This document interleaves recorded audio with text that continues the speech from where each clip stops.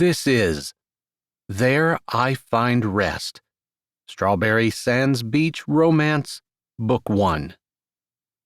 Written by Jesse Gussman. Performed by J. Dice. Chapter 1. Kim stood on the walk and looked at the cottage she had inherited from her mother. Blue, with creamy white shutters. The paint was slightly faded, but it was in much better condition than what she had expected. The stable off to the side looked far better than she had expected as well, although the big barn farther back looked weather-beaten and was missing a few boards. Because of her cancer, her mother had not been able to be at the cottage for the last few months of her life, so Kim hadn't been sure what to expect. Her mother had purchased the cottage and stable along the shores of Lake Michigan after Kim had left the house. She'd never spent any time here, and her mother hardly ever talked about them. From what Kim understood, her mother had occasionally rented the cottage out, with the tenant getting a discount on the rent to do upkeep on the stable. That's all Kim knew, and now, considering that she just buried her mother, well, the woman she thought was her mother all of her life, she could hardly get more information now. She took a breath and adjusted her purse strap where it lay slung over her shoulder. Her mother had died. Not really, not truly. The woman who gave birth to her was still alive. She still hadn't quite gotten used to the idea that she had parents. A mother and father who hadn't known about her until less than a month ago. They loved her, they had all her life, and she felt the same about them. But to love someone was one thing. To have them be your parents was a completely different ballgame. Kim wasn't sure how to move forward from there. There was no roadmap for them. She put a hand over her rounded belly and looked at the small cottage again. She was going to be a mother, the second time over. This time, instead of having a distant husband who didn't care about her at all, and who cheated on her as well as belittled and neglected her, she would be alone. Which was worse? She wasn't entirely sure. She supposed it said something about her character, or maybe her courage, since she figured that being alone should be better. But she wasn't sure it was. At least when she had a husband, she had the illusion of having someone to lean on. Now, it was just her. And God.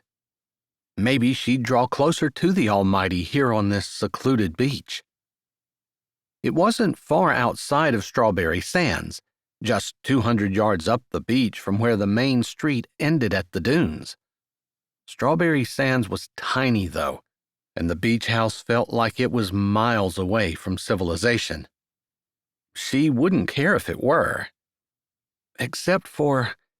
She touched her stomach again, placing a hand protectively over it.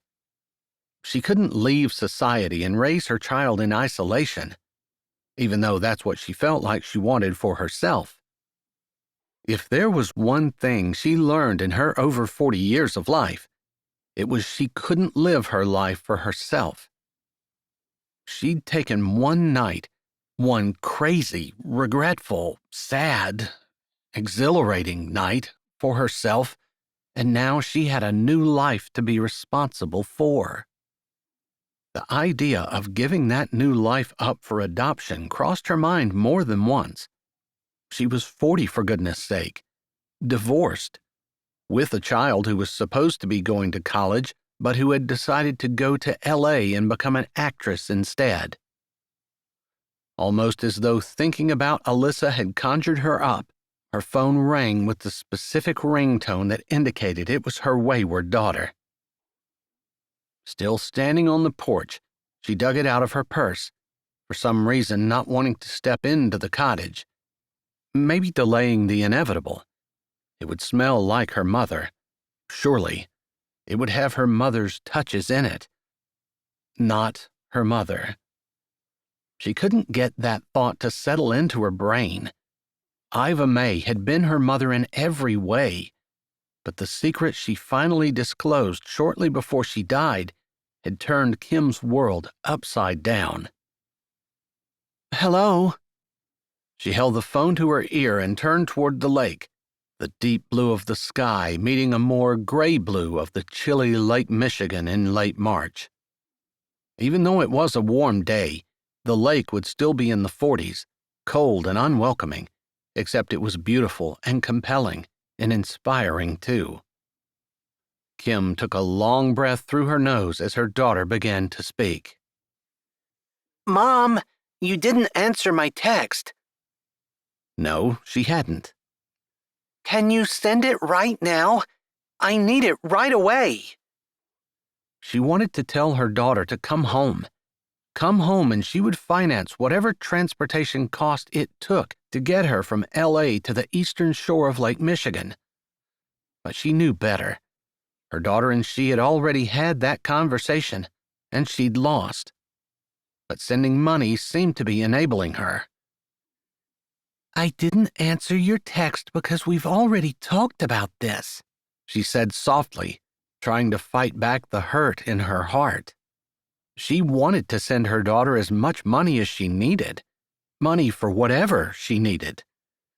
But if her daughter wasn't able to make ends meet in L.A., if she was spending above her means or unable to earn what she needed to survive, then maybe that was the Lord saying L.A. wasn't for her. She'd already sent $4,000 over the last month. It wasn't that she couldn't afford it, although she really couldn't. Her divorce settlement had not been generous, and her husband had fought over every penny. Of course, he had the new family he'd already started. The woman who was pregnant when their divorce became final was now his wife, and he wanted to keep as much as he could to finance his new start. "We talked about it, and you were being unreasonable.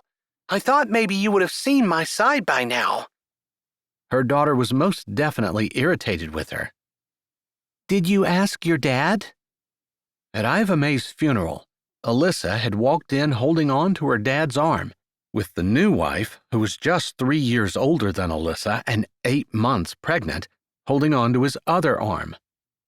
He looked like the quintessential family man, which of course had made Kim feel like the biggest loser in the world, since not only had he not been a family man, he hadn't been any kind of husband and father to speak of while he was married to her.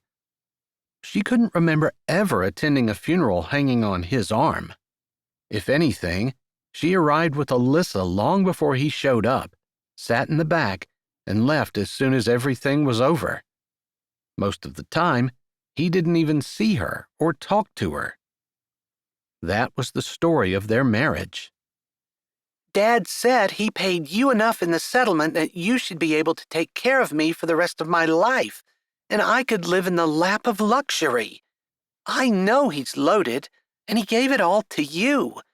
In fact, he told me that he gave you so much that he can barely support his new wife and their baby. Mom, how could you take so much from him? Don't you know they have a child to support? What, are you jealous of his new wife because she's young and beautiful when you're old and wrinkled and fat?" Kim swallowed. "I'm sorry. I need to go. I just arrived at my destination." She swallowed again.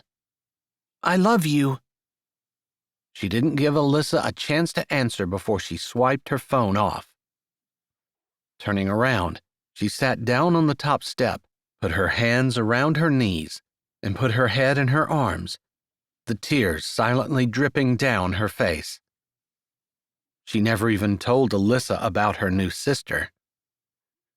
She was just into her 3rd trimester, 3 months to go in the pregnancy. She was showing more now, but a month ago when she saw Alyssa at her mother's funeral, Iva May's funeral, she hadn't been showing enough for anyone to be sure, and the loose blouse she had worn had hid any hints of a protruding stomach. The entire town of Blueberry Beach had been in mourning over the loss of one of their matriarchs, and no one had paid any attention to Kim's figure. If she had gained a little weight while her mother was dying of cancer, no one would blame her.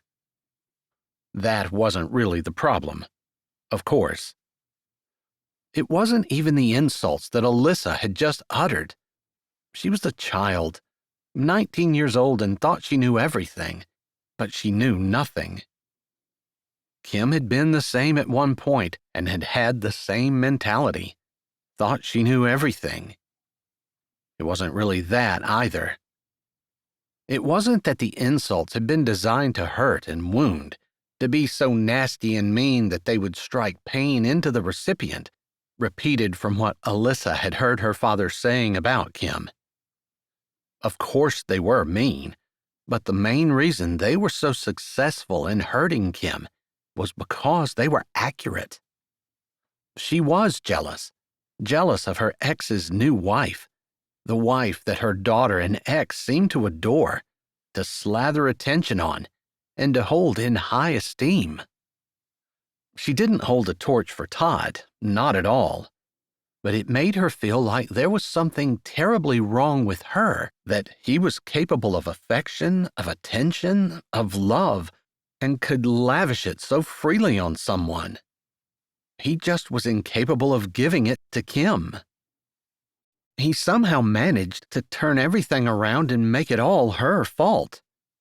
He'd even managed to make the fact that she'd been caught with his business partner, Davis, sound like she'd been cheating on him, when her one-night stand, the one night where she'd lived for herself instead of thinking about everybody else, had been well after the finalization of their divorce.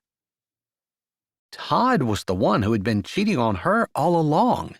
He was the one whose girlfriend was pregnant when he served her with divorce papers. He was the one who had neglected his family, his wife. But she was the one who paid the price. She had always been the one to pay the price. It didn't seem fair. But Alyssa had hit the nail on the head. Kim was jealous, bitter, frustrated, sad, and confused, if a 40-year-old could still be confused. Her mother wasn't who she thought she was, and she didn't know where she belonged in the world anymore. No husband, no mom, no home. She tried to shove down the fear that clenched around her backbone, squeezing hard, harder and more forceful when she thought about how she was alone, unloved, and uncared for.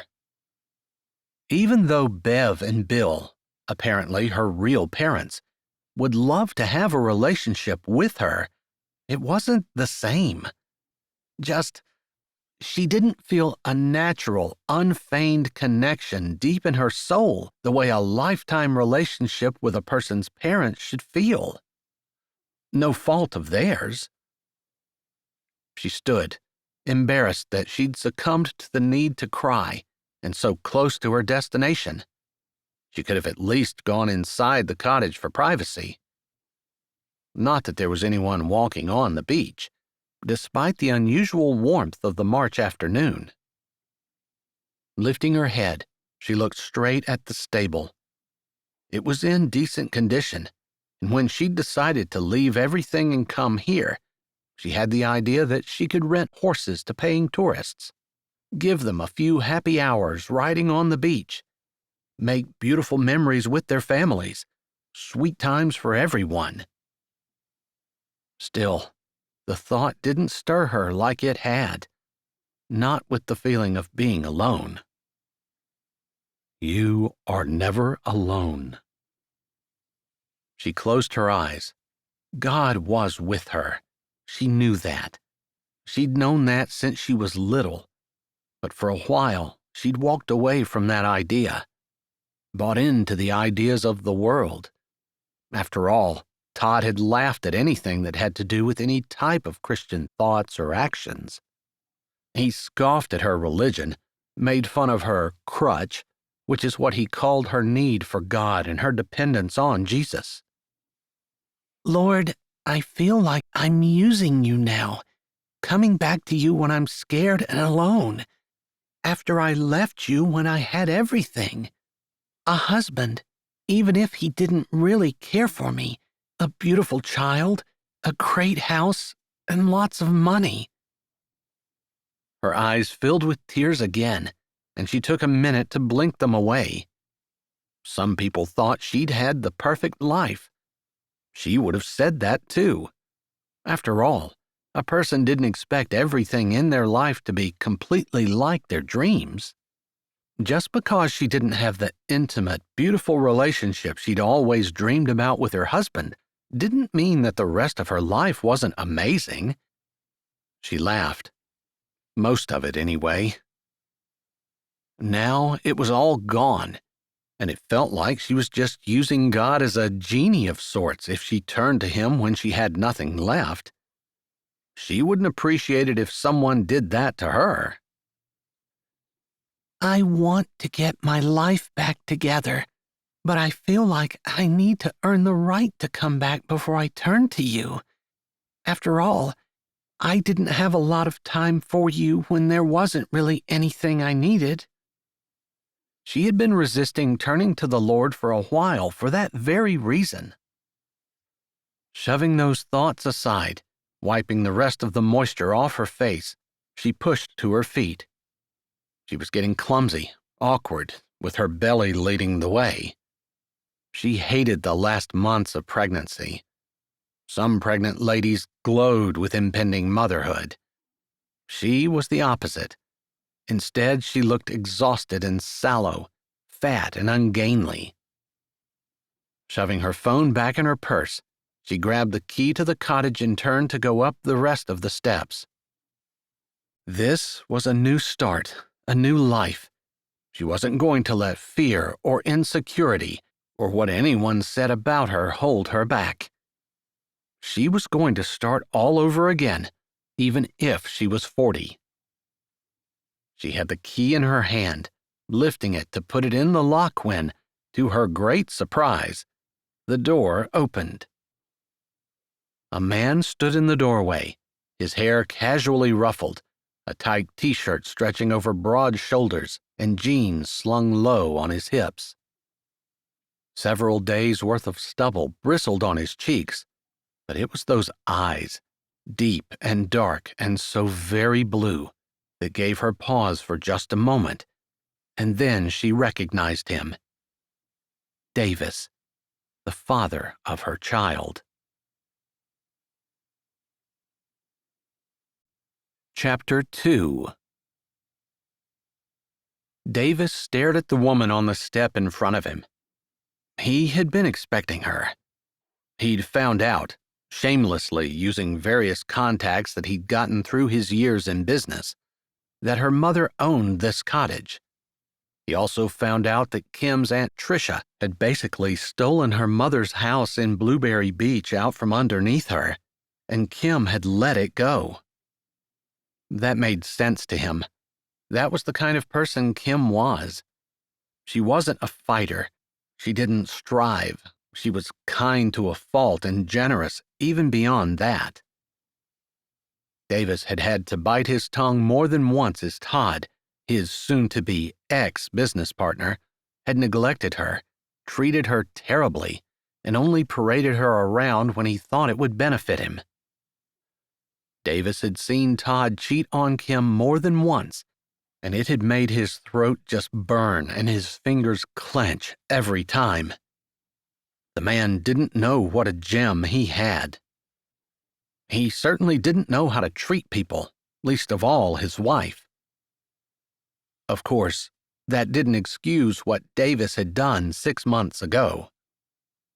He held Todd in derision, but he had ended up being no better. "It's good to see you again, Kim." Davis kept his voice pitched low and couldn't believe how normal it sounded, considering that he was sure if he took his one hand out of his pocket or pulled his other off the doorknob, they'd be shaking like leaves in a storm. "Davis, I wasn't expecting you here," Kim said, her hand at her throat. before she lifted her chin, as though determined to march forward, and grabbed her purse strap, like she needed something to hold on to. He certainly did. He had a death grip on the doorknob, but she couldn't see his white knuckles from her side, and he certainly wasn't going to tell her that seeing her had affected him far more than he thought it would. Especially since she really wouldn't have been expecting him. Maybe she hoped to never see him again. It was an idea he couldn't stand, which was why, the evening of their one-night stand, which he hadn't meant to have at all, he approached her, knowing that she had been divorced from Todd, and hoping that enough time had elapsed that she might welcome someone new in her life, since he'd admired her from afar ever since he'd met her. Regardless, the events of that night had caused him to back way off. It was the first and only time either one of them had done such a thing. He regretted it, not just because it was wrong, but because it wasn't the way he wanted to treat her when he'd approached her. He'd wanted to take things slow and just give her the attention and affection and respect and friendship she deserved. She was worth a lifetime, not just a night. After his big mess-up, he wasn't sure how to start over. Could one ever really start over when he'd already done something so terrible? Renting the house from her mother was the only thing he could think of that might possibly help them to meet again without him seeming like a stalker, although this was definitely skirting the edges of that. After her divorce, she certainly didn't run in circles that included Todd, other than her mother's funeral. Davis had attended, even though he had never met her mother and probably shouldn't have gone. It wasn't like he could stay away. "I take it you don't know I signed a year lease for this cottage from your mother?" Her eyes grew big, and she didn't have to shake her head for him to know that this was a total surprise to her. "I have the lease agreement in my briefcase over by the desk. I can show you if you don't believe me." I believe you." She sounded a little breathless, like he'd punched her in the stomach instead of telling her that he was renting her house. He wasn't quite sure why this would be so upsetting for her unless he'd heard her Aunt Tricia had swindled her out of her mother's house. Surely with the great settlement that Todd had told everyone he'd given her, she had plenty of money to afford something else. Unless, of course, Todd lied. "You look a little odd. Would you like to sit down?" He opened the door wider, hardly daring to think she would come in. But he must have given her a more stunning blow than what he realized, because she wandered in, almost as though he hadn't invited her, but like she was seeing the place for the first time, looking around, walking slowly, the way one would walk in a museum, not into a house they were familiar with. "Haven't you ever been here before?" She took a breath and said, "No." Her throat worked like she was pushing past something, and then she looked at him. "I just recently learned about it.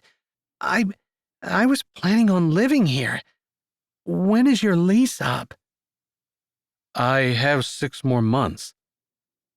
It hurt his heart the way she looked disappointed, like that had been a shock and an unwelcome surprise.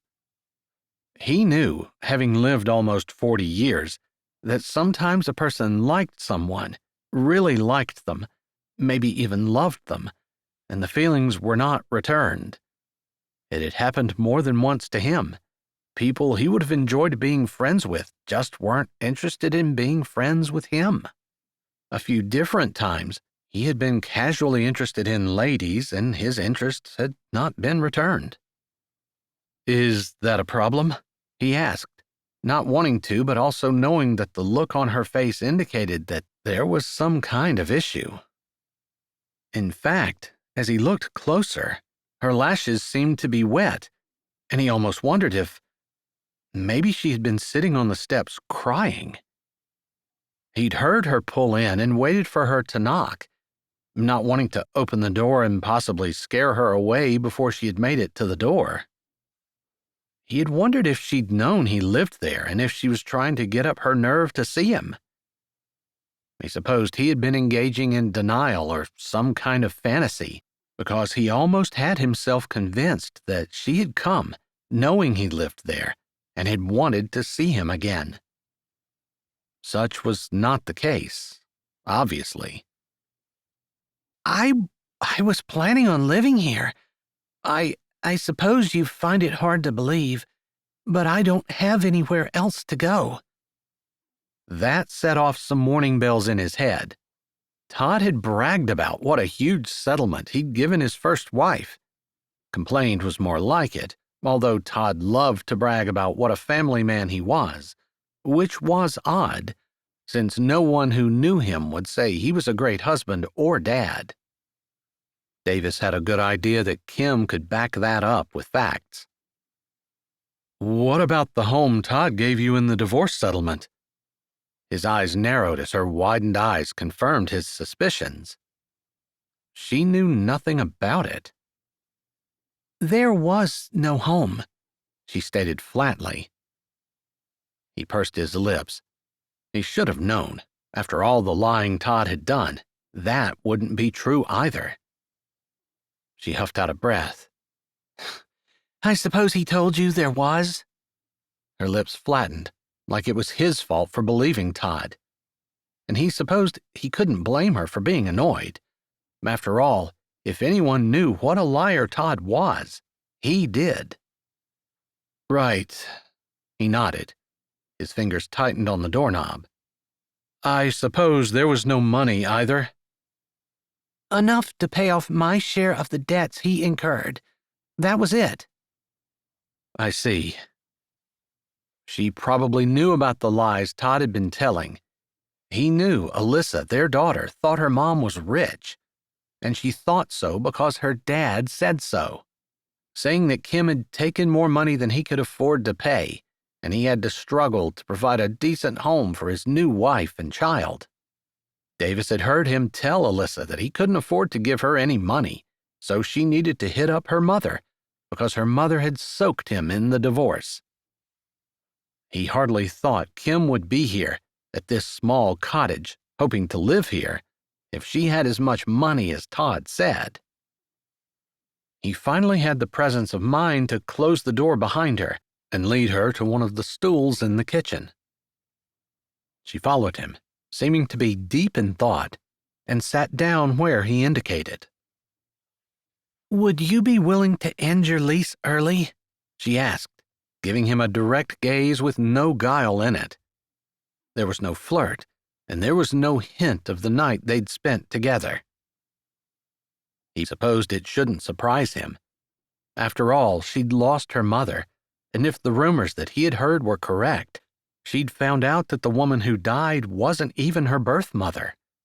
Not only that, but her daughter had quit college and was in L.A., constantly broke, if Todd were to be believed.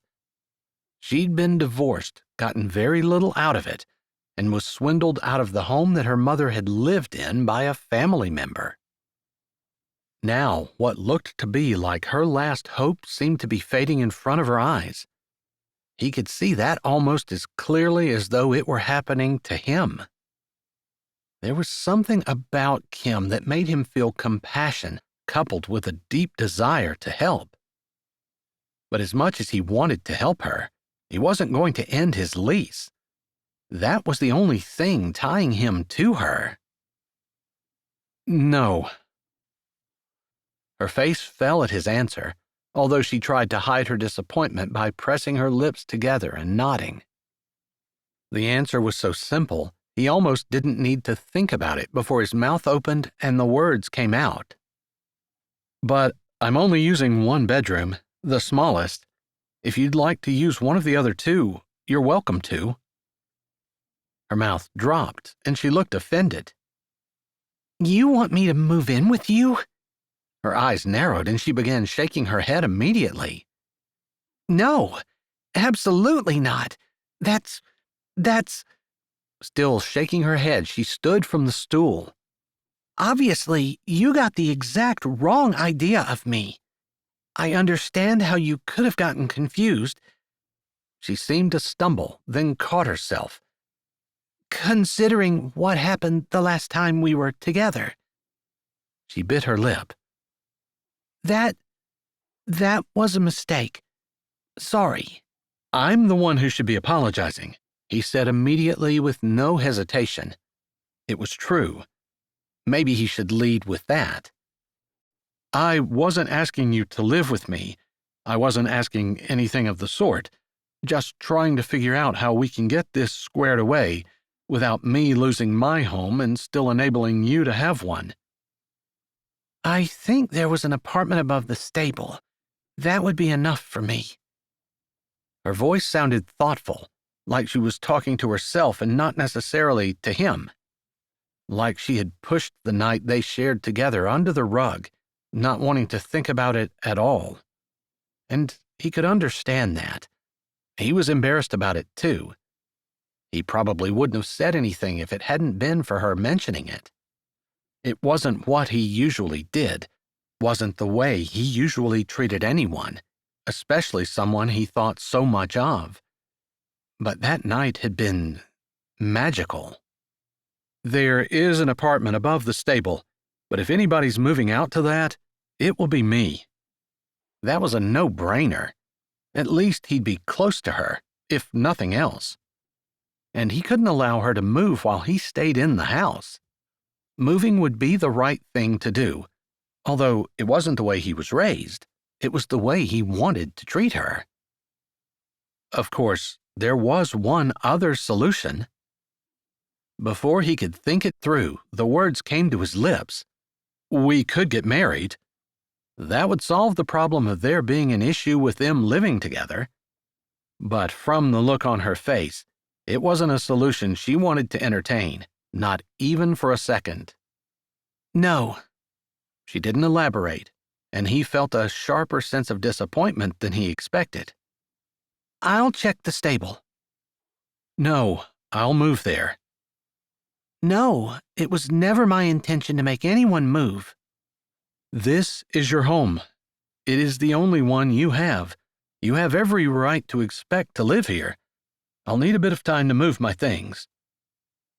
He didn't allow her to argue with him any more, but turned toward the hall that led to the stairway where the 3 small bedrooms were located. "But—" Her voice came from behind him, but he didn't stop walking.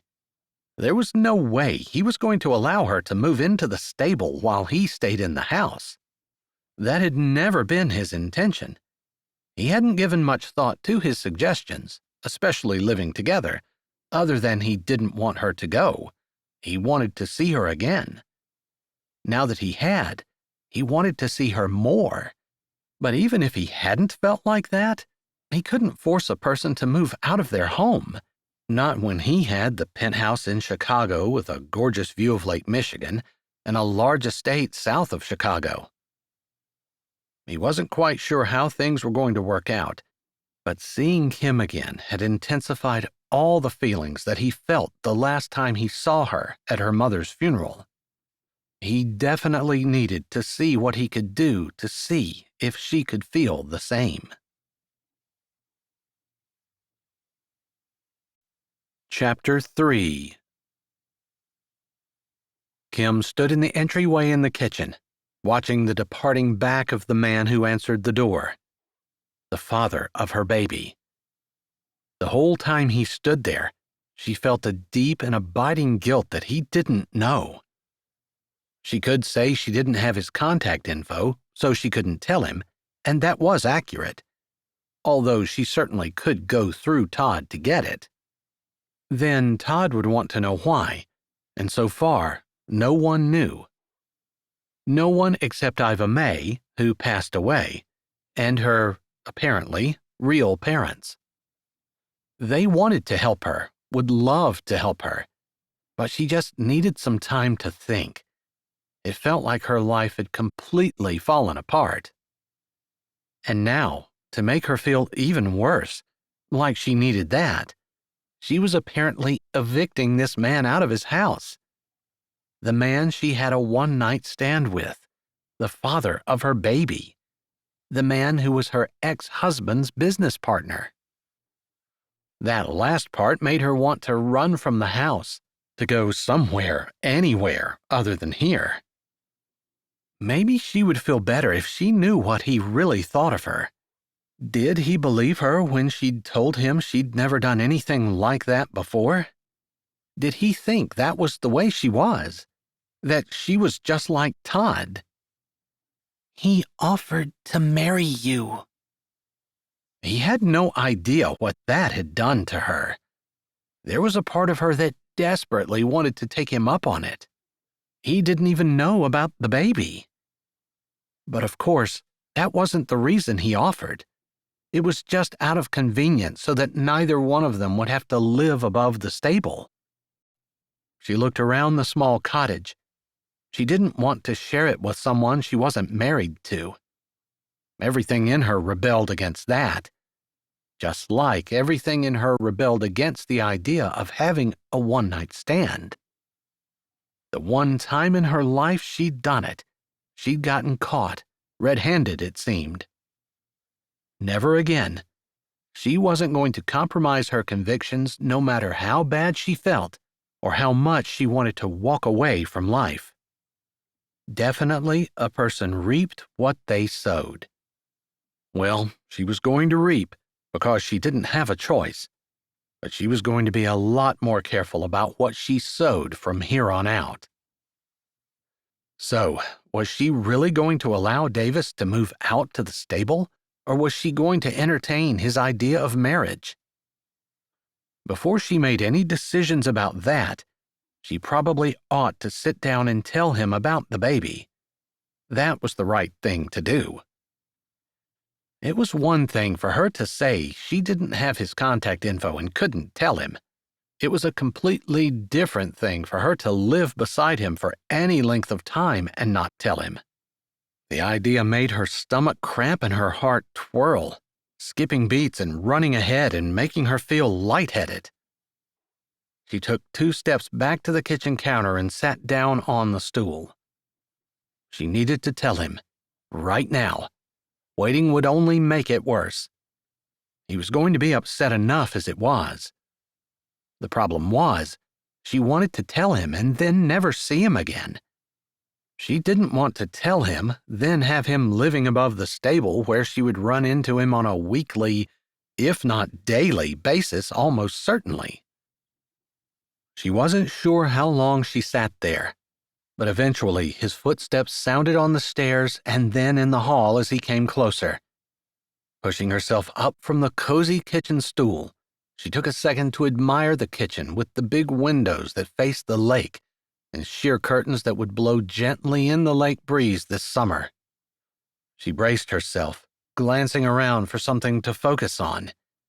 The cottage was decorated beautifully, lakeside colors of blues and greens, with soft cream throws on the recliner in the love seat. "Davis," she said as he walked into the room, realizing she was wringing her hands together and forcing herself to stop. "Kim?" She had to fight not to close her eyes at the sound of her name on his lips. It sent a shiver down her back, clear to her toes, where it turned and caused her entire body to warm. She straightened her hands, flexing her fingers, forcing her arms to hang at her sides, even though she wanted to cross them against her chest, protection against what was surely going to be an unpleasant experience. He stood looking at her, his brows raised, his deep blue eyes holding hers with questions all through them. Those amazing, caring, kind, soul-reaching, blue eyes. Chapter 4. Kim didn't have any great plans for what she was going to say. Hadn't really thought about the situation she was in now, facing the man who didn't know he was the father of her unborn child. Sure, she'd thought about telling him, knew she needed to, sometime in the future when she finally contacted him, but She never thought about what she would do in any detail. But now he was standing in front of her, looking at her with those eyes that she knew all too well she could easily get lost in, seeming to have endless patience while she shifted and stalled. She opened her mouth, figuring she would just say, "You're the father of the baby I'm going to have in 3 months." But before she could get any words out, there was a knock at the door. She hadn't even heard a car pull in. She glanced toward the door, grateful for the reprieve. In the window, she could see the 2 people who claimed to be her parents. Bev and Bill. They actually were her parents, but that didn't negate the fact that Iva May had raised her. It wasn't that she wasn't happy to see them. They were good people, and before she had known that they were her parents, she had liked them. She still did. But adjusting to the fact that her entire life had changed, shifted, irrevocably so, just took some getting used to. "I don't recognize them. Do you?" Davis said from beside her, closer than he had been. She hadn't noticed that he'd taken a step forward, and he leaned toward her, almost as though protecting her. The idea made her smile briefly. Never in her life had she had anyone who wanted to protect her, to keep her safe, cherish her. She thought those were little girl dreams, and now that she was an older woman, although not too old to have a baby, she had given up on the idea of that ever happening. It only happened in movies and romance novels. "Yes, they're my parents." She stumbled over the word.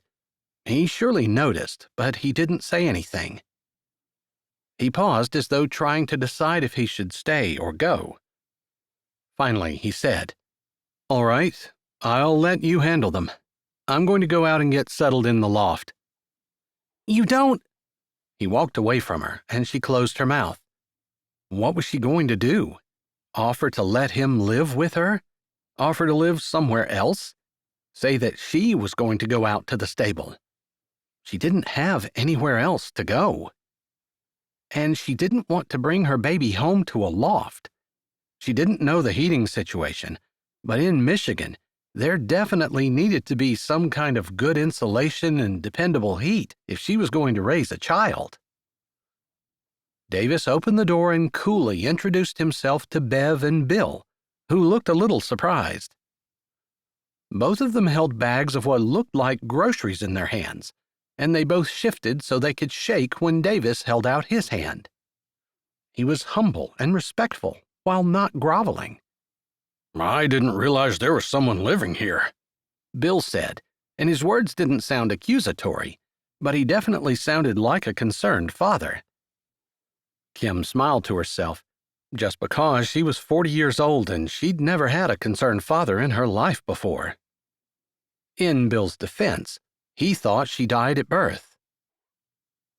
"I rented from Iva May before she passed away. I didn't realize that Kim was going to come out here and live. So, in order to give her space, I offered to move above the stable. I'm sure it's just a temporary thing until one of us finds a different place." "You have a signed lease?" Bill asked, his intelligent eyes assessing the man in front of him from behind the wire rims of his glasses. "I do. It's in my briefcase, and I can get it out and show you if you want me to." Davis did not sound defensive. They could be having a conversation about the weather or boating on the lake. "You don't have to. I'm sure there's a copy in Iva May's things as well. We just haven't gotten to that point yet. Or perhaps we missed it because none of us realized there was a tenant here." There was a slight lift to Bill's brows as he looked her way, as though asking if she knew. She shook her head. Of course she didn't know. She wouldn't have planned to move in if she had.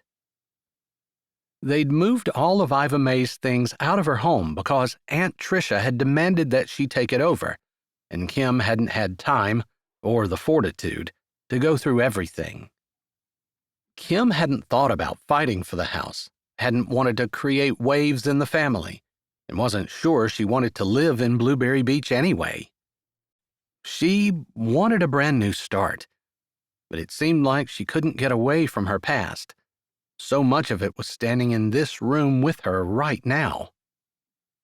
Davis, a bag slung over his back and a bag in one hand as well as his briefcase, said a few more words before stepping out the door and walking toward the stable. Bev and Bill exchanged a look before they walked in and closed the door behind them. "I didn't know," Kim felt like she had to say.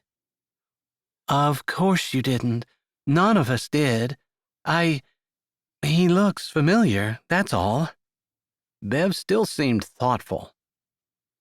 Kim figured there was no point in trying to hide. She had already told her parents about the baby. Iva May knew as well before she passed away. What they didn't know was who the father was. "Maybe you two better come into the kitchen and sit down." "We brought a few housewarming gifts. We weren't planning on crashing any parties. We just care and want you to know," Bill said as he lifted the bags up, looking at her as though to gauge her reaction to their presence. It was a relief and a help, and it made her feel less alone, but it also made her feel like they needed to leave so she could start living and making sure she could do this new life thing on their own. That didn't make any sense, but she didn't know how else to explain it. She wanted to be sure she was able to stand on her own 2 feet. It felt like she'd been dependent on her husband and maybe even on her daughter for so long that she wasn't sure how to be alone. The idea was scary and made her want to run back to the life that she left behind. The only problem was, that life was no longer there. Her husband, her ex-husband, married someone else, and they had a child together. She was pregnant by another man, and her daughter was in L.A., doing only who knew what, angry at the world, and rightfully so since her home life had imploded and left her searching for answers that Kim didn't know how to give her. "I appreciate your thoughtfulness," she said as she led Bev and Bill to the kitchen. "I actually just walked in the door and have done little more than look around. I can't really give you a tour unless you consider me exploring the house a tour." "No, we didn't come for that today. After you get settled, maybe we can set up a time, and we'll bring food and we'll have supper, and you can tell us about the house and how you're settling in." Bev set her bags of groceries on the counter, then turned and put her arms around Kim. They weren't quite like Iva May's arms, but they made her feel 30 years younger than what she was, and she laid her head on Bev's shoulder and wrapped her arms around her. Life was scary. She didn't have health insurance. She barely had a home. She just kicked someone out in order to have a place to sleep, and she didn't know what kind of life she was going to bring her baby into. For not the first time, she wondered if she should put her child up for adoption. She certainly wasn't in any shape to be raising a child, financial or mental. "That man was the father." The words slipped out as she stood in Bev's embrace. She felt Bev still and tense under her. "Davis?" Bill said, shock lacing the 2 syllables as they hung in the air. "Yes. I don't know what he was doing here. I wasn't expecting him at all, but I didn't want you to not know." "Does he know?" Bill asked, low and slow. Bev gave him a glance, which Kim interpreted to mean just relax and let her talk. She almost laughed. Bill was the least pushy man she knew. "No, I was just opening my mouth to tell him. Literally, I had my mouth open. I just didn't know how to get the words out when you knocked on the door." "I'm sorry. That was terrible timing." Bev shook her head. "We should have stopped at that diner and eaten breakfast on the way out." She looked at Bill. "I told you we should." You're right as usual, my dear, Bill said, making Kim smile at his conciliatory and humble tone. Bev chuckled and shook her head.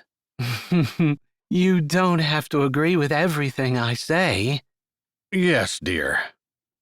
They laughed together, and Kim couldn't help but smile. Her life might seem like it was falling apart, but she did have these two people who were really beautiful human beings in her corner. She knew she could ask them for anything, and they would do whatever they could to help her, no matter what. That seems a little bit odd, that he would be here, Bill said, and all traces of humor were gone from his voice. I know. I just feel so confused and mixed up, and like I'm not even sure how to figure out my life, let alone to begin to process that Davis is here. He seemed like a good man. Of course, men can hide a lot of things beneath a humble exterior, but his humility really struck me. I don't know how someone can be so confident and so humble at the same time. Kim couldn't disagree. He did seem humble. Just an understated way of moving and talking that seemed respectful yet confident at the same time. She'd never really seen that mix in too many people and found it intriguing and attractive in Davis. I don't know if we're qualified to give you any advice, and I don't know if you'd want any, but we're definitely qualified to listen if you ever need to talk. Bev had stepped back but kept an arm around her, while Bill came from the other side and she felt safe between the two of them. This was what having parents felt like. Two people in a person's corner who were always fighting for them, always supporting them, always there for them. She supposed that was in an ideal situation, but how many of those ideal situations were there in the world anymore? Not many, she supposed.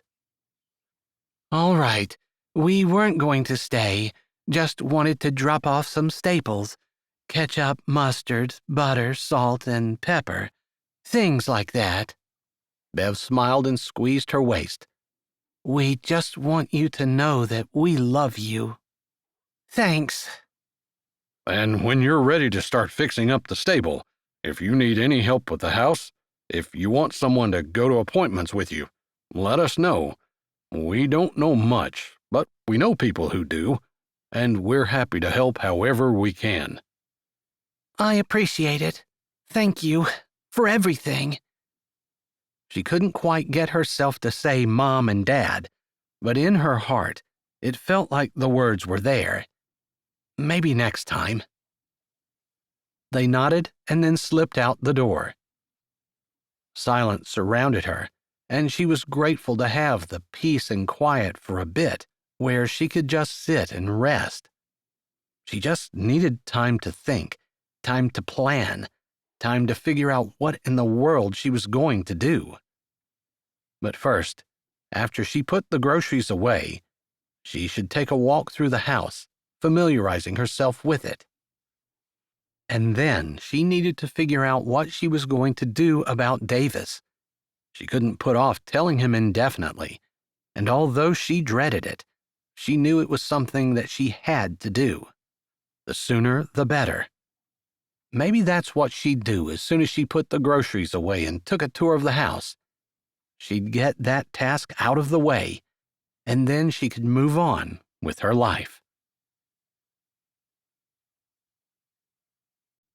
Chapter 5.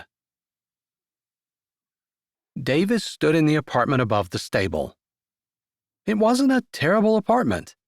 There was a small bed, a kitchenette, and a shower and toilet in the tiny bathroom. It was clean, and he appreciated that more than anything. He supposed after being rather successful in the business world, he'd gotten used to, if not living in the lap of luxury, at least having pretty much anything he wanted. Material things, since wanting people and having them wasn't quite as easy as wanting things. He had admired Kim from the time he met her, but because she was married, he hadn't pursued her. Now, she didn't seem interested. He hadn't missed the way she'd stumbled over introducing her parents, and he wondered about that. There was so much about her that he didn't know. But he knew divorce was hard, painful. It tore at a person's soul, and Kim was surely still reeling from that. Not to mention it couldn't be easy when a person's ex, who had been the one to cheat, was the one who seemed like they bounced back and were thriving now that they were away from her. That had to be hard, too. Still, being close to her was better than not. Although he couldn't quite put his finger on what exactly he felt and why he was going to such lengths. He probably should just admit that his plan had been ill-conceived and pack up and go home. Except the idea held no appeal. And more than just seeing Kim, being on the beach of Lake Michigan had been good for his soul, soothing it, releasing stress, and helping him open his eyes and actually see his life for the first time in a really long time. Open his eyes and see how God might see his life. There was no doubt being so close to such power and natural beauty couldn't help but point a person to their Creator. He wasn't sure of what his next move would be, but he decided he'd change his clothes and go for a jog. That often helped clear his mind. Lord, I thought I belonged here, and now I'm not so sure. Maybe I'm just getting in Kim's way. Maybe I'll just stunt her healing process. Maybe what I want isn't what I should be going after. Maybe I should back off and allow her to find her way. He didn't know the right answer, and he asked God to give him clarity. He had just come out of his room when there was a knock at the door. The door was solid wood with nothing in it, not even a peephole, and he couldn't see who might be on the other side. He also couldn't stop the way his heart kicked up in anticipation, and he knew exactly who he hoped it was. Opening the door, he kept a huge smile from spreading across his face only by concentrating on trying not to scare her away. Kim stood there, looking determined yet wringing her hands in front of her, while she looked like what she had come to do was not something she was looking forward to. Maybe she decided that he couldn't live beside her after all. Maybe she decided that he needed to leave, and she was going to tell him. There was definitely a sinking in the pit of his stomach, and his chest grew cold, but he remembered his prayer. Lord, if she wants me to go, please give me the strength to do it without argument, submitting to your will. Davis? Come on in, Kim. He didn't know what to say around her. The night they spent together, they'd done more dancing and other things than talking, but he felt an ease with her that he'd never felt with anyone else. She seemed to fit perfectly in his arms, seemed to belong beside him. The talking they had done had felt exactly right.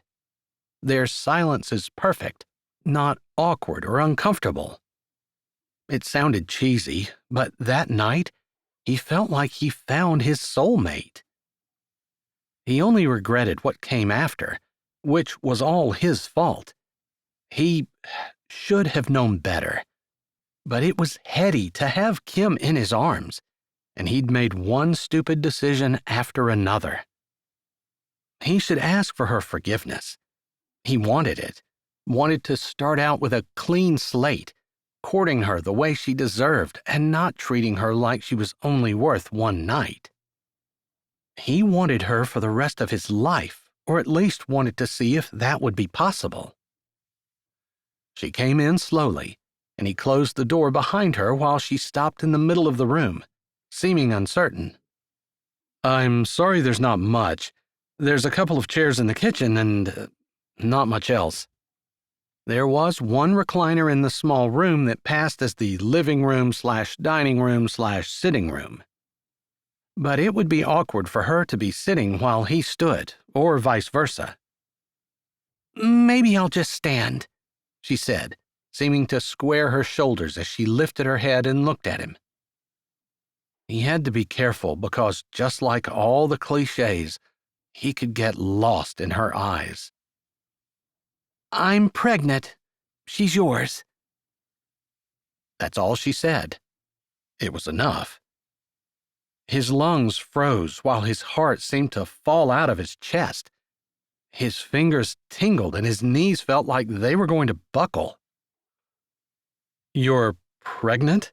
he repeated, his words echoing hers and not as much a question as just the words rolling around in his head and tumbling out of his mouth. Kim. His baby. Them. Together. Parents. Her. Kim had said her. A daughter. He didn't know when his mouth became dry, his throat tight, the back of his neck feeling stretched and taut, his body stiff like he couldn't move. She nodded, her face dead serious. He hadn't imagined this, hadn't even considered. He should have. Of course he should have. He was old enough to know better. But he didn't typically do those kinds of things, and he knew without a shadow of doubt that Kim didn't either. Funny how people who do things like that all the time never got caught. They were too smart and savvy. It was the people who hardly ever did it, the ones who had moral reasons for not, who were caught unprepared. Like a teenager who should have known better but didn't think it could happen to them. He supposed becoming a father without getting married first was a terrible thing at any age, but at his, it was embarrassing.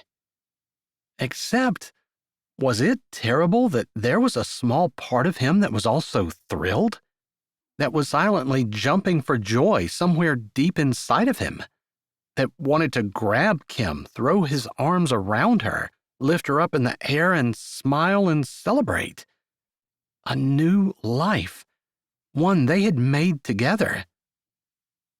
"Am I allowed to be happy about that?" he finally said, realizing that beyond the shame and guilt, the knowing that he had done something he shouldn't have, beyond the embarrassment of anyone in the world who would say that he should have known better, used protection, should have made better decisions, beyond all that, his happiness was almost overwhelming. "You can feel however you want about it. I'm not sure how I feel." She put her arms around her stomach and turned away from him. He wanted to grab her, turn her back, promise her that everything was going to be okay, that they would raise the child together, that this would be the most loved child in the history of the world, that he wasn't going to let anything happen to her, that they could build a life for her together. The two of them, and then 3. Maybe there'd even be a sibling. He thought about his age, calculated how old he would be with their children graduated from high school, and decided that, yes, he'd love that, love to do that. He wasn't too old. Family vacations, suppers around the table, all the things that he didn't have growing up but wanted so badly, so fiercely. He wanted to give those to his child. But the woman in front of him didn't look the slightest bit interested or welcoming. "Maybe it will take some time for you to decide what you want?" She nodded, her head jerking up and down in quick little shakes, making him feel like not only was she nervous, but she was scared too. The desire to put his arms around her never left. But he had gone too fast the last time. He had pulled her into his arms, and she swept him off his feet. Or maybe she had just wanted to lose herself somewhere, somehow, to dull the pain. Maybe she was still in love with her ex. But that baby was his. He had rights, and the fact that she had told him, had made a special trip over and climbed the stairs above the stable just to tell him, made him feel that maybe she wanted him to be a part of it. Why did you tell me? Why did I tell you? She turned slightly, looking over her shoulder at him. Yeah. Don't you mean, why did it take me so long? Aren't you going to ask that? I've known for 5 months. You knew it at Iva Mae's funeral. I did. But I went with your ex. Right, and his new wife. They got married the day he signed the papers. I figured as much. It wasn't hard to tell that that hurt her. That made him feel that she wasn't over Todd. The thought sliced deep, and he almost put a hand over his chest where the pain pinched hard. Do you still love him? He couldn't help the words as they came out. Everything he wanted hinged on the fact that she wanted a new life. Something different. Of course, he was Todd's business partner, and maybe she wanted a break from everything that had to do with Todd, including him. But he hoped not. No, I guess I long for what might have been. When I said vows, I didn't mean to break them. I didn't mean to watch my husband walk away, to be in love with someone else. I meant for that to be my lifetime love, forever and ever.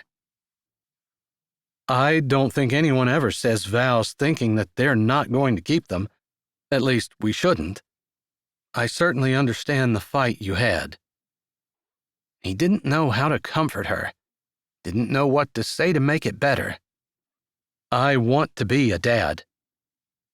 That was a total change of subject, but if she wasn't still in love with Todd, if she wanted to move forward, there was hope. But he wasn't going to do it in a slapdash way. He'd messed up once. He couldn't go back and fix it, couldn't escape the consequences, even if he wanted to. But he could learn from his mistakes and do better this time. Beginning with an apology. I'm sorry. I'm sorry for what happened that night. I'm sorry. Okay, I'm not sorry about what happened. It was a beautiful night. Everything was perfect, except for the fact that it was wrong. I'm sorry I didn't give you the respect you deserved, took something from you that wasn't mine to take. It was a terrible apology. Terrible. But he didn't want her to think that he didn't love everything about that night except the sin, what it said about how he valued her, and the guilt that had been eating at him ever since. I'm sorry you have the consequences to deal with. I can't help you right now, but when she's here, I want to. I want to be a dad. It hadn't taken him long at all to go from never expecting to have children to wanting with his whole heart and soul to make the world a beautiful place for his daughter. Hopefully, for his daughter and her mother, his wife. That was definitely getting the cart ahead of the horse. He had to focus on Kim and what he could do to prove to her that what he had just said was true. He was sorry for not respecting her like she deserved, but wasn't sorry for the amazing memories he had. Chapter 6. You don't owe me any apologies. Kim took a breath, and her hand seemed to tighten around her middle as she turned back toward Davis. It was my fault just as much as yours. I don't typically do things like that. I just wasn't thinking, or maybe I wanted revenge. I don't know. I was being stupid. Sorry. He stood straight, but her words hurt. There was no concession to any kind of feelings for him. It was all regret. She called her actions stupid.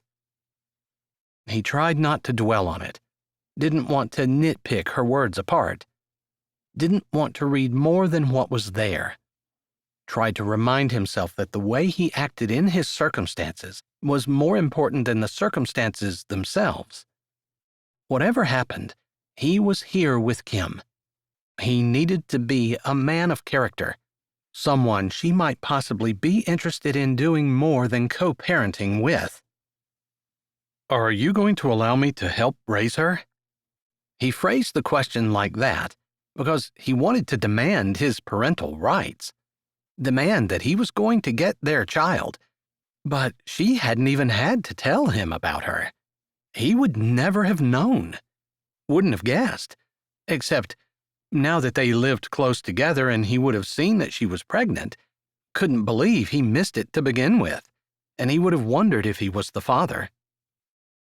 "Did you only tell me because I was going to figure it out?" "No," she said immediately, her brows lifting, her eyes open and honest. I honestly knew I needed to and planned to eventually, but so much has been happening. The divorce, the bad decisions, my daughter, losing my mom, having no place to land, finding out that—" Whatever she was going to say, she cut off abruptly. "I really was going to tell you. I knew I needed to. I just hadn't gotten my life straightened out enough to figure out how. Or what. Or even what that would look like." "We have 3 months, right?" She nodded. "Unless the baby came early." "Is everything all right?" His words were soft, with as much caring and gentleness as he could put in them, wanting her to know that he was truly concerned, that he truly did care. "My age puts me at high risk." Her cheeks pinkened a little, like it was uncomfortable to think of herself as anything but young. He certainly knew the feeling. He was looking hard at 40. 20 years ago, 40 had seemed like over the hill and through the woods with one foot in the grave. But now, he didn't feel like that at all when he thought about his age. "But the doctors have said that everything has been perfect. I'll continue to go to the hospital in Blueberry Beach. It's not that far away, just 30 minutes, and hopefully everything will continue to go well." "How have you been feeling?" He had a million questions he wanted to ask. So many things he wanted to know. Had she had an ultrasound? Were there pictures of his baby? What was she going to name her? And he had questions about Kim, too. What did she want from him? What was she expecting? What would be best for her? He hadn't been there to feel the baby move, to share the excitement of finding out about a new life. Although it probably wasn't exciting to her, it was probably devastating. "We can make this a good thing, right?" "I wasn't even sure I was going to keep her." She sounded like she was admitting something she didn't want to. "I will. Please, let me." Her lips flattened, but maybe there was a little bit of relief in her gaze as well. "I guess you don't have to worry about where your next meal is coming from."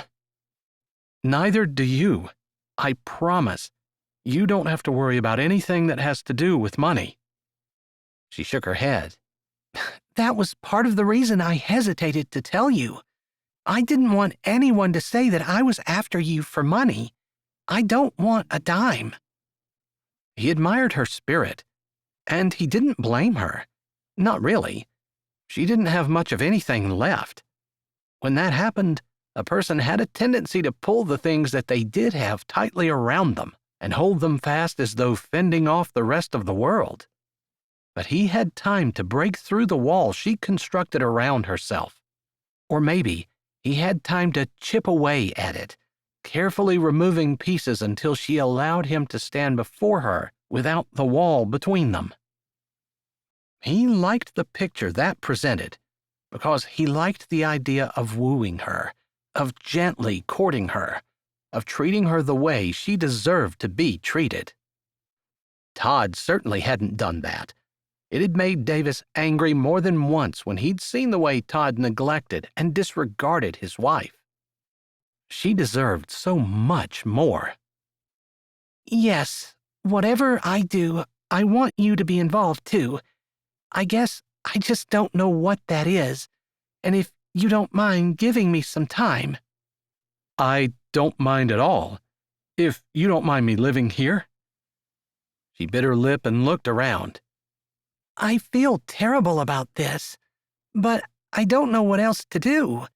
I don't have anywhere to go. Right now, I don't either. And that wasn't entirely untrue. He did have several other places, but they weren't ready for him. Of course, he could make a phone call and have them ready the next day, but he didn't elaborate. He wanted to be here. Maybe he should say that. After I've spent a few months here in Strawberry Sands, there's something here that really fills my soul with things that I needed. Maybe it's emptied it of the things I didn't. And hopefully, I'm slowly becoming a new and better man. I need to stay. There, that was the truth. She nodded. Maybe there will be a place in town that will open up. She sighed. But it bothers me that you signed a lease with my mom. I need to honor it.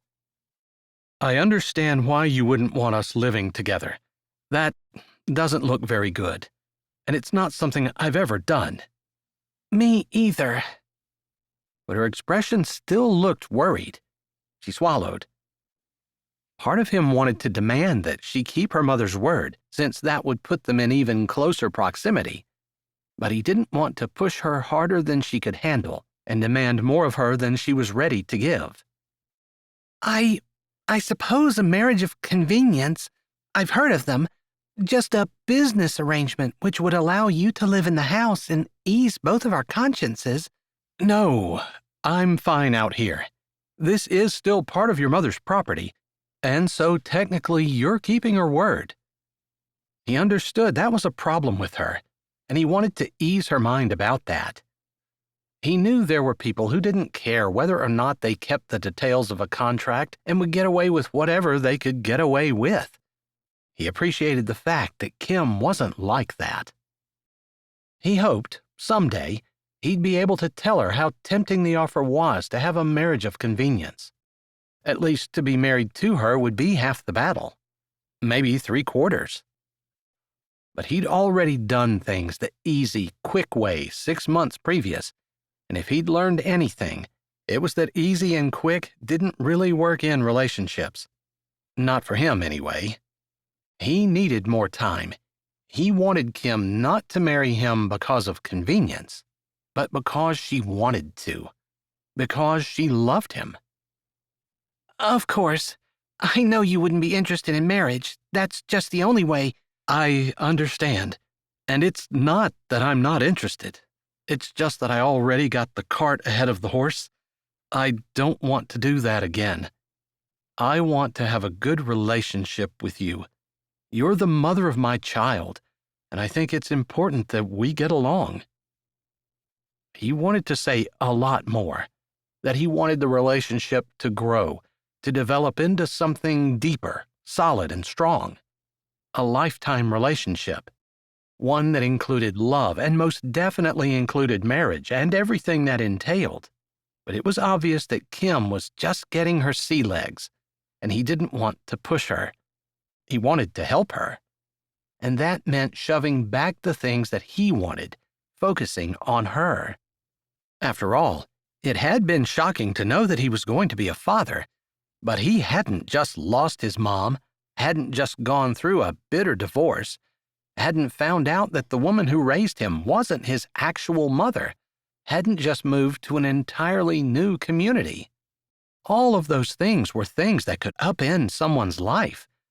But to go through all of them in such a short time, no wonder she was confused. "Do you want me to help you carry your things in?" he asked, trying to figure out what he could do to start working toward his goal of helping her and developing a relationship with her. No, I don't have that much. I sold a lot. I guess I did a lot of cleaning, both in my life and in reality. Kim? Her brows went up and she blinked, as though she needed to pull herself out of her thoughts. I just wanted you to know that I'm here if you need me. Thanks. I'll try not to bother you. I'm sure you'll be working. Didn't Todd tell you? He shook his head. Of course he didn't tell her. Todd probably wasn't talking to her at all. He bought out my half of the business. She didn't have much of a reaction, just a jerk of her head, and then maybe a thoughtful look crossed her face. Maybe she wondered if that was why her marriage settlement had been so low. Todd had bragged to everyone about how much he had paid her and how she didn't deserve it. Davis supposed Todd was trying to make himself look generous and benevolent and get people's mind off the idea that Kim deserved every penny she had gotten for putting up with the likes of him and because he had cheated. So, what are you doing? Kim asked, tilting her head like the idea had just occurred to her that he might be starting over as she had. I had a few things already in the fire, things I can do from wherever I'm at, things that don't really take a lot of time. I guess you talked about doing some cleaning in your life as well as in your reality, and I supposed I was doing the same. It started a little bit before you and I... He wasn't sure what to say about that night, what to call it, how to refer to it. He regretted it because it was wrong, but he didn't regret the time he'd spent with her. Couldn't refer to it as a mistake or in any negative way, other than wishing he had been stronger in character. She shook her head. You don't have to mince words because of me. Trust me, I'd take it back if I could. He wasn't sure if that meant she regretted what she did with him, or she regretted their baby, or both, everything. Maybe someday he'd find out. Anyway, I will have to do some work here, but there is a rumor going around in town that someone was going to open up the stable again. I used to have horses when I was a kid, and I really enjoyed them. I think that would go perfectly with the way my life is turning out. He laughed a little. I suppose some men have a midlife crisis and they do all kinds of crazy things. I suppose selling a multi-million-dollar business and becoming the manager of a beach riding stable that, at this point, is non-existent probably qualifies me to land on the crazier side of loony. Or maybe you just discovered what you don't want and are looking for something that you do. I just think that maybe God might have a use for me here. I've lived my life mostly for me so far. I think Strawberry Sands is the place where I change that. At least it's not a jungle in South America. God's been good. What can I say? He lifted his shoulder and gave her, not his charming smile, but a real grin. One that he hoped was friendly, but also showed that he was serious about wanting to do what God wanted him to do. There wasn't much doubt in his mind, if any, that Strawberry Sands was where he was supposed to be. There was just such a peace about the place, and a feeling of rightness he felt every time he thought of putting down roots here. If you'd like, I can show you around town.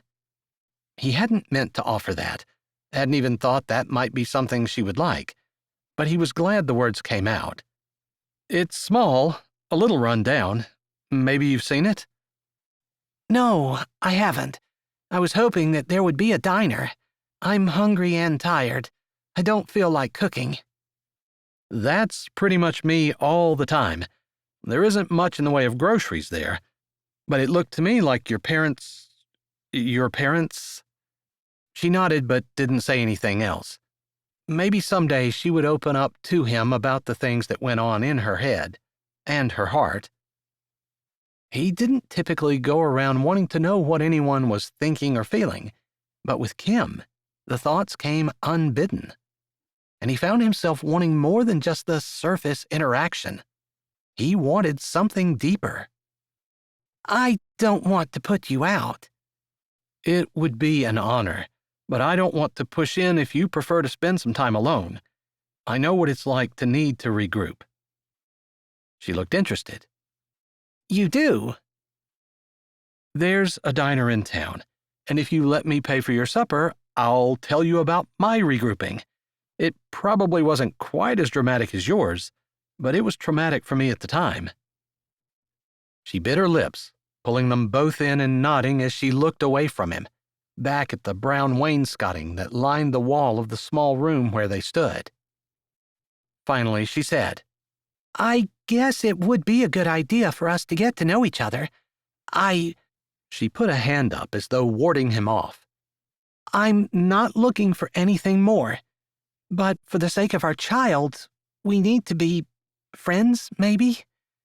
There's a huge part of me that wants to be alone, but there is another, maybe even bigger part of me that's scared and wants some company. "I know you know there's no need to be scared. Whatever's happening isn't going to be a surprise to the Lord." I know. I keep thinking that. "And a lot of times, circumstances that look terrifying aren't really what they seem. And I can tell you from experience that when you feel like you hit the bottom, a lot of times you bounce. You end up in a better spot than what you were when you started to fall." That's encouraging. I'd really like to bounce. I guess it could be a goal. A lot of times, it's the way you look at things that starts to shift your opinion and your thoughts and helps you see that things aren't quite as bleak as what they seem. You know, maybe eating with you is a good idea, because I like what you're saying. It's exactly what I need to hear. I know it's true. You're going to give me a big head. And maybe instead of being your stable manager, I'll start charging you for counseling." She gave a wan smile, like maybe she couldn't quite joke about the idea of having counseling just yet. I went to the counselor for a few sessions, but they just told me what I wanted to hear, instead of telling me the hard things. Maybe I'm just a sucker for punishment, but I didn't want to hear all of the easy stuff. I wanted to be challenged. That's what I need to get myself dug out of the hole, to put my eyes on Jesus and start working. That's the best attitude. Come on, I'll take you into town and show you around. We can't wait too long because Strawberry Sands is not exactly a hip place, and pretty much everything closes by 6 or 7 o'clock in the evening. Even in the summer? I haven't been here that long, but you're probably right. Things probably stay open longer when the beach is busy. He opened the door, and she walked out ahead of him. Now that he knew what he did, he could see the slight shuffle in her walk, the way her shirt ebbed and flowed, concealing her stomach. He was no expert on pregnant women and really had no idea of how big the baby would be or how big he should expect her to be, but she seemed small. He'd already asked about the baby's health, and she might be offended if he phrased another question about whether the baby was growing properly or not. Maybe taking her to eat would have a second benefit, and that would be that she would actually eat. Maybe she hadn't been. Not that he could blame her. She'd been through so much. As much as possible, he vowed to make things as easy for her as he could from here on out. Chapter 7. This was not how Kim planned to spend the evening. She'd arrived sad and depressed, just wanting to be alone. She could hardly believe how the Lord had worked things out. Davis in her home, his offer to live above the stable, her parents coming with housewarming gifts that warmed her heart, and now she was going out to eat with the father of her baby. Life sure took crazy turns sometimes. Thank you, Lord. You definitely got my mind off myself and onto other things. Maybe that's what I needed, when I thought what I needed was to sit at the cottage and pity myself. You saw that I needed more. She supposed she shouldn't be surprised that God knew exactly what she needed and sent it to her, but she kind of was. She didn't exactly feel happy, but there was definitely joy poking out of her soul. Maybe if she fanned the flames, that joy would turn into a full-fledged joy down in her heart. A joy that oozed out of every pore and made her smile over nothing. That was the kind of person she used to be. Back before her husband had cheated and her daughter had gone astray, and her mom had cancer and her aunt had taken the home that she was supposed to inherit right out from underneath her. Her step felt lighter, her breath easier, as she stopped as they stepped out of the stable, and she lifted her head toward the lake. She breathed deeply. Good, fresh, clean air that smelled like pure water with just a nip of cold in it, just enough to make her feel clean and rejuvenated. It wasn't the stagnant, still, stench-filled air of water in a warmer climate, but bracing and wild and perfect. "It's getting a hold of you too, isn't it?"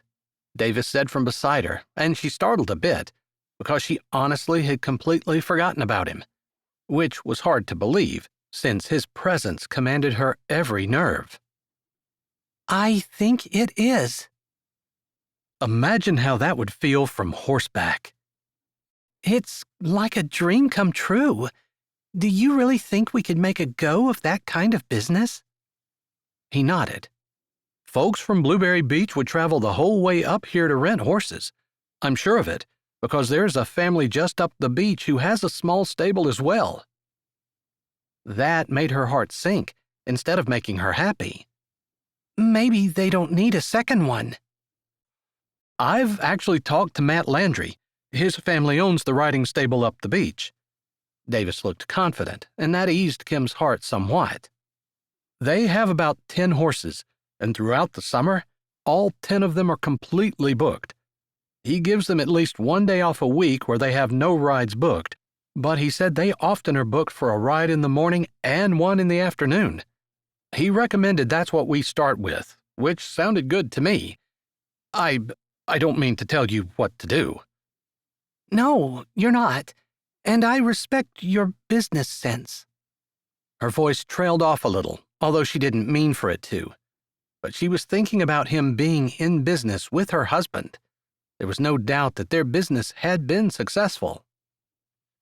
I don't want you to think that because I was in business with your husband that I'm like him. He spoke like he could read her mind, and maybe that's because her thoughts were reflected on her face, but he sounded concerned and sincere. The wind blew Kim's hair across her face, and she reached up and tucked it behind her ear. I know you're different. I heard him complaining more than once that he wanted to do something that would make a lot of money, and you refused because it was unethical. I know that's crazy, but it made me respect you. Every time you defied him to do what was right, he would growl and be angry, which wasn't pleasant, but even before I met you, I really, really liked you. She felt her cheeks getting hot, and she turned her face to the wind, ostensibly to look out over the lake and feel the breeze, not to hide her heating cheeks and the embarrassment over what she had just said. Obviously, she liked him. After the night they'd had together, he could hardly doubt it. But that wasn't the kind of like she meant. I don't know how to make it so that night isn't sitting between us, but I wish it wasn't. Her effort to hide her embarrassment apparently did not work. He could tell exactly what she was thinking and somehow figured out the source of her embarrassment. I wish it wasn't either. We can't change it, so let's just acknowledge that we did something completely out of character for both of us, and maybe just move on? That wasn't quite what she wanted to hear. Aside from the fact that she couldn't just erase the knowledge of that night from her brain, his gentleness, his care, how cherished she felt, the way she fit perfectly in his arms. She didn't really want to erase any of it. She liked the fact that earlier he said that he didn't regret it other than the sin and guilt. That was pretty much how she felt too, but she wasn't sure how she felt about having a baby at her age, unwed, with no job, having just lost her mother and with her only other daughter turning her back on everything she'd been raised to be. She loved Alyssa, but it was discouraging. It made having another baby less exciting and more like she was filled with dread because she might screw up again. Yeah, let's move on. I probably will have a little bit of trouble because I'm embarrassed. But I think you're right. Let's just start fresh. We can be friends. We can co-parent. We can do this. She looked up at him, some of the joy that she'd been feeling since he gave her his little pep talk up in his living room coming back. God was there. He wasn't surprised. He already knew the way, and he would hold her hand with every step she took. That was encouraging and reassuring, and she wanted to hold on to those promises. "Come on, I'm hungry." To her surprise, she found that she was actually feeling a little hungry too. Hunger had been something she hadn't felt much of in the last few months. Too many other things stealing her thoughts and subduing her appetite. "Would you like to walk?" Davis asked as he stepped around his truck, his hand on the passenger door, as though he were going to open it for her if she wanted. Sure, I appreciate that. He smiled at her, and she smiled back. And for some reason, she felt like maybe they'd just come to an understanding. Maybe they really had moved past that night, and they were going to start building something new, something on a stronger foundation, something that would withstand the test of time. Chapter 8. Charlotte wiped the table and tried not to question her life choices. Choices that had led her to open a diner in the almost dead lakeside town of Strawberry Sands. She'd given it the original title of Beachside Bakery, and she had a lot of high hopes when she opened. Those high hopes had dwindled to a little bit of nothing. The idea that maybe she could make it for at least a year so she didn't go running home with her tail between her legs, embarrassed that her lifelong dream of owning a bakery had crashed and burned so quickly, almost seemed like too much to ask. She'd be lucky if they made it another month. The bell over the door jangled, and Davis Thatcher, a newer resident of Strawberry Sands from what she understood, although he had been there longer than she had, came in with a woman she didn't recognize. As the owner of the local eatery, the only one in town, Charlotte pretty much knew everyone. Hello, it's a beautiful day, Charlotte said, knowing her words were true, even if they didn't match the spreading depression in her chest. Seat yourself and I'll be over, okay, Davis? She nodded her head at the woman beside Davis, who nodded back in greeting with a curious look between the two of them. There was nothing going on there. Chai didn't have time for romance, even though Davis was rather good-looking, if she looked at him objectively. But she finally got her life turned around, and she wasn't going to derail it over an ill-conceived romance. Plus, it looked like he had someone. The woman with him was probably considered tall in some circles, although her head only came up to Davis's shoulder.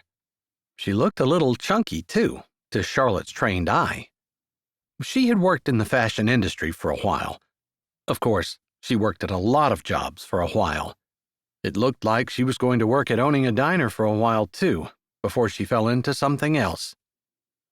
Of course, since she changed the way she lived, she didn't have as many options open to her. Throwing the rag behind the counter, she grabbed 2 menus and her notepad and walked over to the booth where Davis and the woman had settled themselves. I'm Charlotte, she said to the woman who looked up as she approached. I'm Kim, the woman said, meeting her eyes, as Charlotte put the menus down on the table in front of them. I like your choice of music, Kim added. Chai grinned, appreciating that the woman had noticed that she was playing hymn music over the speakers. She always had some kind of hymns playing, and strings were her favorite. Maybe that accounted for the lack of popularity of her restaurant. Of course, a lack of customers might also be, because Strawberry Sands wasn't exactly the bustling beach town she'd been expecting when she bought it. At least the bustling beach town hadn't materialized yet. Thanks. I like to have something playing that reminds me of the direction I want to live my life. Kim nodded thoughtfully. That's a great idea. Charlotte might be imagining things, but Davis seemed to look at Kim like she hung the moon and stars. Interesting, because she hadn't pictured Davis as anything other than confident and successful. He was dressed like he was about to take a jog, so he wasn't exactly screaming businessman today, nor did it say he was trying to impress a woman. But the way he looked at Kim was interesting. Can I take your drink orders? Charlotte asked, pulling her pen and pad out. She wouldn't have any trouble remembering, since there weren't any other customers in the diner, but it was a habit. They each gave her their drink orders, and she said, like she did every time, I have some bakery goods in the case. You can go look at them, or I can bring you a list of what we have today. Griff and I made everything fresh this morning. And everything I've ever had here is absolutely amazing, except for the shoe-fly pie. Davis gave an exaggerated shudder.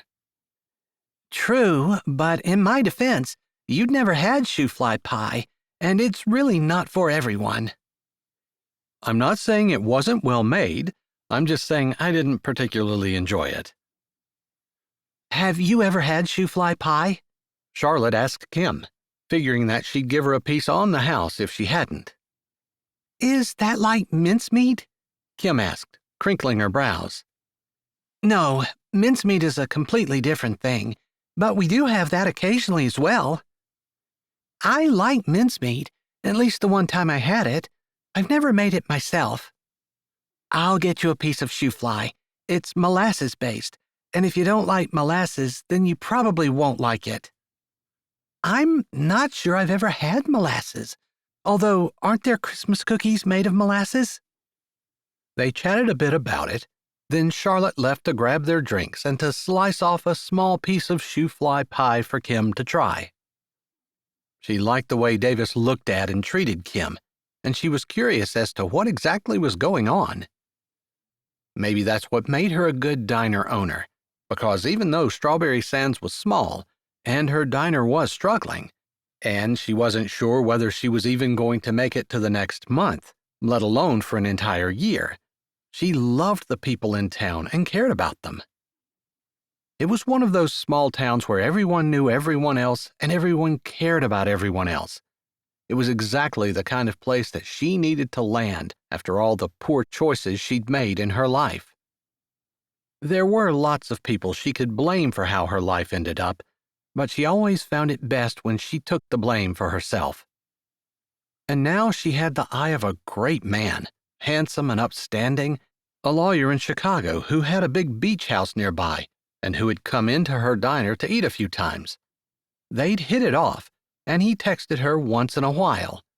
She had every expectation that they'd develop a great relationship and maybe progress to more. She hoped so.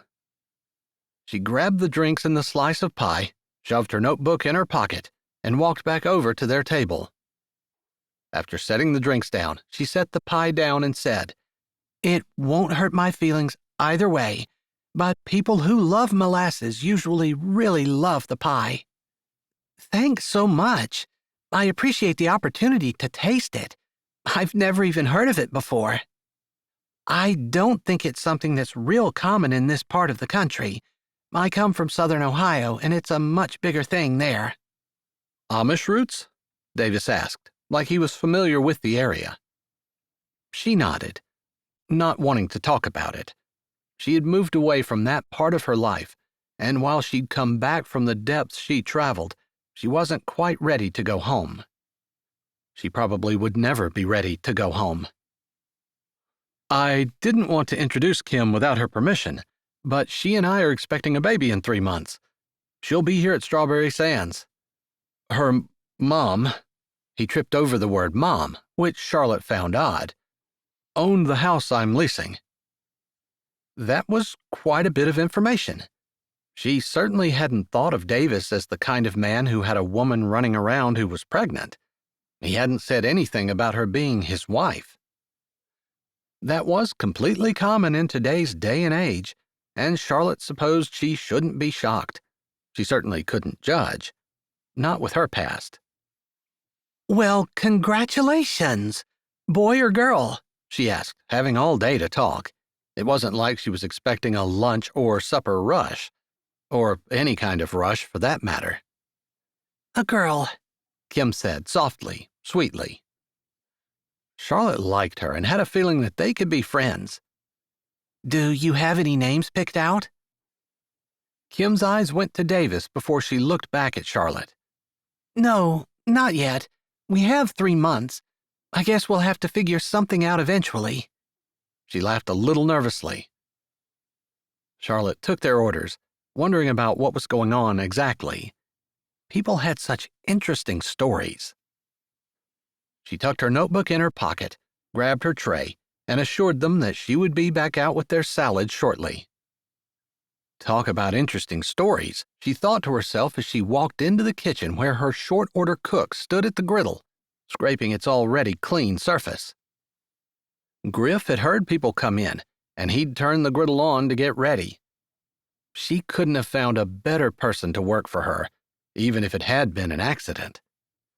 He'd shown up in town, tattoos covering both arms, bandana around his head, 2 earrings in his left ear, wearing a leather vest, which exposed biceps bigger than her thighs, and a thatch of chest hair that looked to be about as thick as the hair on her head sticking up from the V in his vest, worn jeans, and biker boots, his Harley parked along the sidewalk. He had watched her walk down the sidewalk and use her key to open the door of the diner. Just a few minutes later, he'd knocked on the door and asked if she needed a short-order cook. She couldn't deny that she needed one, and Griff turned out to be the cook of her dreams. Well, the cook of her dreams didn't have quite that many tattoos, and probably talked a little more, too. But Griff was good at his job. As much time as they spent together, she would have thought she would have gotten his story out of him. But he was very tight-lipped, and he knew way more about her than she knew about him, which wasn't saying much. She handed him the order. He stuck it on the board above his head, and she didn't need to tell him that she would make the salads. They worked together better than anyone Chai had ever worked with before, very seldom needing words. It was almost like Griff read her mind, and somehow she was able to read his body language. Regardless, someday she was going to get his story, although he was the kind of man who didn't stay in any place very long. After he started, she'd wondered pretty much every morning whether he was going to show up.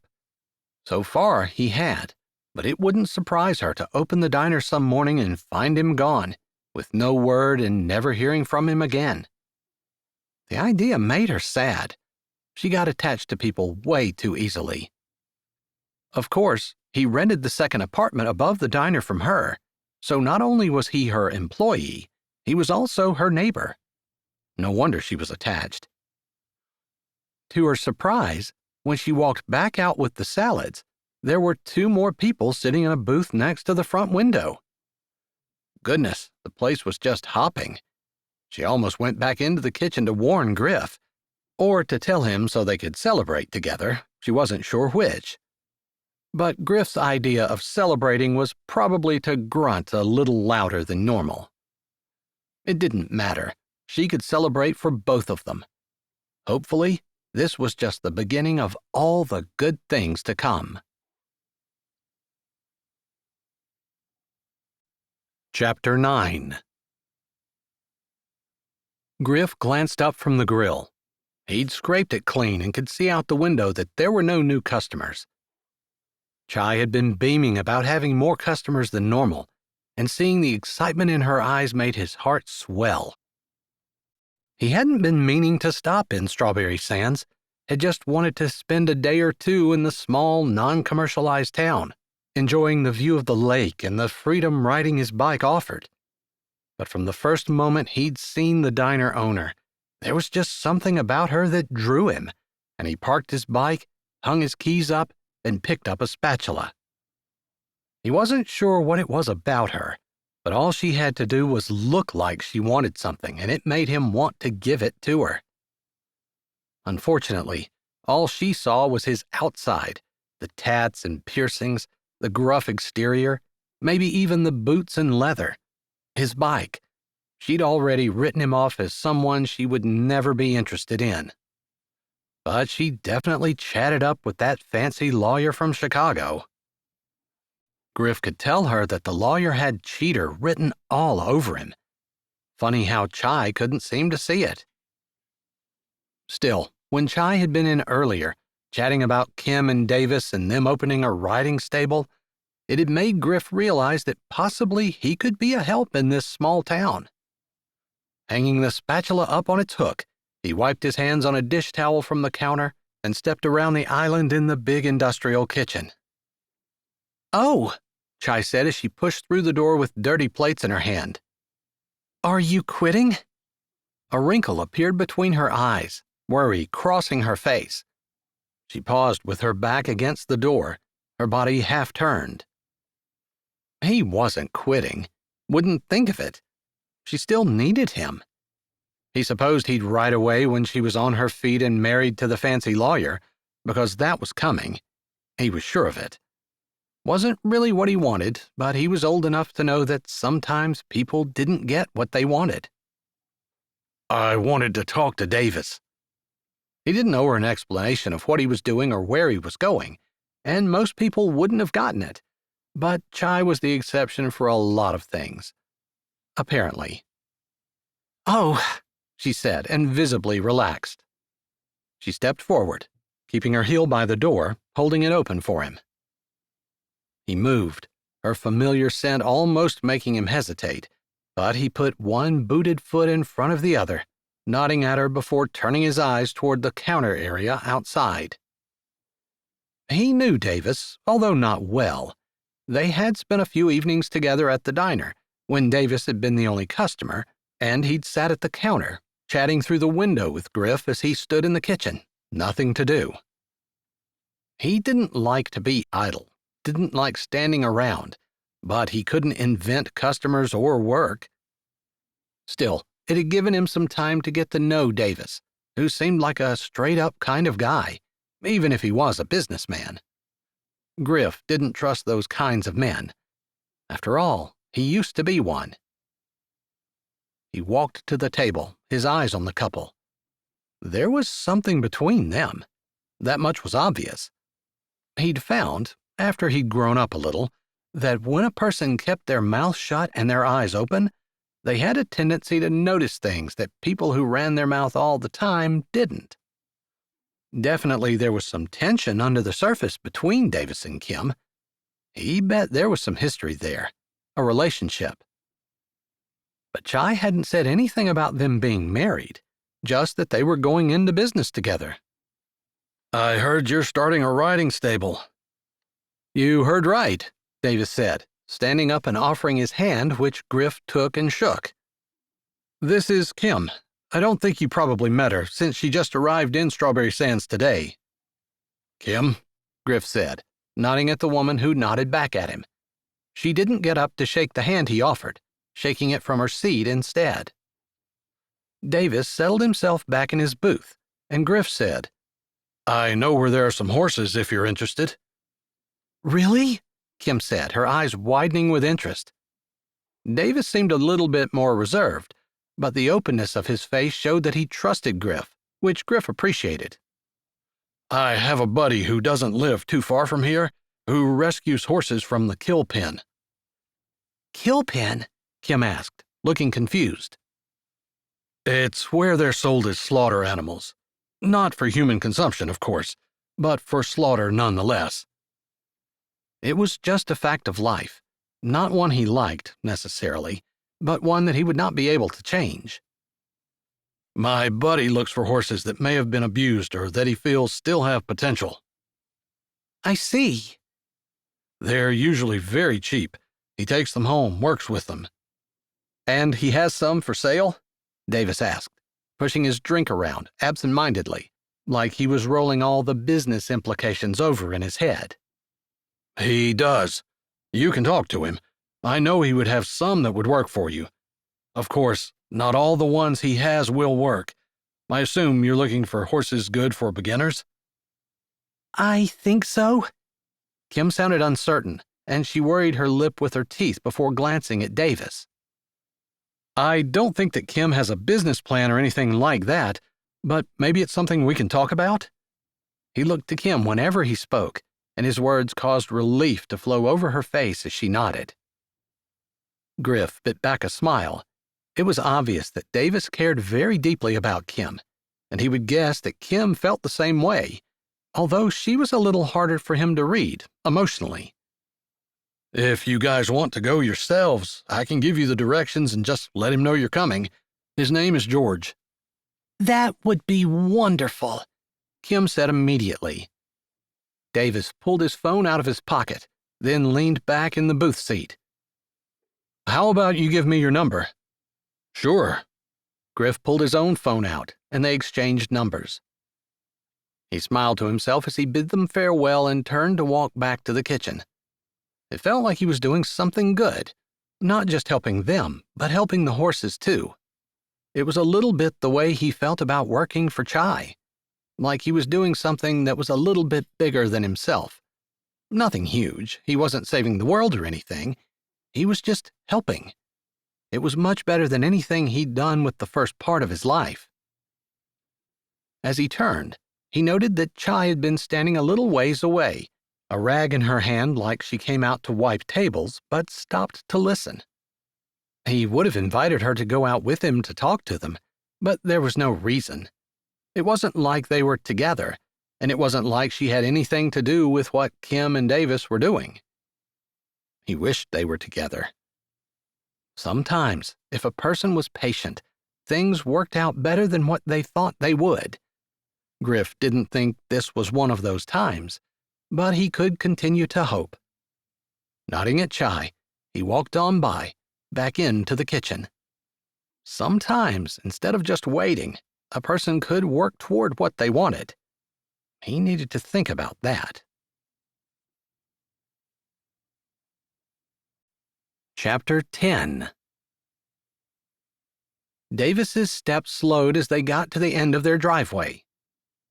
Kim pulled at the hem of her t-shirt, not sure what to say. Lunch had been delicious, but they hadn't talked about anything important, and the walk home had been quiet. I don't want you to feel like you have to help me, she finally said, thinking that maybe he'd only volunteered because he felt bad for her.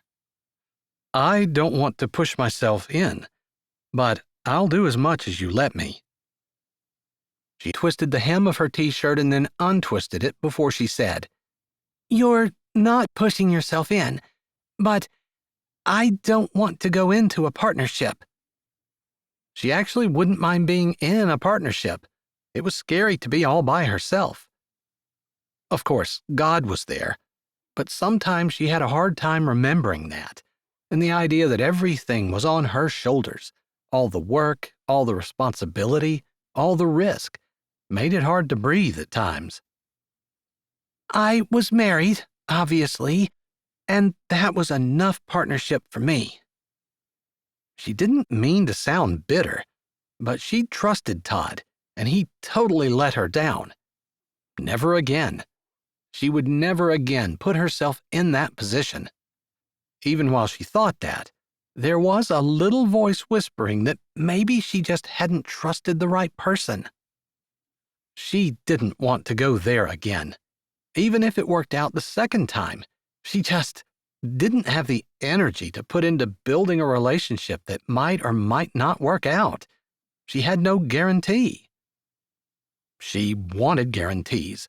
She wanted to do things that were sure, but there wasn't much in life that was sure. However, her business would have a much better chance of succeeding if Davis was willing to help her. He had experience that she didn't and knew a lot of things that could help her. I know we're not talking about marriage, but I guess I just trusted people and got burned. I prefer not to have that happen again. I wasn't thinking of a partnership. Not really. I was just thinking of helping you however I can. Why? She tilted her head and looked at him. That's what she didn't understand. Why he was here to begin with. Surely he knew that Iva May was her mother when he rented the house. Why? There were millions of houses in the state of Michigan, and lots were along the shores of Lake Michigan. Why had he rented this one? And why was he helping her now? It just seemed too coincidental for it to be real. I don't think you're ready for the answer for that, he finally said, after staring at the horizon for several long minutes. That didn't help at all, and she had no idea what that meant. But if you're willing to accept my help, I'm willing to give it. Want to. I'm willing, but I think I need a nap now.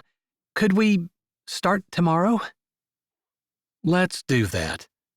Do you know anything about the stable? I haven't even been in it, other than seeing you there today. She still felt bad that he was living above the stable, but there was no solution to that problem, other than her moving out or them getting married, neither of which was a viable solution for her. All right, then let's plan on looking over what we have tomorrow morning, and then we'll sit down and draw up some ideas. Then, Sunday, if it suits Griff's friend George, we'll go see some horses. Does that sound good? It does. She nodded decisively. He hadn't got offended when she stiff-armed him, making sure they kept the distance between them that she needed for them to have. She appreciated that, probably more than she could articulate, even though she didn't really want there to be distance between them, which totally contradicted everything she had been thinking, but it was the truth too. She wished that wasn't so much a part of her makeup, but it was, sometimes wanting two totally contradictory things. She supposed maybe that was part of being a woman, because men didn't typically seem to have that problem, but she wasn't sure what to do about it. She didn't want to use her weakness as an excuse.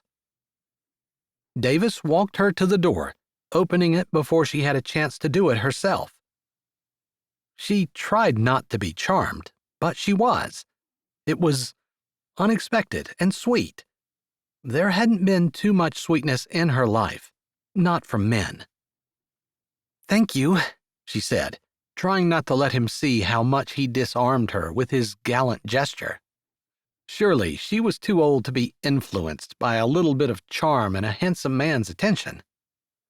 "My pleasure," he said, and the words shivered down her backbone. She tried to push the feeling away.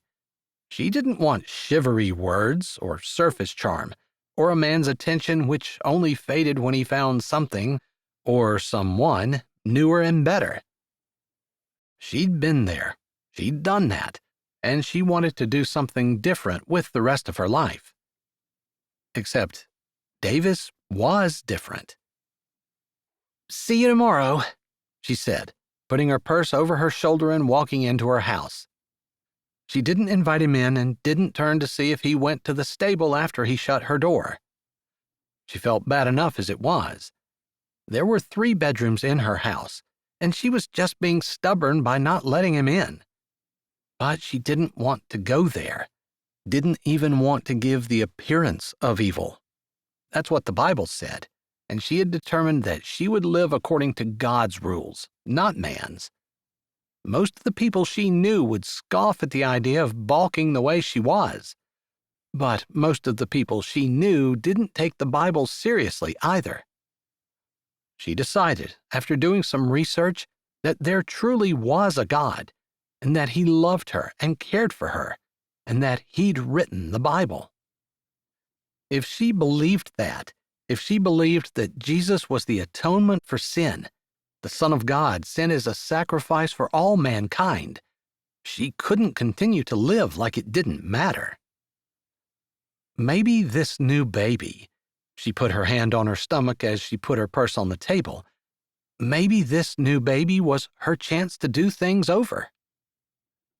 Thinking about that, she kicked her shoes off and dialed Alyssa's number.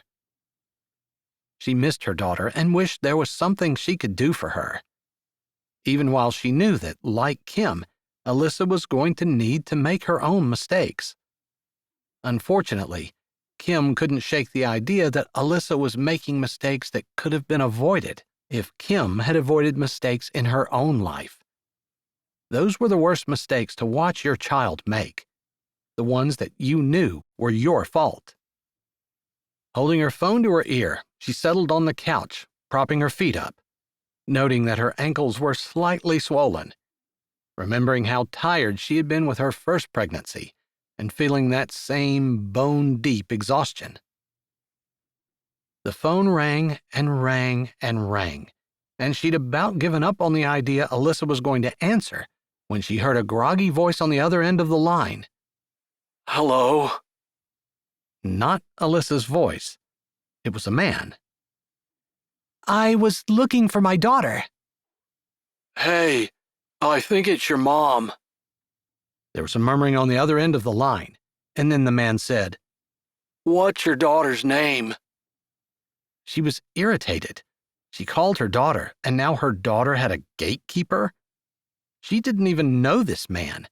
She wanted to demand his name, but that wasn't going to be the way to her daughter's good graces. She needed to be humble. After all, it wasn't like she'd never made mistakes. So she spoke, even while her heart cried. Alyssa. I'm looking for Alyssa. Your name? She heard the man murmur from a distance like he turned his face away from the phone. You have the right phone, but she doesn't want to talk right now. It's 1 o'clock. I need to get to work. Gotta go, lady. The phone went dead. Sucking in a breath, Kim allowed her hand to drop slowly to her lap, checking to make sure that the phone was off before she just sat there. Lord, my daughter, I love her. Please take care of her. Bring her back to you. Was there anything else she could do? Prayer didn't feel like much, but it was everything. God could do anything, even bring her daughter back. Whatsoever things are pure, whatsoever things are lovely, whatsoever things are of good report, think on these things. Snippets of a verse she'd memorized years ago came back to her. Maybe that was the Lord prompting her. She wasn't sure, but she almost laughed. What good could she see in this situation? But at least whoever was with her daughter today had a job. Hopefully it wasn't a job dealing drugs, and despite the horror that thought filled in her soul, she laughed.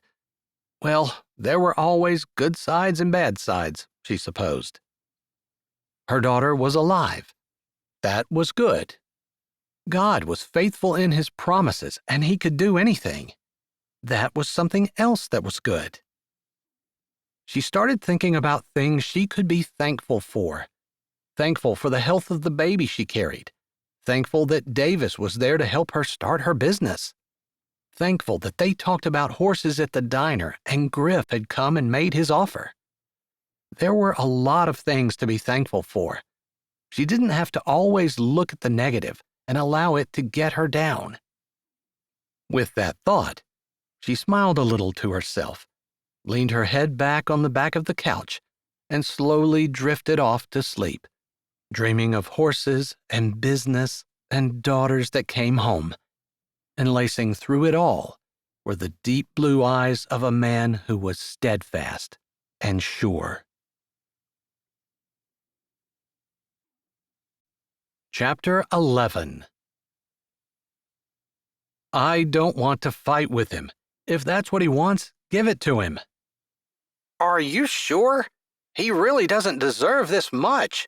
You've already given him way more than he had any right to ask. I know, but I don't want to fight, not if we can help it. And if this can be settled amicably by me giving a little more than what I need to, then that's what we'll do. Davis held the phone to his ear while he laced his shoes. He was 3 miles down the beach, in the middle of his run, getting ready to turn around, when his lawyer had called. He was a little early for most law firms, but his lawyer was unusual in that he ran early hours so he could get off early and go boating. That worked just fine for Davis, and they'd had a good working relationship for years, although Jerome had not been very happy with Davis's insistence that Todd get whatever he wanted as they dissolved their partnership. There was no way Davis could continue to be a partner with Todd after what he'd done to Kim, even if Davis weren't thinking that hopefully Todd's former wife would decide to be his. He smiled, thinking about their lunch yesterday, and the way her hair fell around her face, the way she was concerned about Charlotte and Griff, and even about Davis. The struggle she had taking over her own house and putting Davis out. He could see it was still an issue for her, and he loved that. Loved what it said about her, and how it showed that she cared. He guessed that if she weren't pregnant, she would have insisted on taking the stable apartment herself. He supposed they would have ended up fighting over who got to live in the stable. All right, I'll have some papers for you to sign when you make it back down this way. How soon do you think that's going to be? I don't know. A week, maybe 2. He didn't want to think about work, think about leaving Strawberry Sands. Is that the best you can do for me? You're not sure? A week or 2? I know, you have a busy schedule, and you'd like to have me penciled in, but I really don't know. He wasn't going to schedule anything if he could be helping Kim. All the things that he thought were important in the first part of his life didn't seem important at all now, especially now that he knew Kim was carrying his child.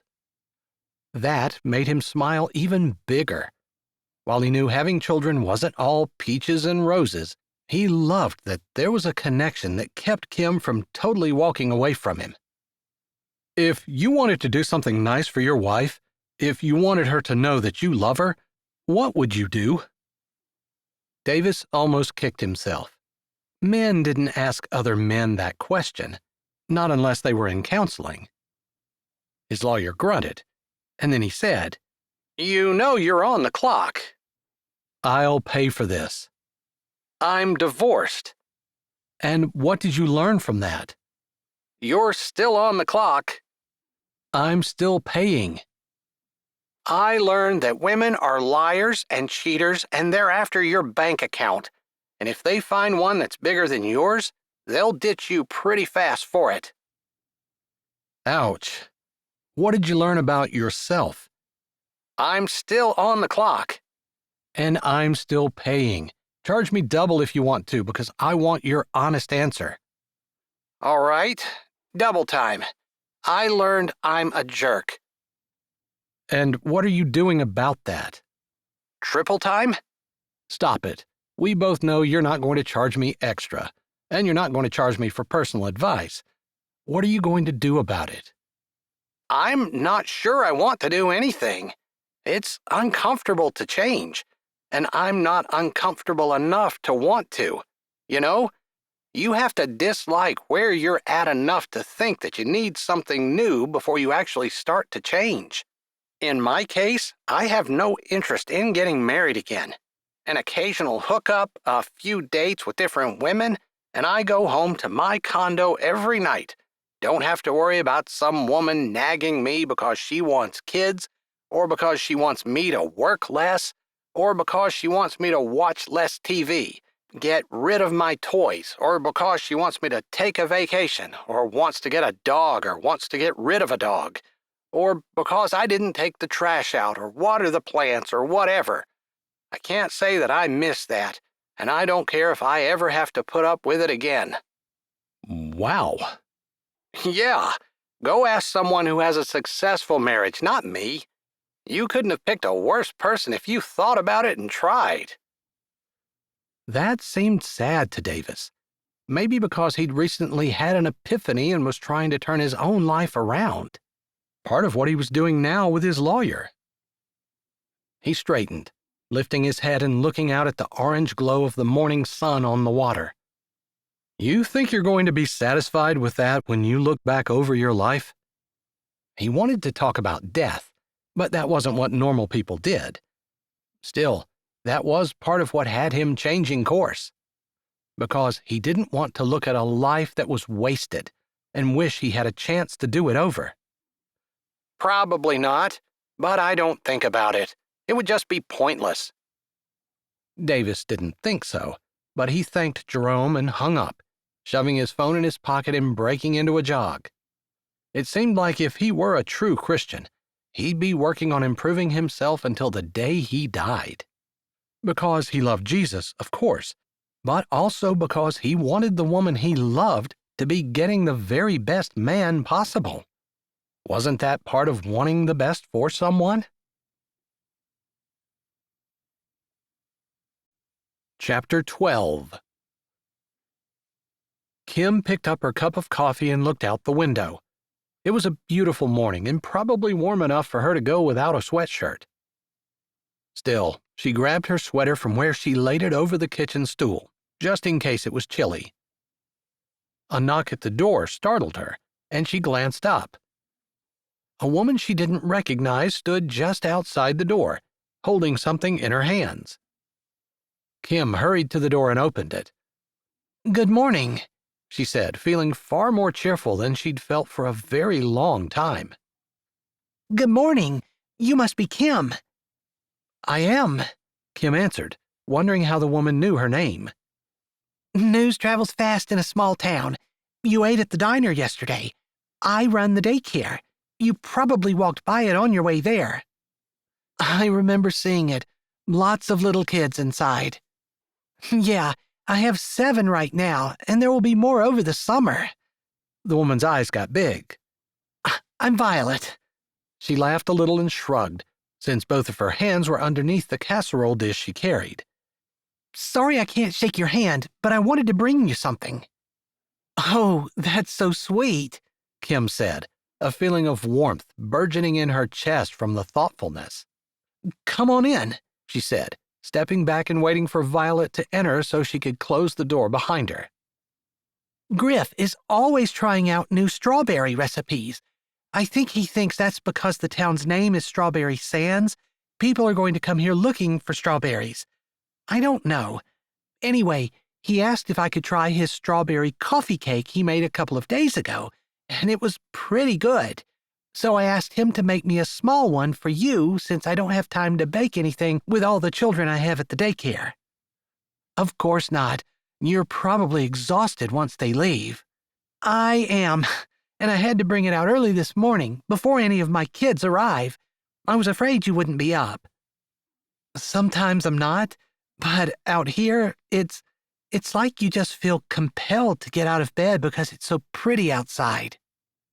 Violet nodded her head like she knew exactly what Kim was talking about. Isn't that weird? Although in the winter when it gets dark and cold, I'm the opposite and I just want to snuggle down under the covers and not move for days on end. It's a good thing I have a job or I would probably hibernate. Kim laughed. Kids have a way of getting you out of bed. She glanced at Violet's hand and noted the absence of a ring. She wanted to ask if any of the kids she watched were hers, but if they were, Violet probably wouldn't be here, since she didn't seem to have a husband at home to care for them. But in case Kim ever needed a daycare for her baby, Violet seemed like a great person to have. Are you accepting new children? She asked with a hand on her stomach. I heard you were expecting. I didn't want to ask. That's a question that can go down all the wrong way if you ask it to the wrong person. They shared some more laughter while Kim offered for Violet to take a seat. Would you like a piece of cake? I heard through the grapevine it's really good. I'll sit down for a few minutes, but... She glanced at her watch. I need to leave by 20 till.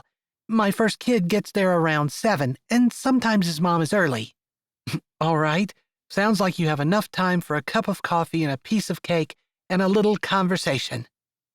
And yes, I'm definitely accepting new kids. Babies are especially fun. Kim nodded as she grabbed the knife out of the drawer, holding it in her hand for a moment before she slid the door shut.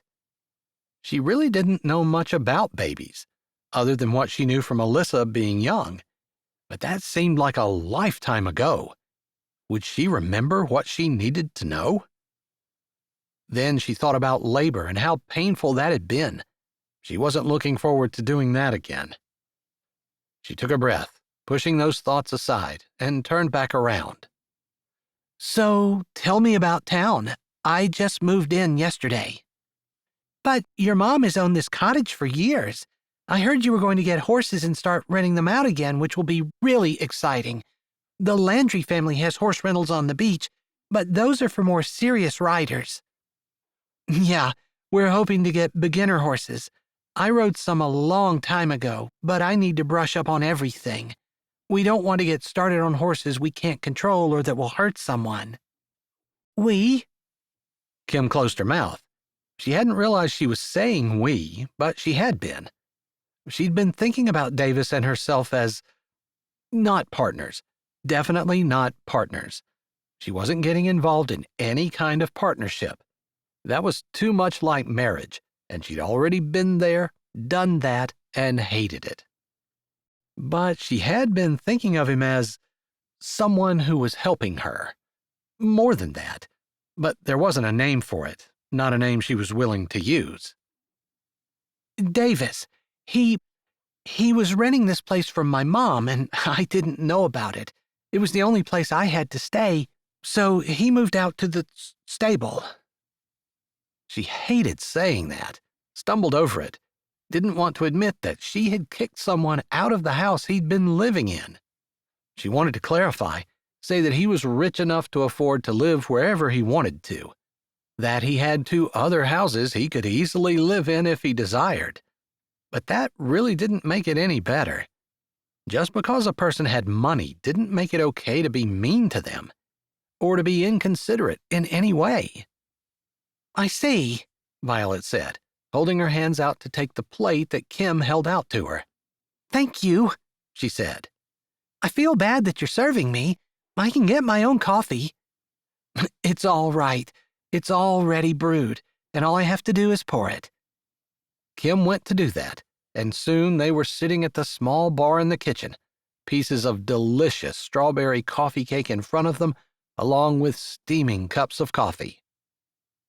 This is really good, Kim said as soon as she swallowed the first bite. I don't know where Charlotte found Griff, but he was a godsend. They're talking about opening a bakery along with the diner, but business just hasn't been that good for them. Griff is the big guy with all the tattoos and earrings? The one who told her about the horses. She was pretty sure that was him, but he was so tough-looking, it seemed impossible that he'd made the delicious strawberry coffee cake in front of them. That's right. He looks pretty tough, but he's a real sweetheart, and everyone in town knows that he's head over heels for Charlotte, who doesn't seem to notice that he's alive. She has a crush on some fancy-smancy lawyer that comes into town once in a while. Kim nodded, taking that in.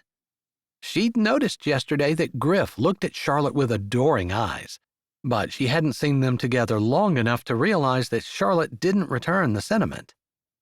Are you sure they're not related somehow? Griff just doesn't seem like a short-order cook kind of guy, let alone a great baker. I know, right? Violet said, lifting her eyebrows and looking over the forkful of coffee cake that she held in the air. I think everyone was shocked when he got off his bike, hung his helmet up, and decided to stay. Charlotte most of all, but I feel like it was love at first sight for Griff. Violet sounded a little bit dreamy and romantic, which made Kim wonder about Violet's own past. You're not married? She asked with what she thought sounded like casual interest. She appreciated Violet coming, bringing the coffee cake, making her feel welcome, and giving her some details on the various people in town. It made her feel like part of the community. Small towns cared about each other, and part of caring about someone was knowing what they were doing. She supposed it was termed small-town gossip, but she didn't think about it as malicious, evil, sinful gossip. It was the kind of gossip that helped people know about each other, not the kind of gossip that spread ugly rumors and nasty stories about other people. No, but I've always loved kids. I taught school in inner-city Detroit for a while, and Lake Erie is pretty, but there's just something wild about Lake Michigan that I love. Plus, I grew up in Strawberry Sands, so it was natural to come back here. I took a bit of a pay cut, to say the least. Sometimes we have to in order to make our lives work. Money isn't everything. Kim meant that, but it was nice to have money in order to pay one's bills. She worried about that a little bit. She wasn't used to being the sole breadwinner, the only person providing for another human being. Having to take care of herself was a completely different story than to have to take care of herself and another life. Todd hadn't been much of a husband, but he had at least been someone that she'd been able to say was beside her, and he gave her the illusion of support. Even if he wasn't around much, he helped pay the bills anyway. So, is that little church on the hill an actual church, or is it closed? Kim asked, changing the subject and pushing the thoughts of Todd aside. She had to get over it. He was a part of her life, but that part was in the past. And yes, she thought she was going to have a lifetime relationship with him, and she still wasn't quite over the pain of losing those girlhood dreams, the idea that she would grow old with the same person that she'd been young with once, but she was working on it. And eventually, whatever her life became was what she would accept, and just pray that God could use her where she was, whatever that looked like. It is, and we would love to have you. Pretty much everyone in town goes. Our pastor is really good, and he does preach from the Bible, but it's also a great time to get together. You'll meet almost all of your neighbors there. So it's like the community building? Kim asked, having noticed that Strawberry Sands was too small to have one. Exactly. The community building, any kind of town clubs or anything like that. It all happens at church, which is kind of funny. She laughed a little. Since the church is so small, although there is a basement, thankfully, or we wouldn't be able to eat together in the winter. It's way too cold outside, as you probably know. You grew up in Blueberry Beach with Iva Mae, right? Kim nodded, loving that Violet knew her history. I think I'm a little bit older than you, but we were practically neighbors growing up. My school was much smaller than yours. My elementary school, anyway. They've combined all the high schools into one big building and shipped the kids into a central location. I don't really like that, but I guess it's more cost-effective or something. She shrugged, and Kim got the idea that it didn't really matter since she didn't have children. It was something Kim was going to have to think about. So, do you have any business advice for me? She asked, glancing at her watch and realizing that Violet was going to have to leave soon. I'm nervous. I've never owned my own business. And the idea that there will be horses to take care of and expenses and feed, and I'll have to depend on being able to generate income, it's scary. I don't think you can think about all of that. You're going to try your best. Violet shrugged her shoulders. Maybe you'll make it, maybe you won't, but you'll do your best, and I can guarantee you that the town will be behind you. They'll support you whatever you do, so you know there is that. That's a nice thought, but I want to make it work myself. I guess it does take a little pressure off when you think that all you can do is your best. Still, it's scary. So you just hold tight to God's hand and take the jump. That's what I did when I opened up the daycare. I didn't have any kids signed up when I opened the doors. In fact, I think it was 2 weeks before I got my first kid. I did a lot of praying those 2 weeks. That's one thing about owning a business. You have a tendency to get closer to God. Violet paused. Or become an alcoholic. One of the two. I can't have alcohol right now, so I guess that limits my options. It was the one I would have chosen anyway. Kim said as Violet grinned and nodded. Me too. That's just life, you know. Things work out, things don't. It's really not about us. We think it is, and we hear it is all the time, but it's not about our success necessarily. It's about living for the Lord. We get so confused, and that's where a lot of our stress comes from. We put it on ourselves, but God doesn't demand that we're successful in the world's eyes. He doesn't even demand that we're monetarily successful. He does tell us that we have to work, because the Bible says that a man who won't provide for his family is worse than an infidel. But he doesn't say that our businesses or anything that we try always has to work out. No, I guess it's just the concern about what other people are going to think about you. Exactly, and that's not supposed to bother us at all. Although it does. It's all about the show and the way things look, and we forget to be concerned about the deeper things of the heart. And we're even less concerned about just allowing God to guide us, even if that involves failure. We act like failure is this truly terrible thing, but sometimes we have to fail in order to succeed, in order for God to grow us, use us, humble us, and create our character however He wants. Kim nodded, thinking hard. She supposed the failure of her marriage was a great case in point. She hated that it hadn't worked out. It made her sad even now thinking about it. Even though she didn't really want to be with her husband, it was hard to think that she put so much effort into her marriage and still had failed. But she knew that Violet was right. God could use her where she was despite what looked like a failure standing in front of her. Oh my goodness, the time flew by so quickly. Thanks so much for inviting me in, and it was really great to talk to you, but I need to run. Violet stood up, and Kim stood more slowly after her. I appreciate the coffee cake. If you see Griff, tell him it was delicious. I'll do that. Sometimes they bring me leftovers from the diner for the kids in the evening, and once all the kids are gone, sometimes I go in for a quick supper, if I'm too tired to cook. Yeah, I know all about that, and I only had one. Kim walked slowly with Violet to the front door, while Violet chattered about the town and how welcoming people were, and Kim's pregnancy, and asked her about the due date.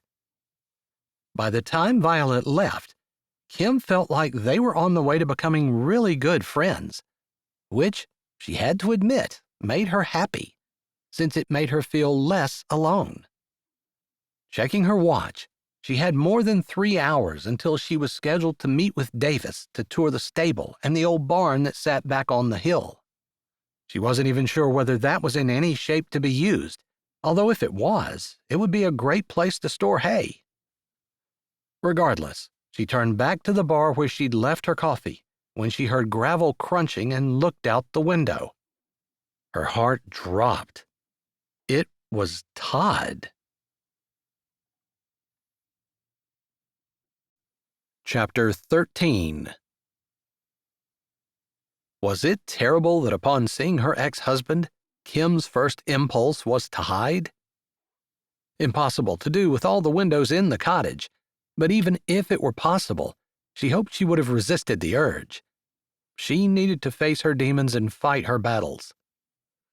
Lord, help, please. She didn't even know what she needed help with. Who knew what he wanted? But the fact that he'd come the whole way to Strawberry Sands did not bode well. Their divorce was final. He was already remarried and had a child. He can't hurt you. He has no attachments to you whatsoever. Relax.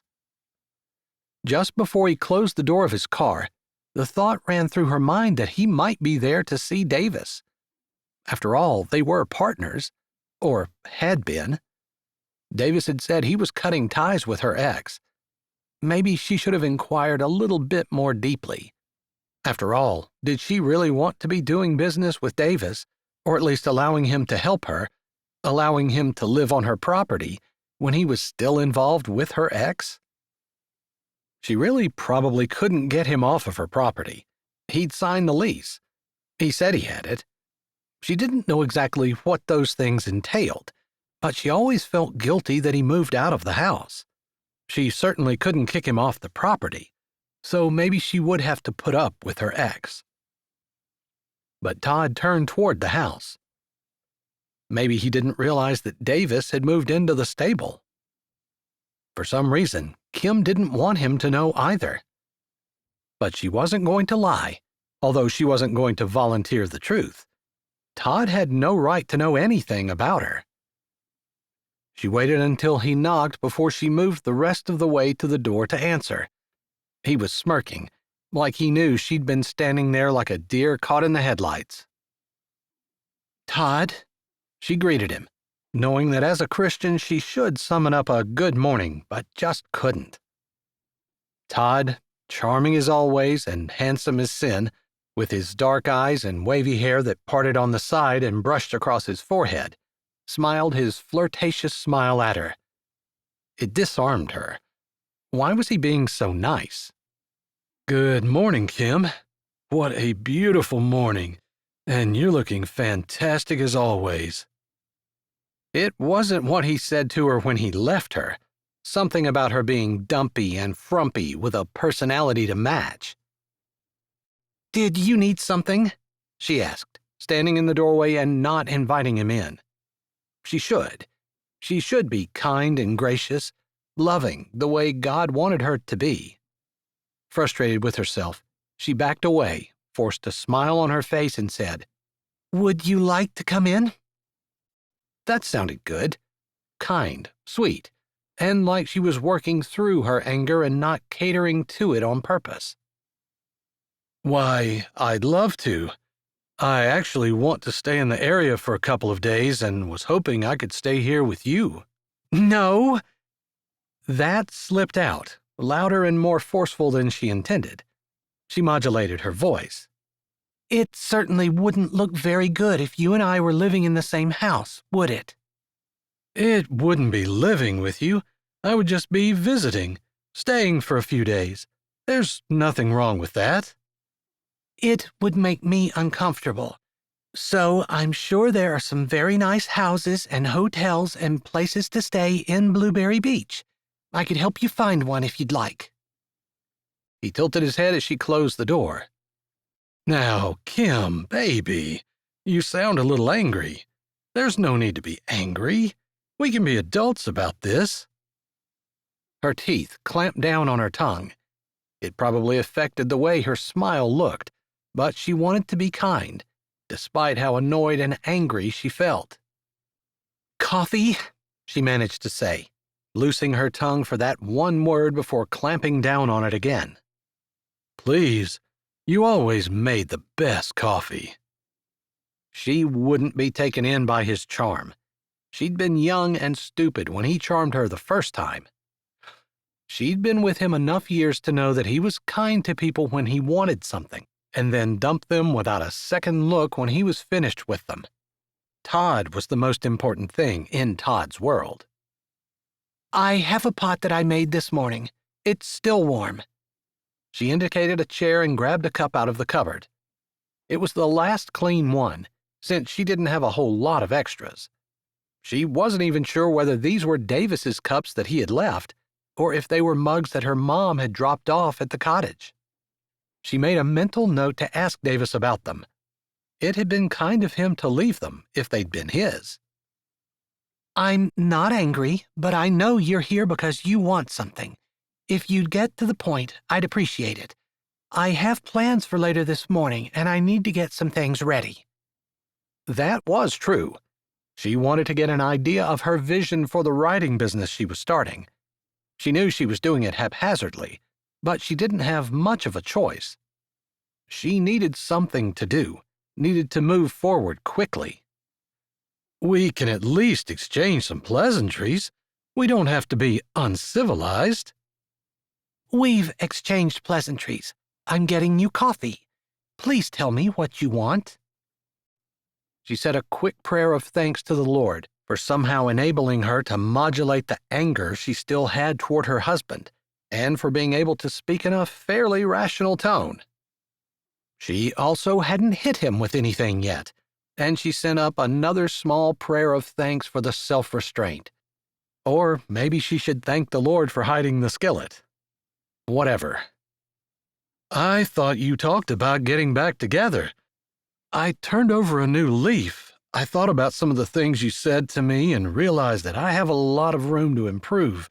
And I've been working on— Your girlfriend left you already? She interrupted him because she couldn't help it. I married her. She was my wife, and she didn't leave me. We decided to mutually part, amicably. We're sharing custody of the child, of course. Kim couldn't understand why in the world it would benefit him to come back to her, but she had zero interest. Now, if she could just be kind about the way she said it. Even though she wanted to turn him down flat and send him on his way, hoping to never see him again. After all, he was the one who cheated, and he was the one who wanted the divorce. She was the one who had to reconcile herself to those things. Now that she started healing and moving on, she wasn't going back. No way. I'm sorry. Maybe before the divorce was final? Actually, I'm sure of it. I would have been willing to work on things up until we signed the papers. Once we did that and it was final, there was no point in going back. That's how I feel about it. Now, Kim, we have history. We've been together since you were in college. That's a long time for two people to spend together. Surely all those memories mean something to you. Of course they do. You were a part of my life for decades, more than half of it. She couldn't just turn off her life, forget the things he had done. Even though he hadn't spent a whole lot of time with her, his presence was everywhere. That's my girl. Remember how we used to look at the tall penthouse buildings and say how that would be us one day? They'd had a dumpy apartment in a not very good part of Chicago for a long time. And she laughed. It was like she was back to where she started, only she wasn't looking for a penthouse anymore. She'd been there, done that, and didn't want to do it again. I remember. Those are good memories. That was back before he decided that work and other women were more important than her. You were pregnant with Alyssa. We'd sit there on the back porch, feeling the baby move and dreaming. Those were beautiful days, he said. She nodded in agreement. We could have all that back. I've grown and changed, and you have too. We know each other. We used to like each other. I'm sure we could again. I'm sure we could, Kim said, not wanting to disagree with him because he was probably right. Still, she was firm in her conviction. She had no desire to go back down that road. She was opening her mouth to say so when a voice came from behind her.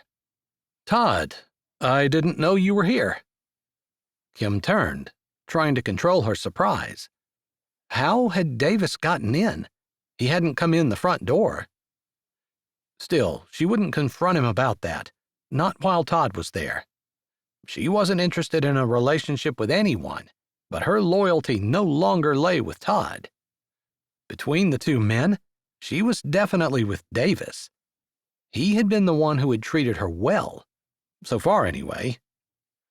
Good morning, she said with a genuine smile and took a couple of steps toward him. She wasn't quite sure how it happened, but his arms spread out, and somehow she ended up giving him a hug. Her belly between them made it slightly awkward, and she turned to the side so she could fit a little better, a natural thing she didn't think about, as his arms squeezed her tight, and she felt him drop a kiss on her temple. Good morning. You're looking beautiful as always. That was so odd. She looked up into his face, a little confused. He looked down at her with a comfortable smile, a little bit of adoration in it, if she had to guess. Was that for Todd's sake? Or maybe hers? Maybe he'd heard what Todd was saying and was offering her his help. I can't believe you're living with someone, Todd said, a little bit of the derision that she was more familiar with than his charm creeping back into his voice. You weren't even going to let me stay here for a day or two." He paused. "But that shouldn't matter if you're already living with someone. Were you just being mean?" Maybe she's just trying to protect herself from any more bad memories. Davis's words were easy, even though there was a hard edge to them. She turned slightly, and he kept his arm around her shoulders, keeping her close. Maybe it was a show of possessiveness, which she wasn't sure whether she liked or not, but she allowed it to slide. She would actually prefer to let Todd know that she was not available. "I thought you said it was just a one-night stand with her," Todd asked, looking at the arm around her shoulders and then back to the man who stood beside her. "I don't recall talking to you about it at all." Davis's words were not friendly. "All right, I made some assumptions. After all, I didn't see you with her after that night at all, ever." "I guess you and I weren't together all the time, were we?" Davis said. "Speaking of, I spoke to my lawyer this morning. He'll have some papers for you to sign.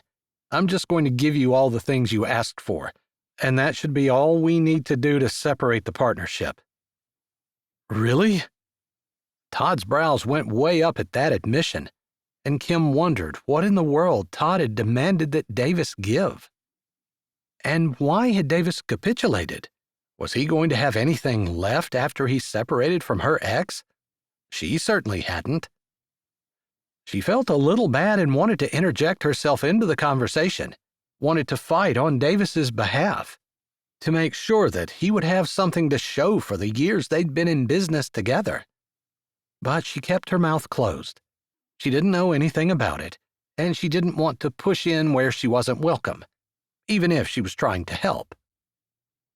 Todd's mouth pressed together, and he seemed to be thinking as he looked at the two of them. "Did you guys get married? Why didn't you tell me?"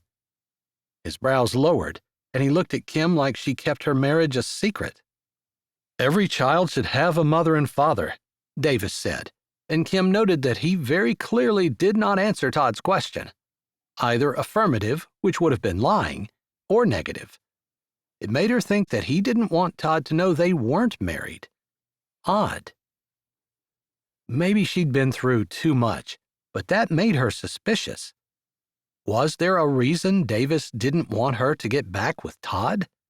Was there something that she had that Todd wanted, that Davis wanted too?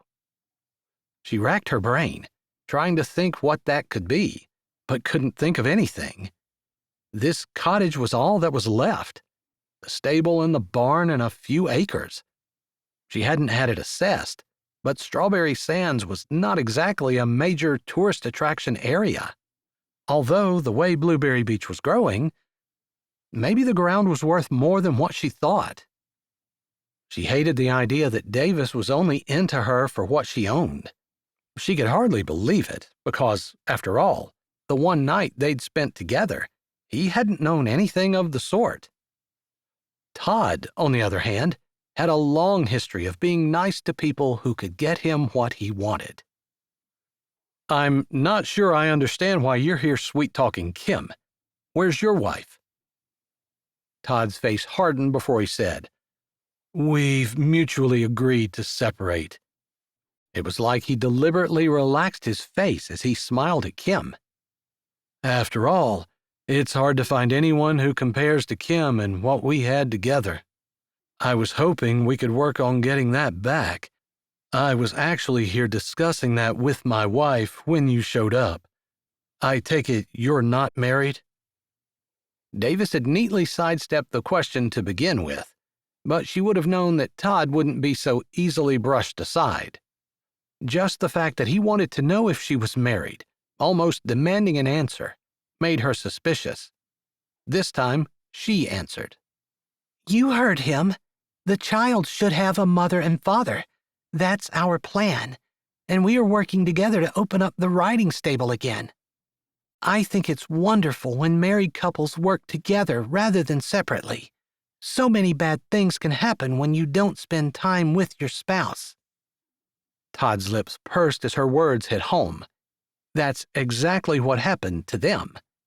He'd been far more interested in what was going on at work, or maybe who he was hanging out with after work, rather than being interested in what he had at home, who he had at home. "I'll take a look at those papers once my lawyer gives them to me," Todd said, walking over to where they stood. They shifted just slightly so he could go out the doorway, and Davis's arm stayed around her shoulders as they followed him to the front door. "Have a safe trip home," Davis said as Todd opened the door. "I'm sure I will," Todd said before he nodded his head and walked out. Kim couldn't hold back her sigh of relief. She hadn't realized how much tension she'd been holding in her body while he had been in her house. "Thank you for coming. How did you get in?" she said, turning to Davis and not saying the things she wanted to, like, "Thank you for saving me. Thank you for being here. Thank you for your support. I don't want to move because it feels so good to be held by you." Chapter 14. "I came in the back door," Davis said, his arm still around Kim. He didn't want to let it go, liked the way she felt against him too much, even though there was a riot in his chest that he hadn't quite gotten subdued because of the small bit of conversation he'd overheard between Kim and Todd. He'd seen Todd work women before. He was very charming, very sweet, very flattering, which definitely worked to get women interested and warmed up to him. Unfortunately, he never followed that flattery up with any kind of substance, and he ditched them as soon as he got what he wanted. Usually after one night, although it was Kim, and Davis wasn't sure exactly what Todd wanted with her. "I saw the back door, but I didn't realize it wasn't locked." "It was. I forgot to give you the key, and when I saw Todd's car pull in and realized he was here to talk to you and not me, I grabbed it and walked over. I wasn't sure how you two left things between you, and I didn't want you to end up here by yourself. I hope you don't mind I acted like there was a little bit more between us than what there really was." He wasn't sure whether he should apologize for that last part. He didn't want her to get the idea that he didn't want there to be anything between them. He did. He just didn't want to put her in a situation where she was uncomfortable. "I appreciated it. I'm not sure what Todd wanted, but it made me wonder if the cottage might be worth more than what I thought it was. He seemed rather pushy, and I'm not so stupid as to believe it's because he actually wants me back." She sounded sad, like she accepted the fact that a man couldn't want her for her. He just wanted her for her money or whatever she could provide for him. That made Davis angry, but he tried to tamp down the feeling, because it also made him want to hold her and tell her that not all men were like Todd, and that she was beautiful and precious and amazing, and there was so much about her that he couldn't even think of where to start. Her character, her desire to do right, her willingness to admit when she was wrong and to want to do better. As much as he loved the night that they spent together, he loved even more that she felt as guilty about it as he did. That she was keeping the baby, that she told him about it immediately. She had to. He might still not know that she was pregnant if she hadn't said anything. "I'm not entirely sure he doesn't want you back, but I am entirely sure that you would be wise to resist. I can have my people look into how much this property is worth, if that would ease your mind." "You don't know?" Kim looked at him with questions in her eyes, but he couldn't read any accusation there. The idea that she might think that he was after her for her money or property somehow infiltrated his brain from whatever the look was on her face. He gritted his jaw, annoyed that she would lump him in with someone like Todd. "I don't know. I rented from your mom because of the connection to you, but not because of any idea that the property might be worth anything. However, Because of my business connections and the different things I've been involved in, it would not surprise me at all if property values in this area have skyrocketed because of the growth of Blueberry Beach. It's working its way north, and it stands to reason that there is potential for development along the shore. That's all I can say right now, but it won't be hard to figure out. You've already offered to do so much for me. I hate to take you up on anything else. Then think about it like I'm satisfying my own curiosity. She nodded and turned away a little. He loosened his hold. He didn't want to keep her when she wanted to leave, but he did wish that he could push past her resistance. Although that resistance probably came more because of the pain she suffered at the hands of Todd than from any resistance to him. At least, that was going to be his working assumption. And he knew, because of that, it was just going to take time for her to see that he wasn't just a charmer with no substance behind all the flashy, pretty words he threw at her. That he wasn't going to use her and then ditch her when somebody else better came along. He wished that was an easy thing to show, but he figured he just needed to settle in for the long haul, realizing that she might not choose him even after all of his effort. It would be so much easier if he could be guaranteed the ending, but that wasn't something that happened for anyone. It looks like you had a busy morning. I can leave so that you can take a break before we meet again.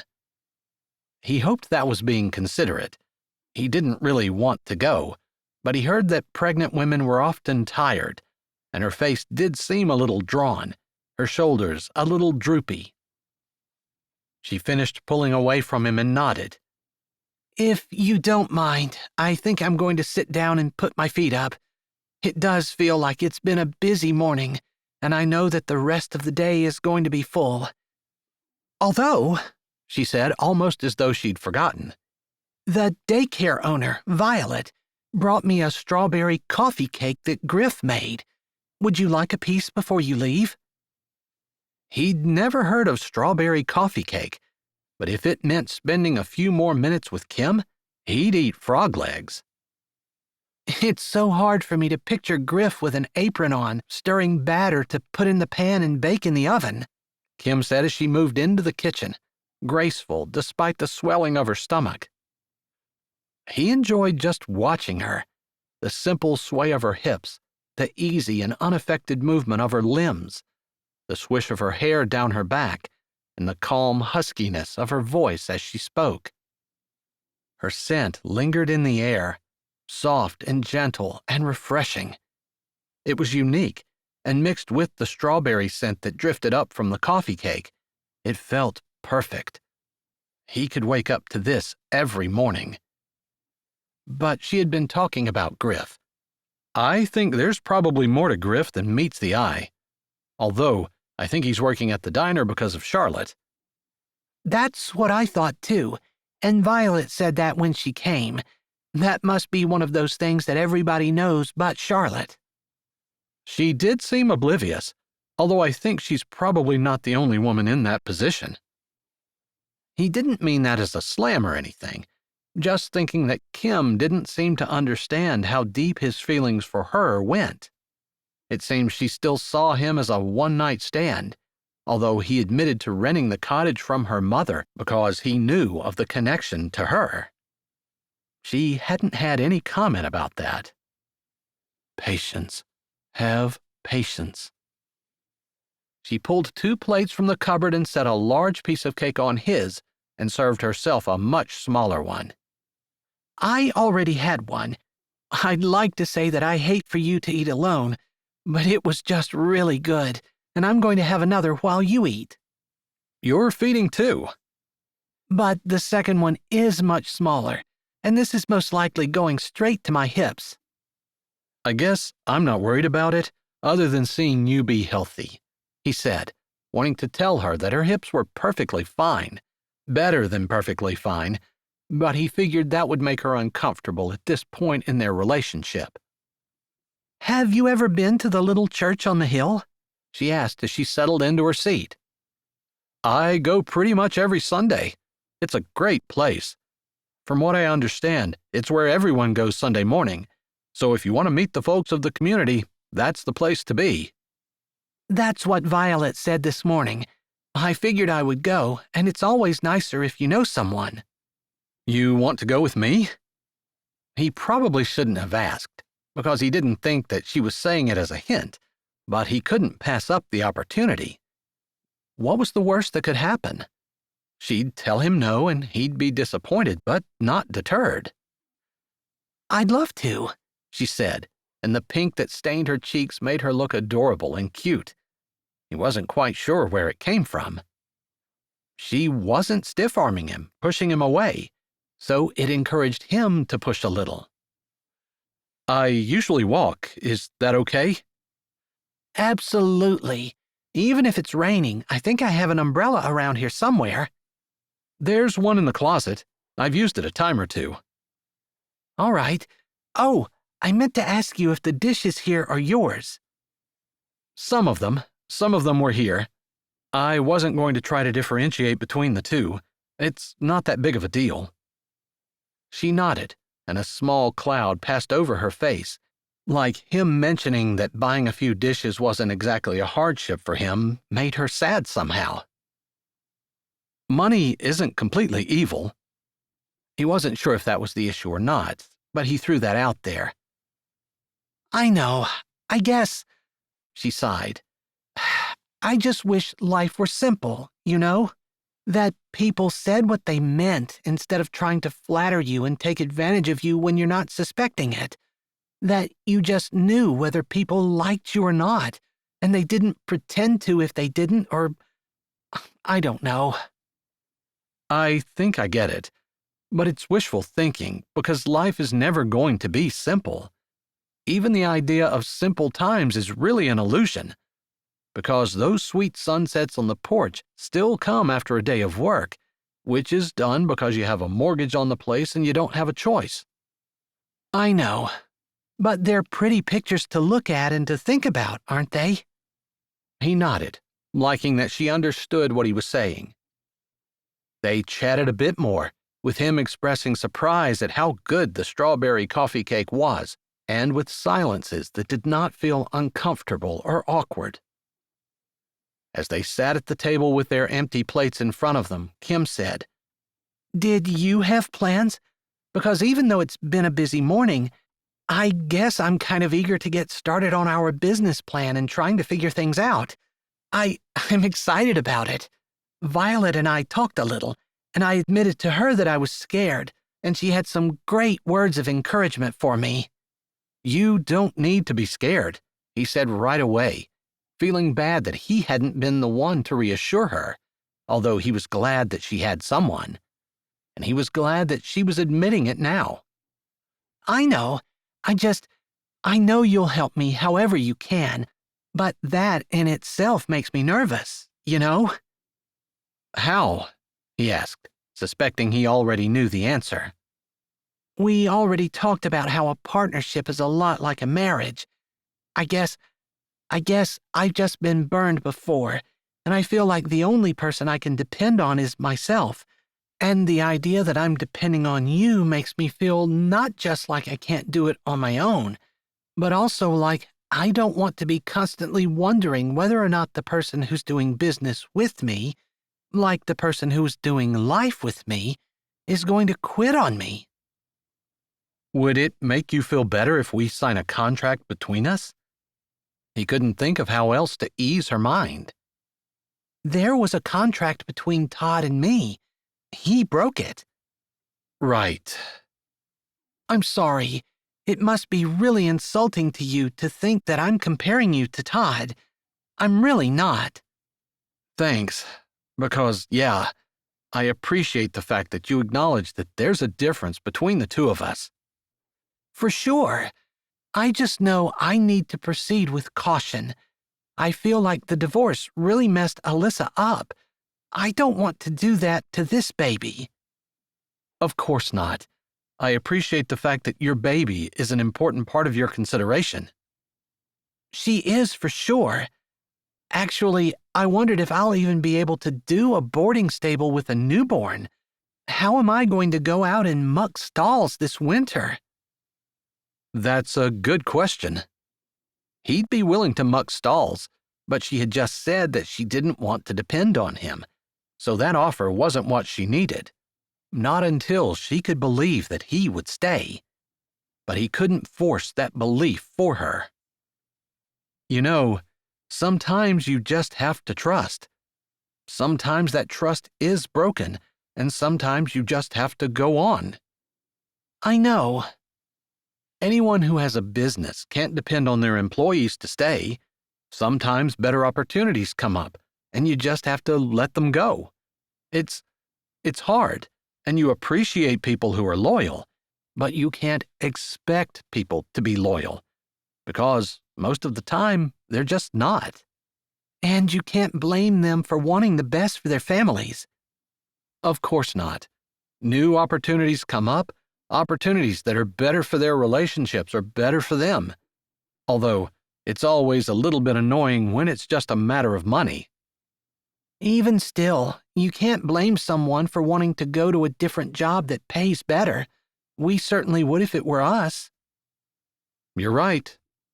He scraped the crumbs on his plate before he looked at hers and said, "Are you done? I'll take your plate." She smiled, like him taking her plate was some kind of big deal. Of course, after he thought that, he tried to imagine Todd standing up and taking his plate to the kitchen, and it was a little bit difficult. Maybe she wasn't used to being with someone who wasn't afraid to pitch in and help with the housework. In fact, he could totally see Todd thinking he didn't need to do anything around the house, that it was Kim's job. How sad to be married to someone who only saw her worth as whatever he could get out of her. She was so much more than that. He wondered if she'd ever see it.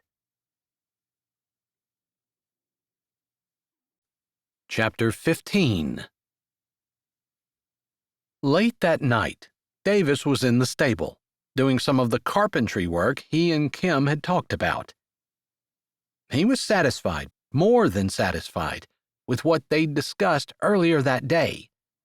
They talked about a business plan, and they'd written down some bare-bones structure that should give Kim an idea of where she needed to go. He didn't mention it to Kim, but he had made a mental note to talk to his lawyer to see if he could make sure that she and the baby were taken care of for the rest of their lives if anything should happen to him. He had enjoyed their time together while she was making her plan, but he could see from the restless way she twisted her hands together and how her foot was hardly ever still as they sat at the table that she was nervous. It was a big step to start one's own business and a lot safer to work for someone else. At least, it felt that way. He almost wanted to counsel her to do it. He didn't want her to worry or to stress. And while his lawyer had not come back with a set figure, he'd also found out late that evening after Kim had left that her property was indeed worth millions. She could sell it and be set for life. Apparently, there were some regulations going into place further south on the beach, which made the unrestricted land by Strawberry Sands much more appealing to investors, hence increasing its value. He wasn't going to keep that information from her. He just wasn't going to text it to her. They'd talk about it on the way to church in the morning, perhaps.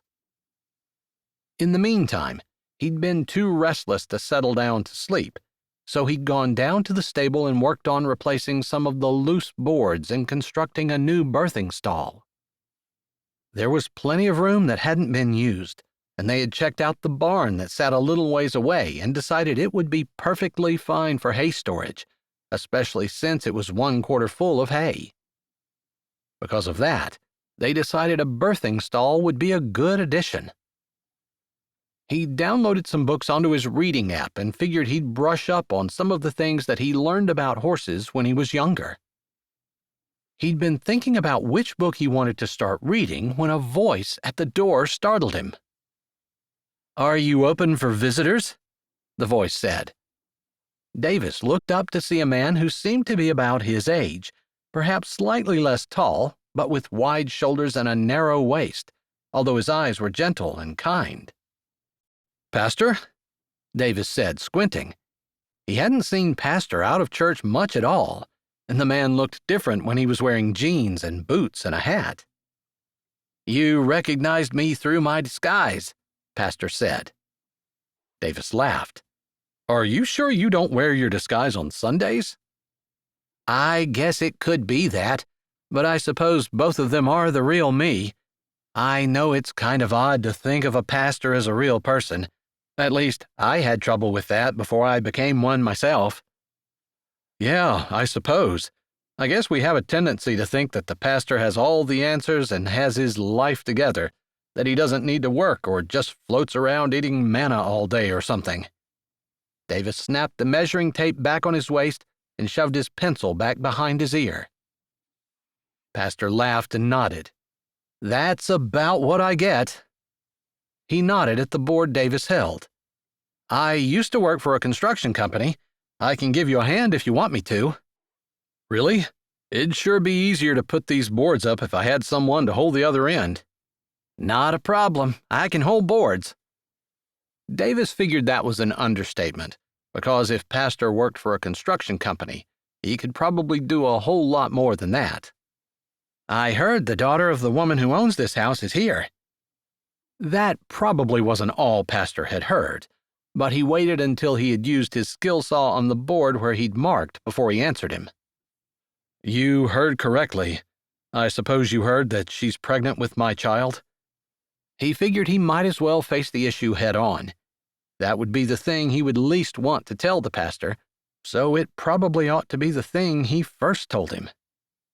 "Actually, no, I hadn't heard that." "And I'm not married to her."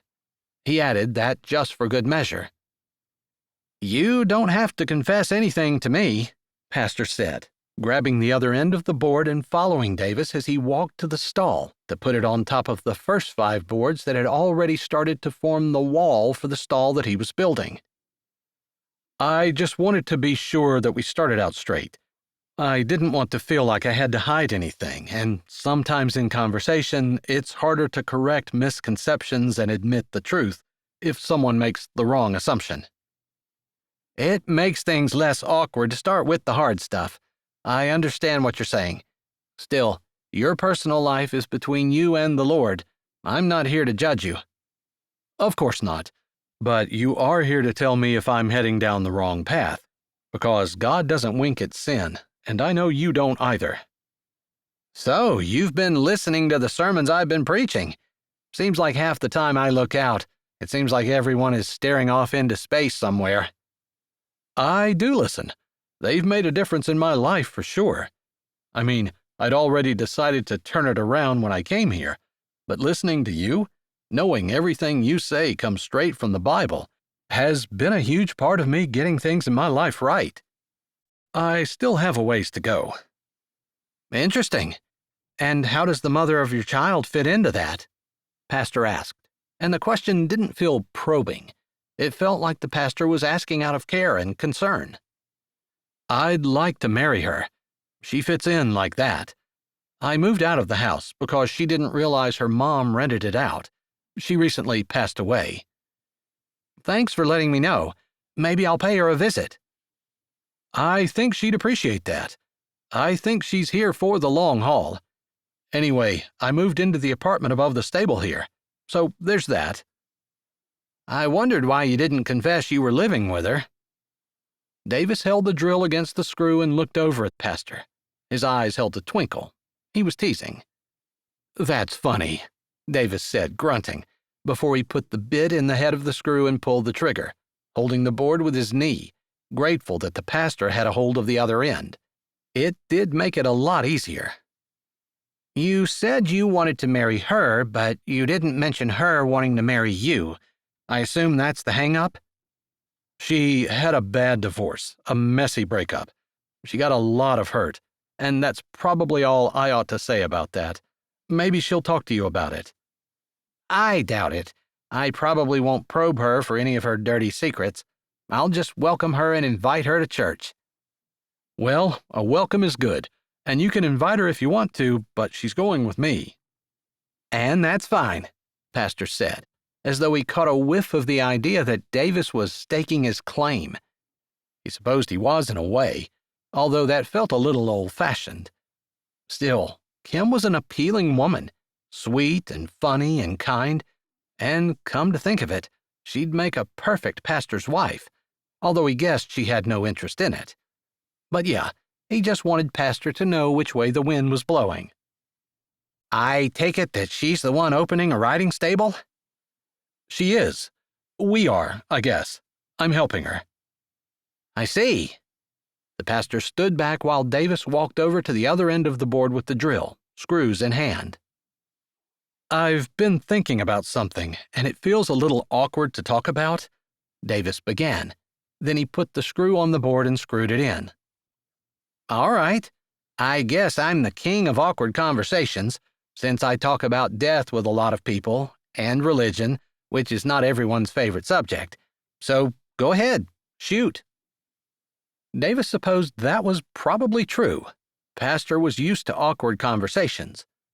Still, this was probably going to be more awkward than most, since he wanted to talk about emotions, and it certainly wasn't his favorite thing. I've been trying to think about things I can do to show Kim that I'm serious about her. She already told me she has trouble trusting, and I assume that is just going to take time, but still, I want to try to figure out if there's anything I can do. What are you doing now? Is she paying you for this? They walked back over to the pile of 2x4s. No, she's not. Does she know you're doing it? Does she appreciate it? Pastor indicated his watch. It's probably not too many people that are going to be out at 11 o'clock working on a business that is not theirs for someone who's not part of their family. That was a good point. If she were paying him, it wouldn't mean anything other than it was a job to him. But the fact that she wasn't, maybe she could see that it was a labor of love. For her. He hadn't really thought of that. Kim isn't the kind of person who takes people for granted, but she might be a little suspicious of my motives. I just found out tonight the property is worth millions. Her ex was here today, which is what prompted me to check. She suspected he was being charming and telling her he wanted to reconcile because he wanted something. She was right. Ah, Pastor said, picking up the end of the board that Davis just sawed and carrying it over, placing it on top of the last one they had done. I see. So doing this might just make her more suspicious. Exactly. I think you're right. It's going to take time. Time to see that it doesn't matter what she has or doesn't have, that you are going to be faithful, that she is your priority over every other woman, regardless if you're official or not, and sticking no matter what. If that's what you're doing. Yeah. Making her feel like she was more special than anyone else. Well, she could easily see that he wasn't flirting or helping or even chatting with any other woman. I mean, she's going to have my baby, and that is definitely something that would keep me here, regardless of anything else. But it's not about the money for sure. It's about Kim herself. Pastor nodded, his look thoughtful. I'm sorry, but I'm not sure you can rush any of that. The Bible says a brother offended is harder to win than a strong city. I definitely think Kim falls into the category of someone who's been offended, and she's going to be doubly cautious and very hard to win. That's kind of what I thought. But it doesn't hurt to work on it. There are always things that we can do to be better.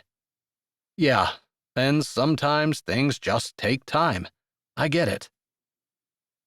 They worked in silence for a while, and then chatted about the church and the things that were going on there, while they finished putting up the stall wall. All right, I think I'm going to call it quits for tonight, Pastor said as he stepped back and looked at their work. Not too shabby for midnight, he said as he surveyed the wall they just built. I like it. I appreciate you helping me. Went twice as fast. Good company always makes time fly. Pastor waved, then started for the door. "I'll pray about it. I wish I could do more, but that is probably the best thing to do anyway. We always feel like we need action, where sometimes we just need faith and trust." "That's true. I want to do it, but sometimes I need to step back and allow God to do it." "Exactly. But that doesn't mean we stop looking for opportunities where God has opened the door and expects us to lend a hand." "I'll keep that in mind. I definitely have my eyes open and I'm looking." Pastor nodded, then he turned and disappeared into the darkness. Davis put his tools away as he thought about his conversation with Pastor. He closed the stable doors and stood at the end, looking out across Lake Michigan. If God could create all of that, create the stars above and worlds that humans hadn't even discovered, he was certainly more than capable of taking charge of Davis's life. It was a reassuring thought, and one that settled down easy in his soul. He wasn't good at patience. In fact, he was terrible at having patience. But maybe that was part of what God was trying to teach him. After all, he didn't want to walk through this world never learning anything, and trials and hardships were the best teachers. With that thought, and after glancing at the cottage, which was completely dark, he turned and headed toward the steps and his apartment. Chapter 16. As Kim got ready for church the next morning, she had a small discussion with herself. She'd been struggling with the guilt of pushing Davis out of the home that he had paid to rent, that he had signed a contract for. She'd also been dealing with guilt for not trusting him like she knew she should, especially since he had been working so hard for her, helping her with her business plan, planning to go with her to pick out the horses, and she'd been listening the night before to the sawing and drilling in the stable. It wasn't that she had been unkind to him. She hadn't. But she wasn't happy with how things were between them, how she was holding up her side of their friendship. It felt like he was doing so much more than she was, and she didn't like that feeling. And yet, the idea of letting go, of daring to trust again, seemed so hard. She was still thinking about it as she left the house, walking out onto the path and finding that he was waiting for her. "Good morning," she said, smiling. "Someone had a good night's sleep," he said, grinning back at her. He seemed to be so even-tempered. Whatever happened, he rolled with it, and his calm assurance was a great foil for her tendency to worry. It was a tendency she was working on, because she knew the Lord was in control, and there was no need for her to be concerned. But it was still hard to lift her fingers off of everything she wanted to hold on to let go of her expectations for how things should unfold and turn out. "I did, although I heard you working in the stable until almost midnight." "Did I keep you up?" he asked immediately, concerned.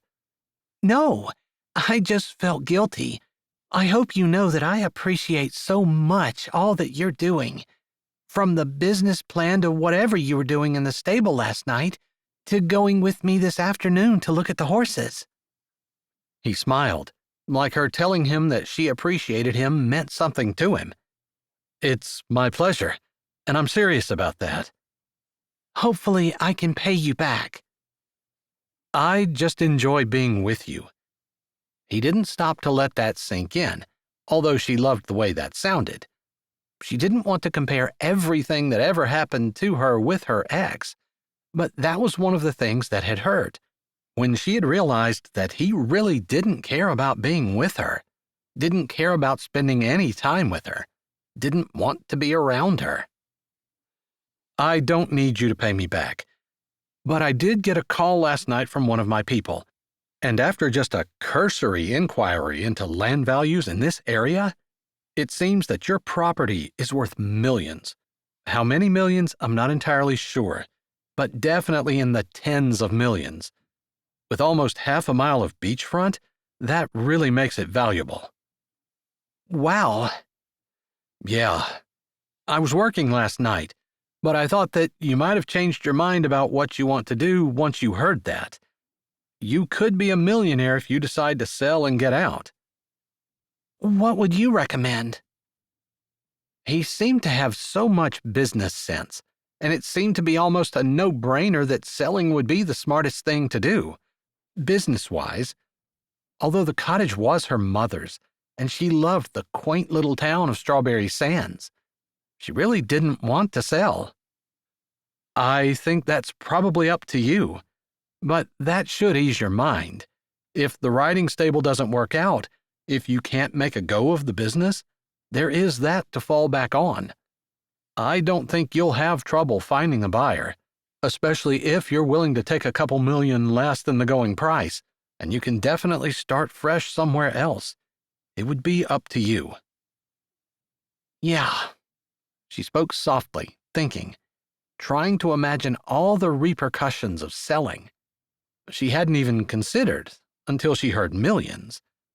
Should the amount of money her land was worth really influence her into changing the direction she was going? Not if she thought she was going in the direction God wanted her to, and she had been sure about that.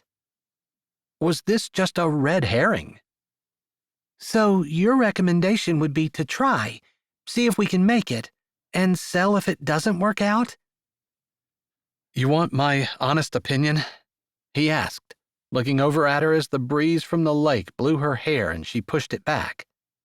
The wind whipped her dress around his legs and made her smile because it was so fresh and clean and gave her energy clear down to her toenails. If they weren't headed to church, she would have taken her shoes off. Yes, I want your honest opinion. I think anytime you go into something thinking that if it doesn't work, you have a backup plan, it's a bad idea. If you're going to do something, especially if you're going to go into business, but anything, our relationship, a job, even buying horses, whatever, I think you want to go into it with your whole heart and soul, thinking that you're going to do everything you can to make it succeed. If you go in with a backup plan, with an in-case-we-fail plan, you might not be desperate enough to see the options that you need to see in order to make it work. That makes sense. But now that I know how much the ground is worth, it's going to be really hard not to think about it like that. I didn't want to not tell you. I didn't want you to think I was keeping anything from you. Plus, it wasn't that hard to figure out. You could do it yourself. But I didn't, and I appreciate the fact that you're being honest, that you're not trying to hide things from me. That means a lot. Certainly, especially after the relationship she'd been in before, which had been a lot of Todd hiding things from her and lying to her. She was almost sure that if Todd knew what the property was worth, he wouldn't have told her. In fact, when he visited yesterday, he might have known. He definitely hadn't mentioned it. There she went comparing them again. It was kind of hard not to, though, since she was trying to get over her inability to trust, and it was good to see that Davis was a completely different man than Todd. That made it easier to let go and to believe him, to believe that he wanted the best for her and for their child. I have a midwife appointment next Friday. I was thinking about that last night, too, that I wanted to make sure that you knew that you're welcome to come, if you wanted to. She tried not to care whether he wanted to come or not, but she actually really wanted him to want to be a father, wanted him to want to be involved and to take interest in his child, even though she wasn't born yet. I don't know what to say. Other than thank you. Thank you so much. I absolutely will go to everything you let me go to. I want to. More than anything. Not just for her, though. He slanted a glance over at her, and her heart skipped a beat. She drew in a breath and looked out toward the lake. She couldn't deny his words sent a thrill through her, but she didn't trust thrills. Not anymore. "This is where we turn to go to the church," he said, indicating a path through the dunes and stairs that led up a short hill. I bet the view from the church is gorgeous, she said as they started toward it. "It is. It's a beautiful church, a great congregation, and you're right, the view is amazing." She tried to imagine how it might look in the winter, with snow coming in off the lake, with the wind blowing and cold. But it was hard to think about that with the sun shining so brightly and the breeze friendly and almost warm as they walked side by side and into the parking lot of the church, which was already starting to fill out. Davis hadn't been kidding when he said the whole town was there. She saw everyone she knew from Strawberry Sands and a lot of people she didn't.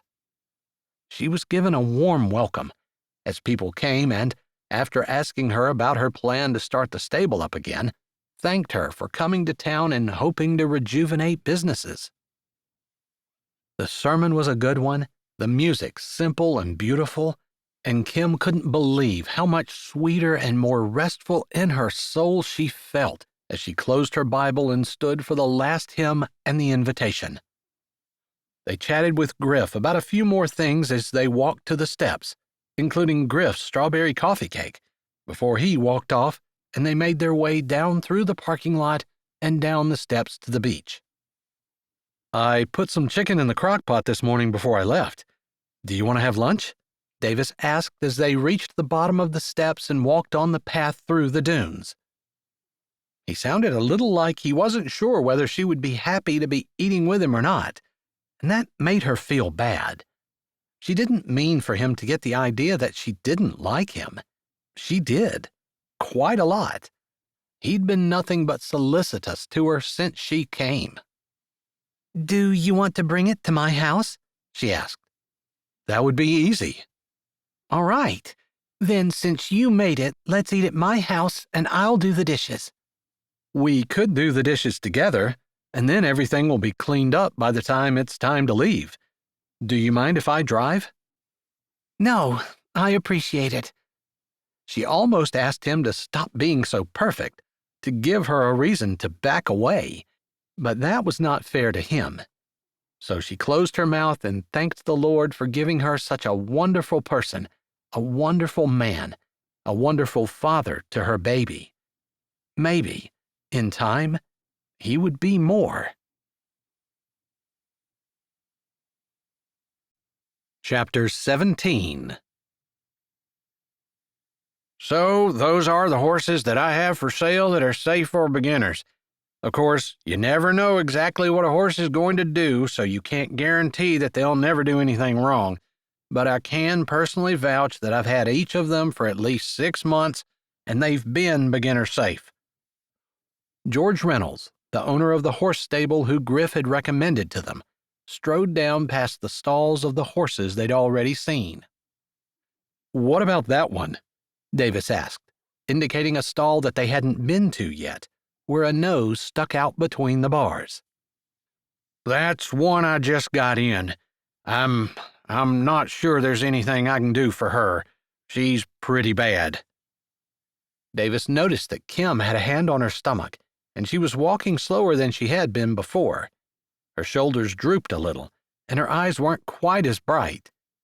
They'd spent more than 2 hours getting each horse out of their stall, looking them over, and listening to everything that George had said about them. She had to be exhausted. He wasn't going to say anything more about the horse in the far stall, but to his surprise, Kim spoke up. You don't think there's anything you can do for her? No, she is pretty far gone. One of my people got her off the truck where she was headed toward the kill pen yesterday, but I think I might send her along. I hate to, but she's in pretty bad shape. Bad shape? You mean she's lame? Kim asked as they stopped at the stall. She peered in. No, I mean she's extremely skinny, like she's been starved, and while she's not mean, she's spooky. like she's afraid anyone who comes near her is going to hurt her.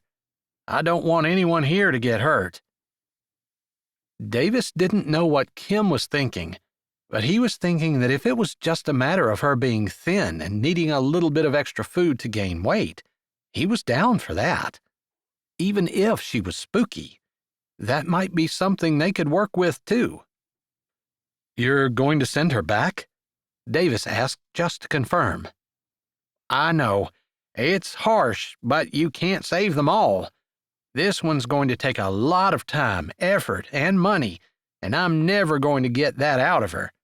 Plus, it's going to take a lot of work to get her to trust people again."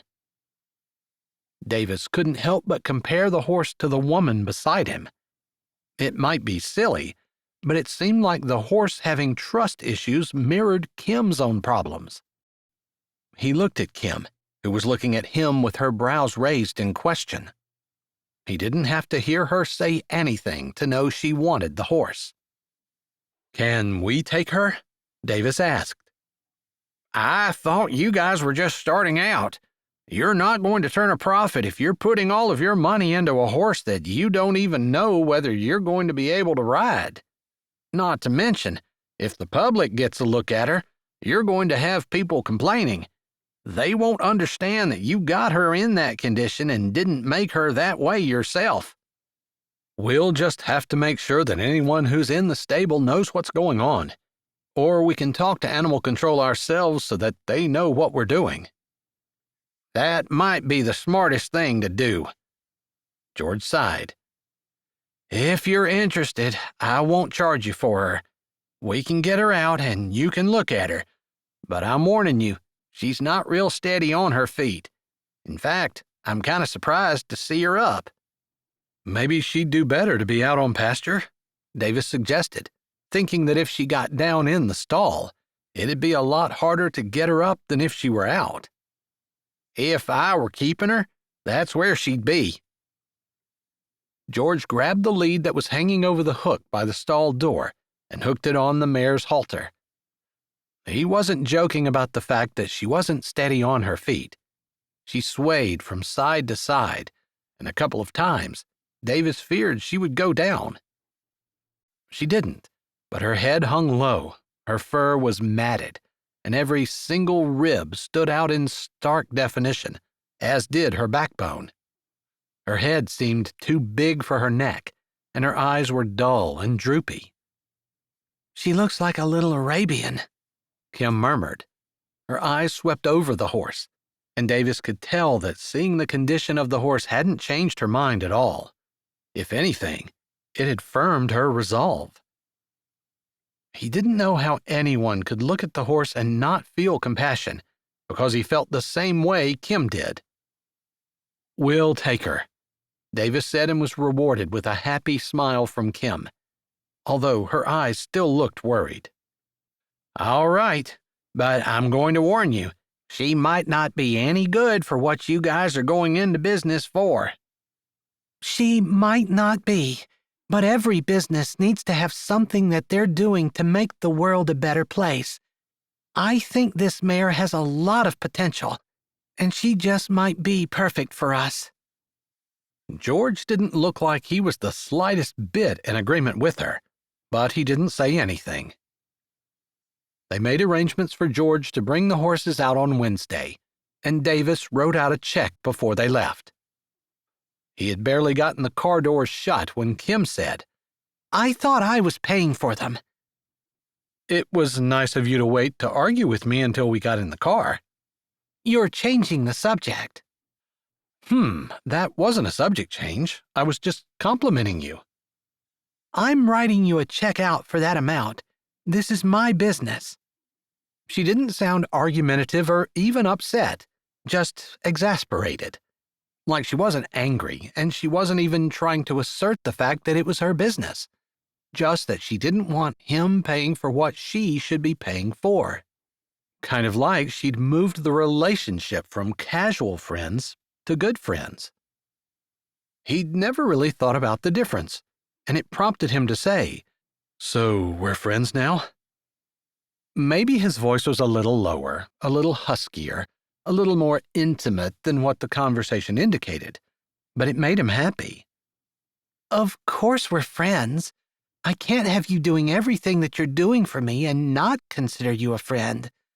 I also can't have you doing it all and paying for everything as well. You're helping me, not paying the bills for me. You can't imagine how happy that makes me, he said, ignoring everything else she said, except for the fact that they were good friends.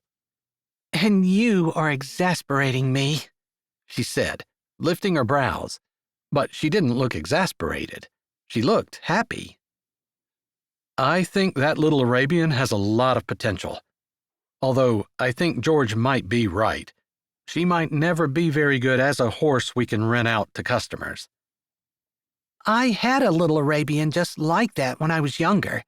Her name was Honey, and she and I rode up and down Blueberry Beach for years. I loved her so much. When I went off to college, it just made sense to sell her, since I wasn't going to be around to ride her. That's life. It goes on, and things and people come in and out of our lives. She looked over at him as he pulled out on the road, accelerating up to road speed before she said, And some people stay. Her tone intrigued him, and he glanced at her, liking what he saw. He nodded solemnly. He was going to be one of the people who stayed in her life, not just because they had a baby together. She smiled at him, and he thought that maybe she was softening toward him. Maybe they were moving toward something more permanent, when her feet scrunched up like she was in pain. The baby? He asked immediately as her hand went to her stomach, and after a brief moment of surprise, her face turned down. I think so, but it shouldn't be. It's way, way too early. She kind of ended on a groan, and then she said, But this hurts. I'll drive straight to the emergency room. They weren't far from the Blueberry Beach Hospital, only 10 minutes. I think you better. I think I might be bleeding, or my water just broke. Her face twisted, and even though she was hunched over a little and he could tell she was in pain, she whispered, Sorry about your car. Good grief, woman. Don't worry about the car. It doesn't matter. He couldn't believe she was even thinking about it. How far along are you? The baby will need a ventilator at the very least, right? He wasn't sure what a full-term baby was, or how far along they were until they didn't need to be intubated anymore. All he knew was that this was way too early, and she needed the care of medical professionals, and she needed it now, and he couldn't stop to have the baby in the car if it needed to go on life support immediately after birth. Then the idea that they might not just lose the baby, that he could lose Kim too, made him push even harder on the gas pedal, which was already on the floor. 28 weeks, so not far enough. I don't know what that means, she said, seeming to grunt out her words like it hurt to talk. Just the idea of her in pain made him panic and intensified the fear of losing either her or the baby, or both. Lord, get us to the hospital, please. Keep them both safe. He wanted to pray that God would give him the pain and take it from Kim, but he knew that was impossible. Maybe not impossible for God, but not something that was going to happen. This was something Kim was going to have to go through, but at least God had orchestrated it so that he was with her. It could have happened 2 weeks ago when he hadn't been around. It could have happened while she was at the house by herself. He took the time to thank the Lord for choosing the timing when he could be there. Even if he wasn't any help, at least he was driving her to the hospital, which was so much better than the thought of her groaning on the floor of her cottage with no one around. We're almost there. Are you doing okay? Yeah, she said, although she sounded anything but okay. It felt like forever until he was able to pull up to the emergency room. He parked right in front of the doors. He was going to have to move his vehicle. Someone was. But he didn't care about that right now. All he cared about was getting her into where she needed to go. He ran around the car, opened her door, and ignored that she was trying to get out on her own. Putting his arms under her, he carefully moved her so that she didn't hit her head as he was lifting her out of the car. I think I can walk, she said, the words pinched out. And I know I can carry you. Let me, please, he said, having absolutely no intention of putting her down, regardless of whether she said he could or not. It just sounded better for him to ask. She didn't insist, and he pushed through the double doors, impatient for them to open, and then walked boldly up to the desk. He'd only made it halfway there when the woman behind it stood, her hand at her chest. What is it? She asked, her words clipped and short. Thankful for small-town hospitals that typically didn't have a wait in their emergency room, he prayed that they also had skilled surgeons and doctors in the ER. Premature labor. All right, she said, pushing a button underneath the counter that opened the doors to a hallway that led back to exam rooms. Set her on the first bed in room A, and I'll have the doctor in there immediately. All right, hurry, please, he said, grateful his voice sounded calm, although the rest of his body was panicking. Kim tensed and doubled around her stomach, her head pushing into his chest as her knees tucked up. Just hold on, just a little bit longer.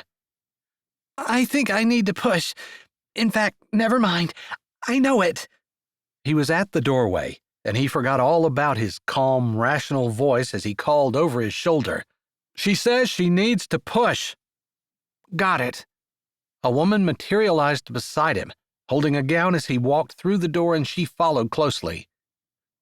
Things went by in a blur from there, with someone getting Kim into the gown as the hospital loudspeaker called for a labor and delivery team to assemble, and the doctor strode into the room as Kim lay down on the hard hospital bed. The doctor looked at him. You're the father? Yes. The doctor jerked his head up. He put a hand on Kim's shoulder, which made her open her eyes. We have a team coming, and we're going to do our best to take care of you and your little one. He said a few more things, explaining what he was doing as he started examining Kim. They allowed Davis to stay with her until they wheeled her away. The nurse who had brought the gown, who he assumed was in the ER and not part of the labor and delivery team that eventually showed up, explained that normally the husband was allowed in, but because it was an emergency, she would show him to a waiting room where they would let him know the outcome. It wasn't busy.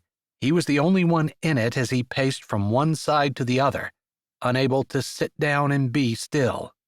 He was able to pray just as easily while he was pacing as he could on his knees. Then he decided that maybe the suggested position of being on one's knees wasn't just to show respect and humility, but it was also to calm oneself and allow a person to remember that God was in control. At that point, he knelt down by one of the chairs, his forehead on the seat, his eyes completely closed while he breathed short prayers. Let her be okay. Let the baby be okay. Give the doctors wisdom. Give them what they need. Watch over them. Keep her safe. He said the same things over and over again, but at least when he was praying, he was doing something, which was better than doing nothing. But after a while, his position, or just the ability to talk to the Almighty, calmed his soul to the point where he could speak in rational sentences, but he never stopped praying. He was still in the position when the door opened. He looked behind him to see a man in scrubs, a blue cap on his head and a mask over his face, walk in. You're with Kim? The man asked. Yes, Davis said, getting to his feet and walking to the doctor.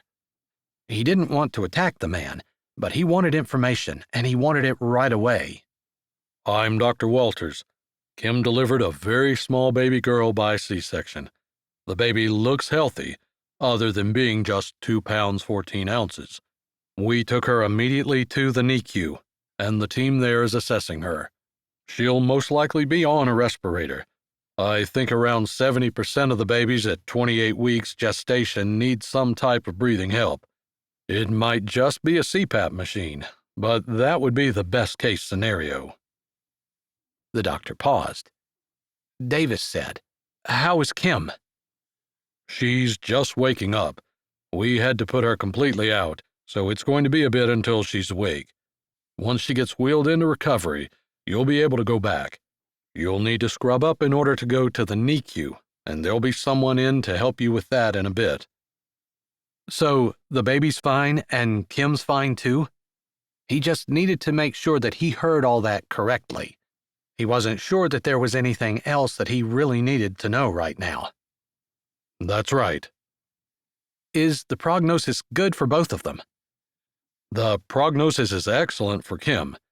I'm not quite sure what caused the premature labor, but we'll keep an eye on her for a day or two, just to make sure there's nothing else going on.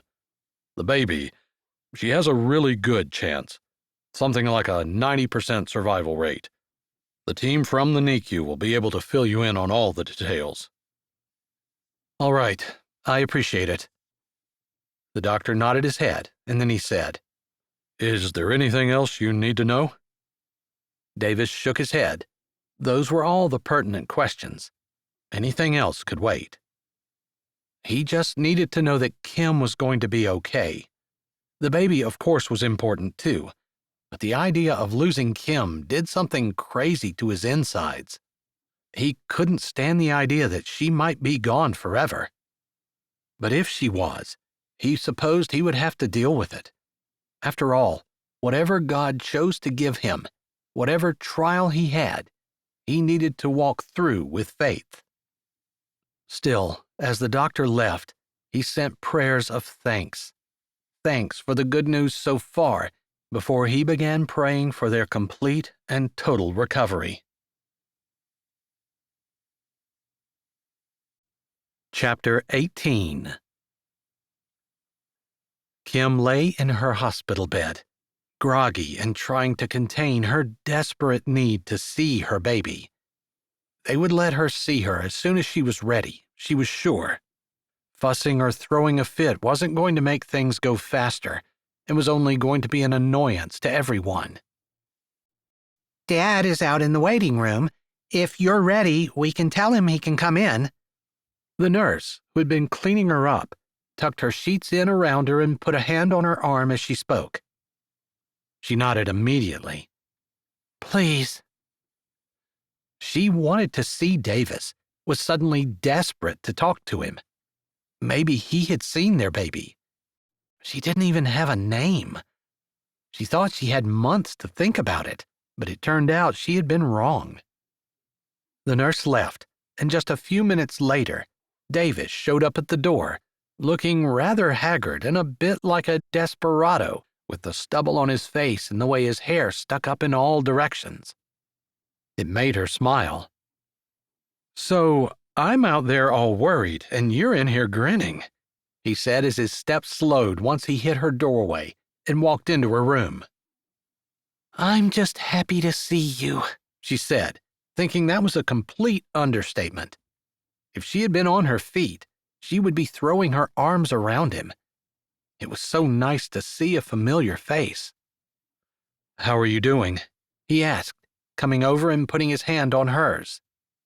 She moved her fingers just a little and they threaded with his, and she held on tight. He sat down in the chair next to her bed and put his other hand over them both, clasping hers between his and making her feel cared for, like a hug with their hands. Good, I guess. Groggy. I don't remember anything. Not since shortly after we got to the hospital. But they told me she weighed about 2 pounds 14 ounces, and they needed to get her set up in the NICU. It's a good thing this hospital has an NICU, or she'd be in a helicopter bound for Chicago right now. Oh, I hadn't thought about that. And here I was so impatient to see her. But I guess I should be grateful that she's still here, and I will get to see her. Exactly. I suppose the doctors will let you out early if they needed to, but from what I understand, they want to keep you for a while. I haven't heard too much, but they haven't figured out what made her come early and just want to keep an eye on me. She felt a little sleepy, the effects of the anesthesia or whatever they used to put her out, and maybe blood loss. She didn't know. No one told her. She didn't care. She wanted everyone's attention to be on the baby. Are you in any pain? He asked gently. She shook her head. Not yet. They said it would probably come, but they wanted to try to stay ahead of it. I hope they do, but I just really want to get up and go see her. I'll stay on them, but I'm sure they'll let us back as soon as they can. I suppose I would rather they get her stable, make sure she's breathing and everything's going well, rather than making us seeing her a priority. Yeah, thanks for your rational thought. I guess as a mom, all I can think is that I want to be with her, but I probably would just be in the way right now, even though it feels like a mom's arms is the best place for a baby. I agree with you there in normal circumstances. They exchanged a serious look, and then Kim closed her eyes. I haven't named her, but I remember from the night we met, Anyway, you mentioned that your mother's name was Kathleen. I thought that was such a pretty name. What do you think? She opened her eyes just in time to see the surprise on his face. You want to name her after my mom? He asked, like he couldn't believe it. Yeah, that's her grandmother. He nodded, thoughtfully, maybe thinking about some memories. She wanted to ask, but she was a little tired and a little afraid that maybe she had suggested the wrong thing. She couldn't remember all the details of what he had said, just that his mom had died of some kind of infection when he was young and that he missed her. He'd mentioned her name, and at the time, it had struck her as a pretty name. Although she hadn't really been thinking about his mom, she'd been thinking more about her problems and how she just wanted to get away from them for a while. One thing had led to another, and their baby had been conceived. Unexpected evening all around, at least for Kim. And from what she understood from Davis, it wasn't exactly a normal evening for him either. She had to hand it to him. He certainly had been there for her. He was here now. He hadn't left, and he wasn't on the phone, wasn't taking care of his own things, but was totally focused on her. Not that she thought he should be, but it definitely made her feel cherished in a way she never had before. Definitely not with her first husband. Your mother was Iva May, but that doesn't make a very good middle name. What if we name her Iva May Kathleen and call her Kathleen? She wasn't sure why that brought tears to her eyes, but it did. He was being so sweetly considerate, staying beside her, holding her hand, racing to be with her, and now wanting to make sure that her mother was represented as much as his in the name of their child. I didn't mean to make you cry. I'm sorry. I didn't mean to bring your mother up. I didn't realize. She shook her head. No, it's fine. It's not about my mom. I'm just not used to anyone being this nice to me. Thank you. He closed his mouth. His lips flattened out into a straight line like her words didn't make him happy, but she couldn't help it. That was the truth. She wasn't quite sure why being treated well made her want to cry, but it did. But it was crying in a good way, the kind of crying that came from happy emotions. Can I get you anything? Davis asked. Just you being here is more than enough. Thank you, she said, squeezing his hand and closing her eyes, tired, but not wanting to miss the first opportunity to go see her baby. "Did you see her?" she asked without opening her eyes.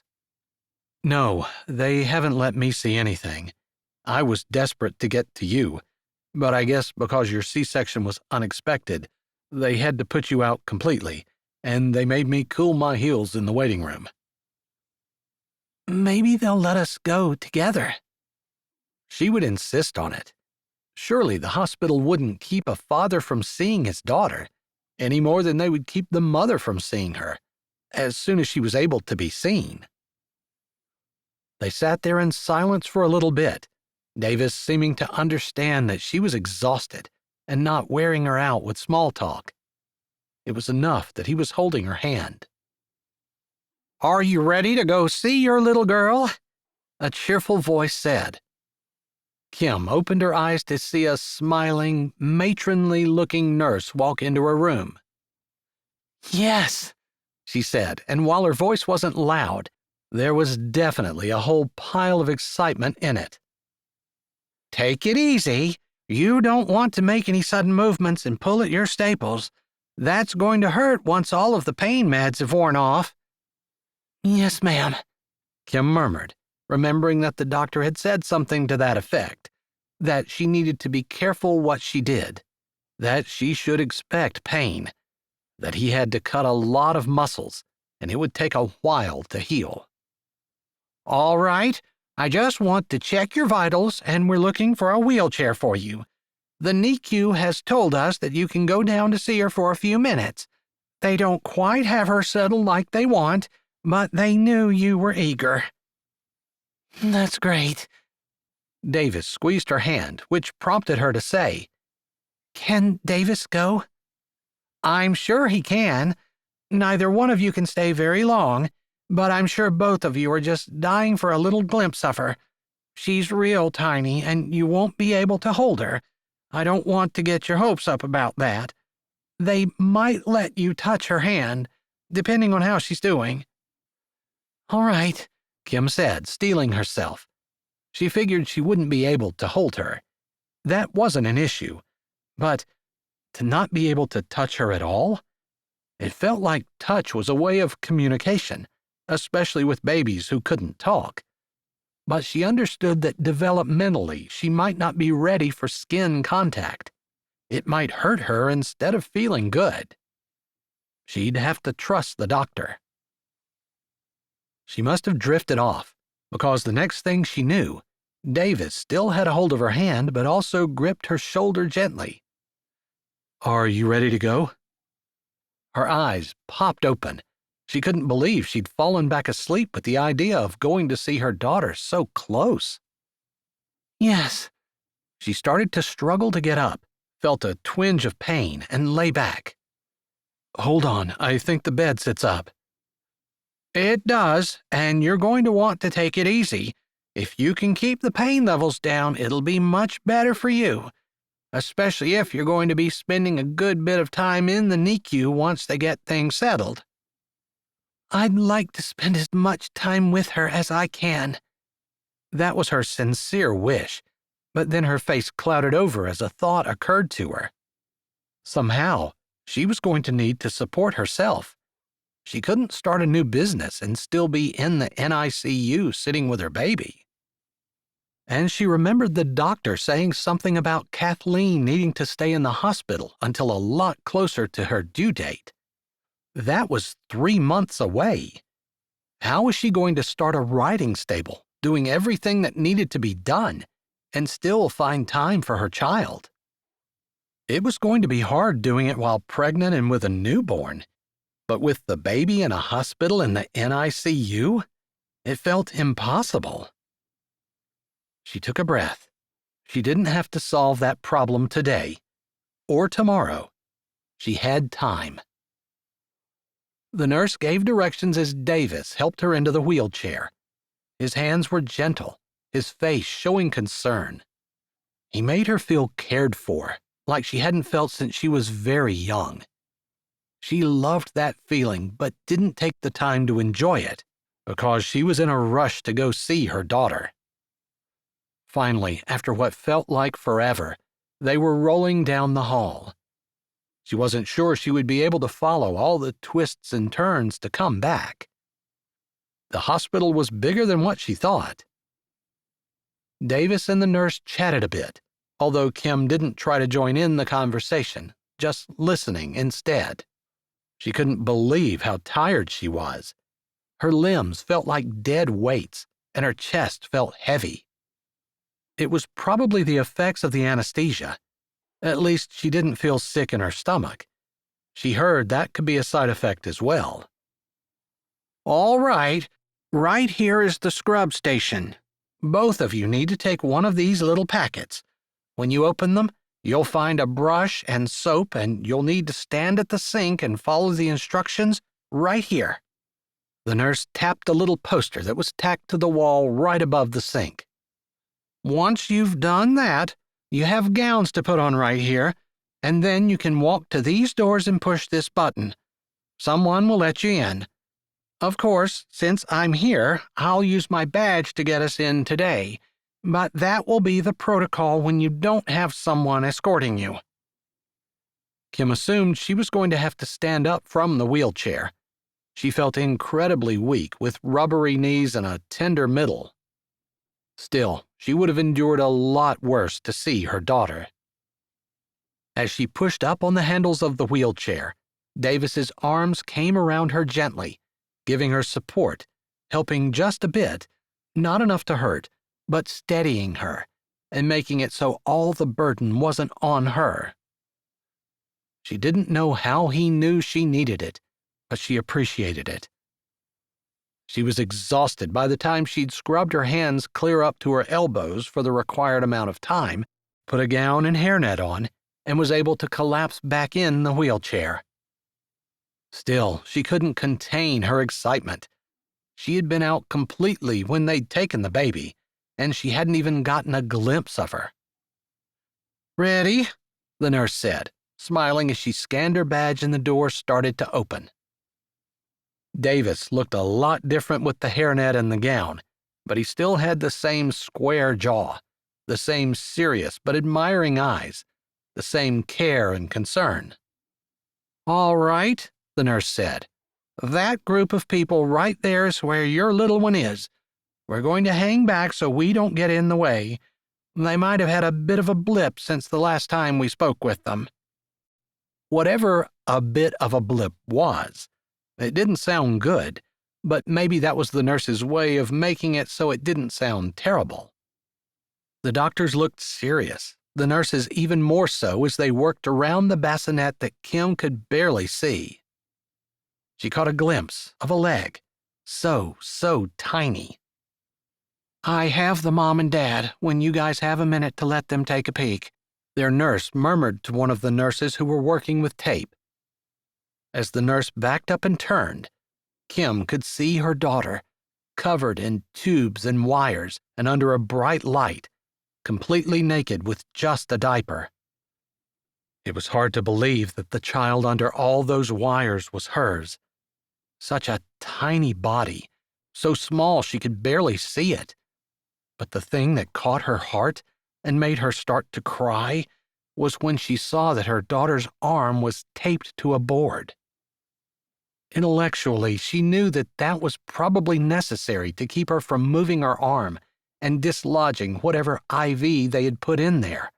But emotionally, to see the little arm taped to a piece of wood, tiny but still, something to keep it straight, just tore at her heartstrings, and she couldn't keep the sob that erupted from her lungs silent.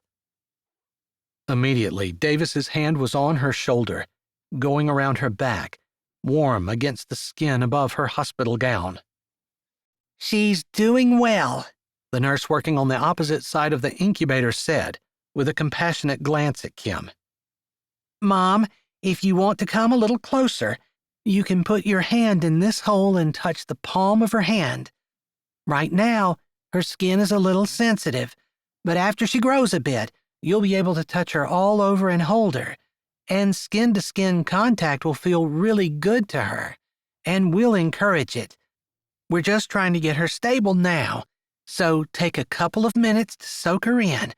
She's such a beautiful, perfect baby. And then we need to keep working."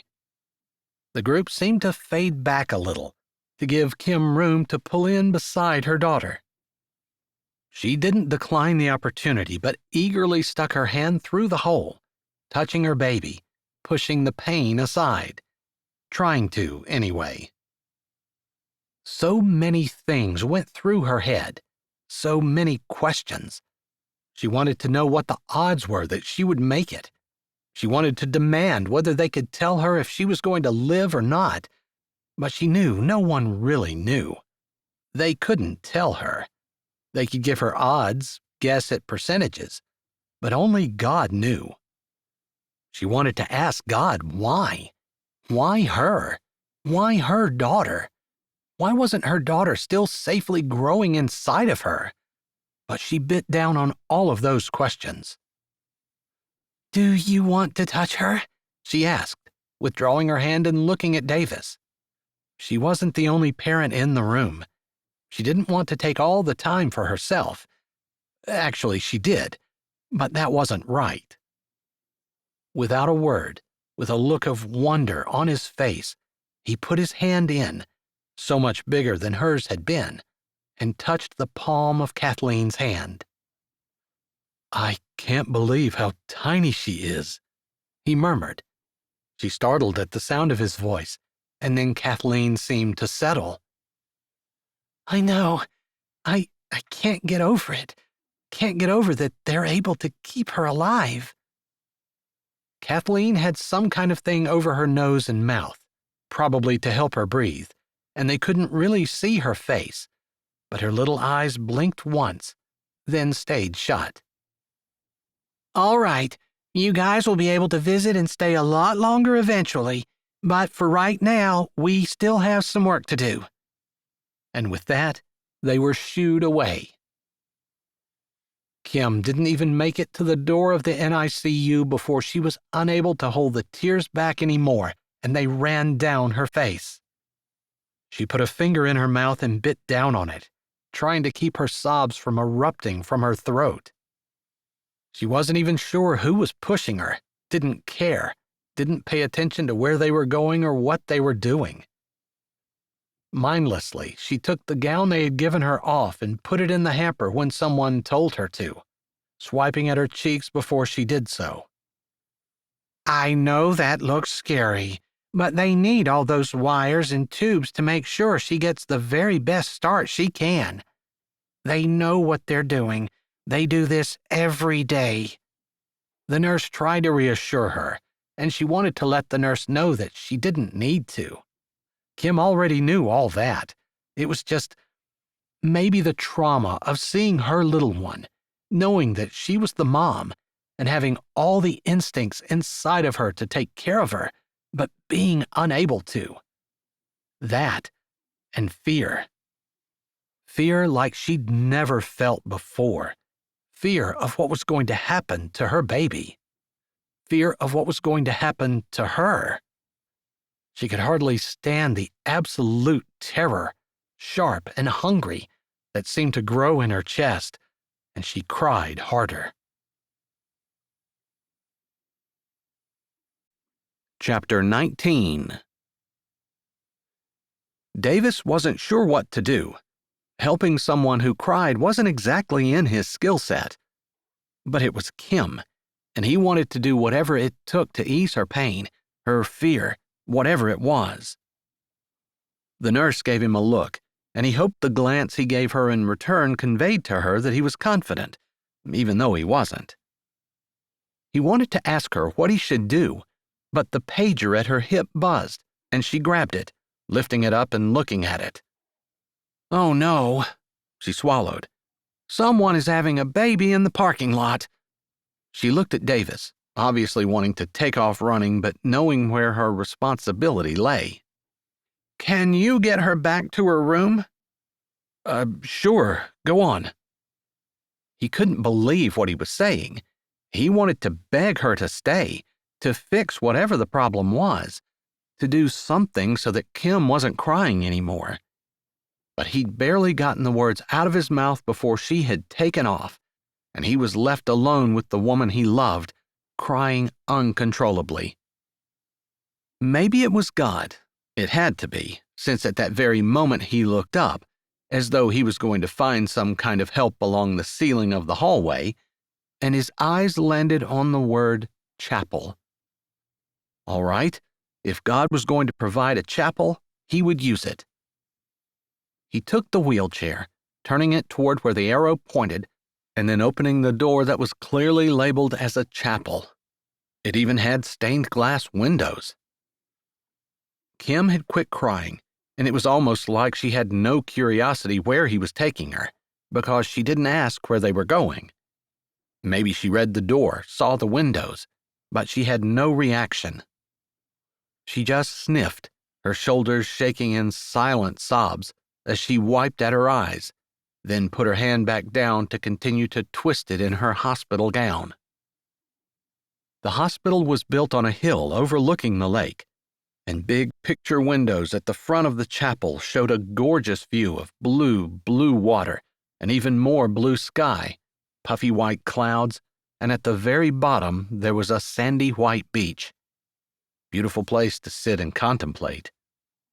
He pushed the wheelchair to the front of the room, praying the entire time he did so that he would have the words to say, to comfort her, to encourage her, to ease her mind, to give her whatever she needed.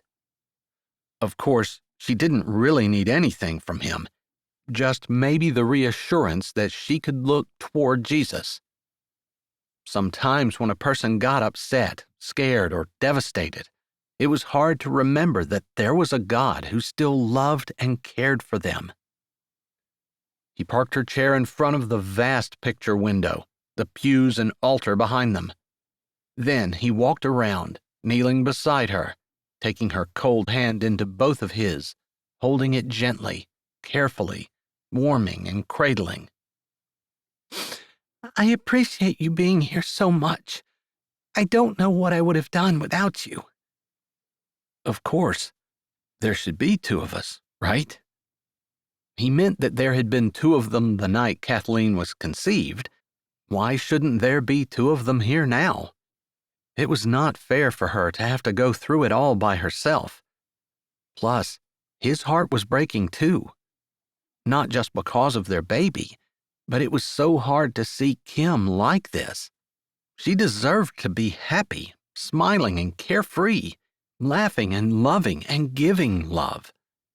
So much of her life had been about enduring, taking the pain, and trying to put a smile on it anyway.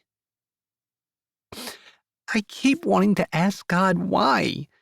Why me? Why Kathleen? So many babies are born healthy. Why does it have to be my baby that's not? Her voice broke a little on the last question, and she started crying again. I want to know that she's going to be okay.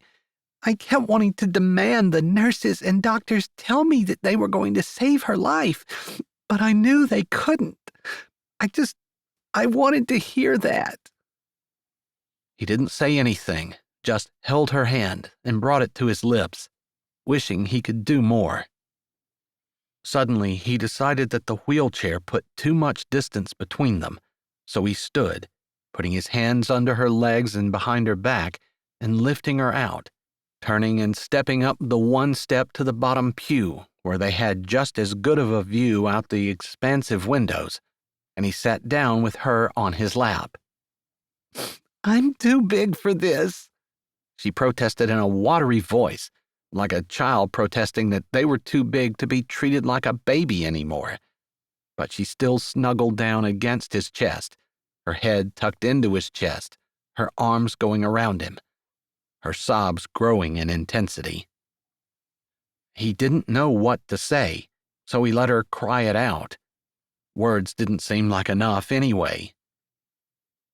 He stared at the beautiful view, feeling the calm that looking at the lake always brought, thinking about how big God was.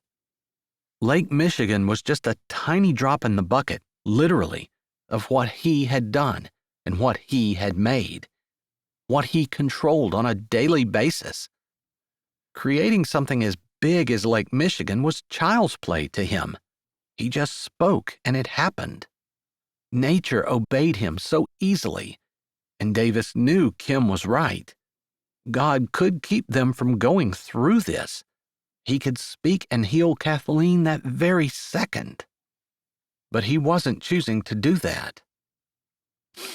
Do you remember the story of David and Bathsheba in the Bible? Ever since the first pain, when I realized what was happening, when I knew that I might lose my baby, that story has been in my head. I remember. Bathsheba lost the baby. David had lain on the floor for 7 days begging God to save the baby. Maybe that's where he should be now, rather than holding her. Do you remember what David said after he found out that the baby was gone? He asked. She sat for a minute, still thinking. I don't remember. Didn't he mourn in sackcloth and ashes or something? She said, uncertainly, her voice hoarse from crying. Actually, I believe he was in sackcloth and ashes before the baby died. Once he lost the baby, he got up and said that he would see him again. So there was no point in mourning. Basically, he knew his baby was in heaven with the Lord, and there was nothing to mourn about at that point in time. She sat still, and then she turned to him, and to his surprise, there was anger in her eyes. Are you telling me that I should be happy if Kathleen doesn't make it? He shook his head immediately. No, I was just telling you what David said. I guess if we want the very best for our child, and we do, he said, his brows raised like he was asking her. She nodded. The very best thing for them would be to grow up in heaven with God. It was more of a statement, but he still looked at her like he was expecting a response. After all, if they looked at it that way, it was selfish for them to want Kathleen to live. It was better for God to take her, raise her in heaven, where she would never feel the stain of sin, never cry, never be sad or lonely, never die again. So we wouldn't have a child. She wouldn't go to school and have friends. She wouldn't have a family of her own someday. Are any of those things better than being with God? He was asking himself, too, because he felt the same way. I never thought about it like that, but it's almost like me wanting her to stay is me being selfish. Kim's voice was faint, like she was working through it in her mind as she spoke. Let's not say that. It's natural. You're her mother. You want to be with her. That's the feeling that God gave you. Of course, there are mothers who don't want to take care of their children, and that's unnatural and not right. So don't say selfish. Just, when you think about it in a different way, reframe the thought that losing your daughter isn't really losing her. It's just God taking her back so he can raise her. Then it doesn't seem so bad. Just still sad and hard. She took a deep breath and blew it out, trembling a little. He put a hand up, cupping her cheek, brushing it across her temple and ear, and sliding it on the back of her neck over her hair, pulling her tight. Sad and hard is right, but that gives me a whole new perspective. That maybe God wants her, and that would be better for her. Not that I want her to die, just if she does, maybe it's not as devastating as what I think. I think sometimes we know we can trust God, but we act like our way is better. But it's not better for Kathleen to be here than in heaven. But also, God's way is better than our way, right?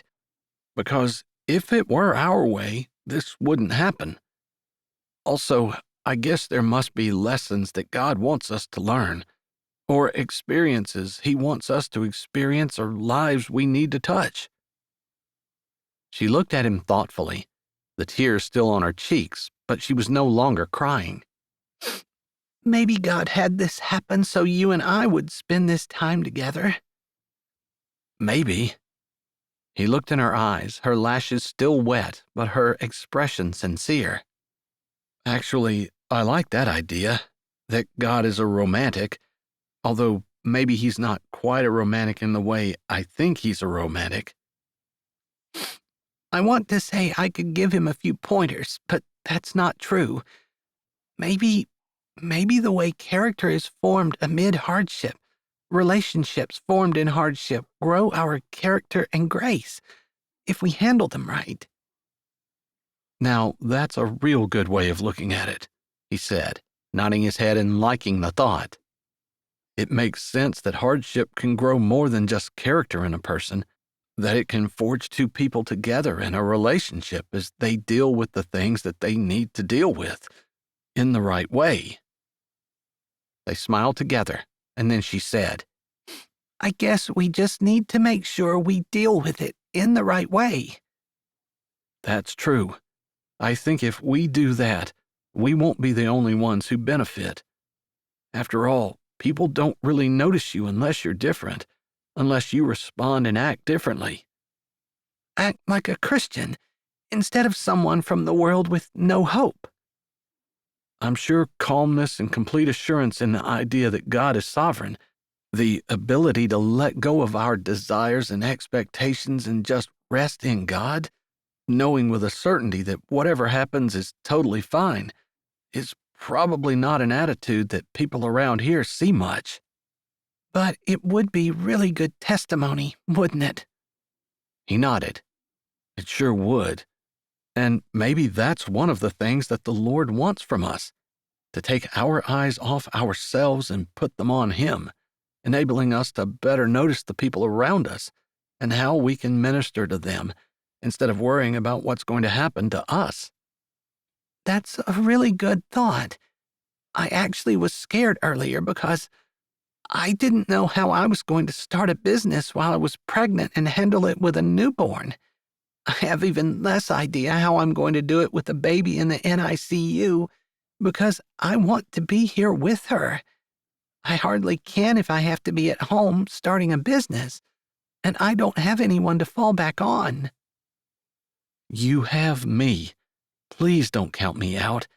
In fact, count me in. You have me. He repeated himself, wanting her to understand that. I can't expect you to do everything for me. I know you have other things to do. I don't. Once I have the partnership dissolved with your ex-husband and me, I'm just looking for things to do. Actually, I really enjoyed going to look at the horses with you.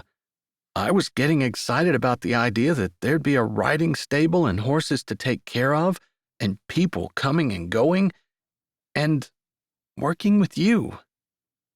Her breath caught, and that thrilled his heart, that maybe she wasn't as immune to him as what he kept thinking she was. Maybe there was some hope for them after all. She looked away, down at his shirt, where her hand rested. Kim, I want to. At least let me take care of the horses when they come Wednesday. Don't you want to be here? I'll be here as much as I can. There's also the possibility that we can hire someone to help in the stable. I can put a word out, and we'll see if anyone turns up. I can't afford that. But I can. And you can consider that I'm doing it as a dad so that I will have extra time to spend at the hospital with my daughter. And you. I'll be out soon. That reminded him. I think they probably want you back in your room. They wanted to keep an eye on you. I know. I'm tired. I suppose if I don't take you back, they're going to be coming for you. Let them come. I think that was far better for my mental health to work through this, remembering and being reminded of the need to live out what I believe, to ease my mind, and let me know that this was something that I didn't need to worry about. Not Kathleen, since she's in God's hands, and myself or my business either, since that's in God's hands too. God sometimes uses people to help. That would be me. That's why I'm here." He wanted her to admit that, wanted her to accept his help, and even if they weren't quite thinking of themselves as a team, even if they didn't have a relationship yet, he wanted to be the one she looked to, but he couldn't force it, although he could let her know that that was what he wanted. I hope that eventually it might be possible for you and I to be a mom and a dad together for Kathleen. I'm not just saying that because I want the best for Kathleen. I'm saying that because what we did, I know it was wrong, but I don't think it was something that either one of us normally did, because there is something there between us. And if we go on the assumption that God did this partially to give you and me time to spend together, then maybe we ought to keep our eyes open to the idea that perhaps we were meant to be together. She stayed still, staring at his shirt, not moving, but he could tell she was listening. She had relaxed a little, wasn't nearly as tense, and no longer looked like she was ready to break. In fact, she almost looked peaceful. That makes sense. I guess I have trouble believing that somebody wants me. I do. And all the other issues, trying to trust that we already talked about. But you're right. I can hardly sit here and say that it looks like God did this so that we would have the opportunity to spend time together and then turn my mind off to the possibility. I agree with you. Nice. You want to tell me exactly what you agree with me about? He teased her. But she didn't smile. About what you said. Neither one of us normally does what we did. I know I don't, and there definitely is something about you. You, even when you're not holding me, or giving me visions of my child in heaven that almost makes me wish that we were there together, and rushing me to the hospital, and making me feel like I'm valued and wanted. Even when none of that is going on, I find you to be exactly the kind of man I've always dreamed about. His heart stumbled, and his lips wanted to curve up into the biggest smile his face had ever seen, but he couldn't allow it to happen. Didn't want her to. Why not? Why didn't he want her to see it? He allowed the grin that wanted to stretch his face apart to be as wide as it wanted to be. You have to know those words were just about the best thing I've ever heard. This is the weirdest place to be romantic, but I actually feel a calm, a total peace. The peace that passes understanding? Yeah. She had a look of wonder on her face.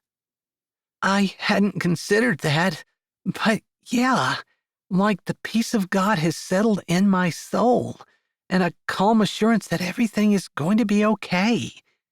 Not that Kathleen is not going to die, maybe she will, but that everything is going to be okay because God is in control. I've been praying for God's peace. I think He answered my prayer. I have a real good feeling about everything. Not that everything is going to be easy, but like you said, that everything's going to work out. Chapter 20. When they got back to the room, Bill and Bev were waiting for them. Kim greeted them with a huge smile, which caused both of them to blink, look at each other, and then look back at her like they weren't quite sure what was wrong. I take it everything's okay? Bev said hesitantly, like she couldn't figure out why in the world Kim would be smiling. It's more than okay. She glanced at Davis, who smiled back at her.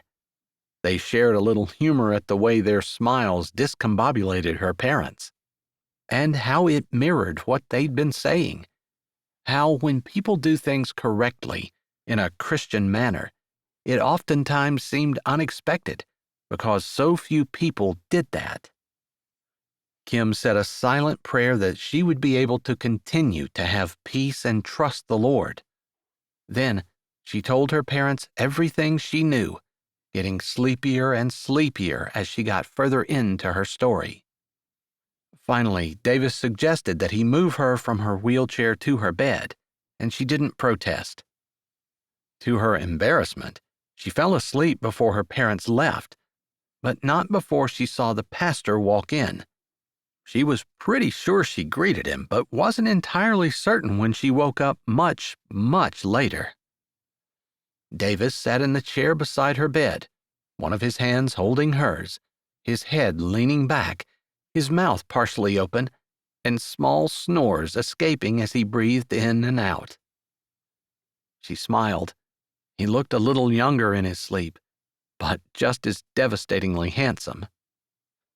She watched him for a bit, not moving, not wanting to awaken him. Content. Unbelievably content. She couldn't believe that she wasn't more worried or concerned, but the conversation that she had with him was everything she needed to hear, everything she needed in order to put her trust completely in God and know that He had their very best interests at heart.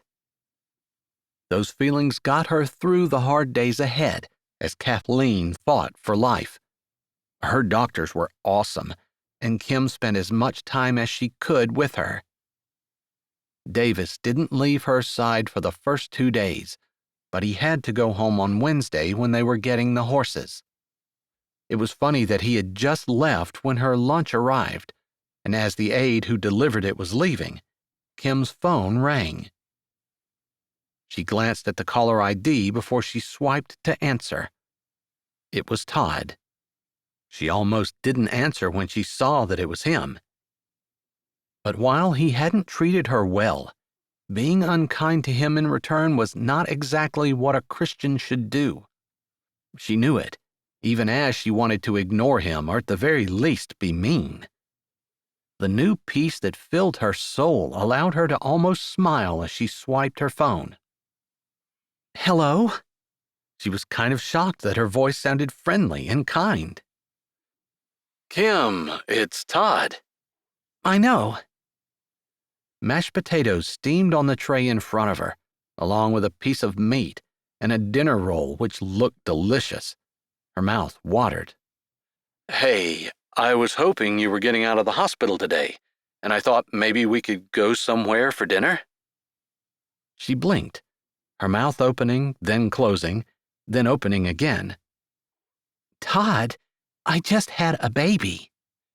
I know, but it's going to be in the hospital for a while.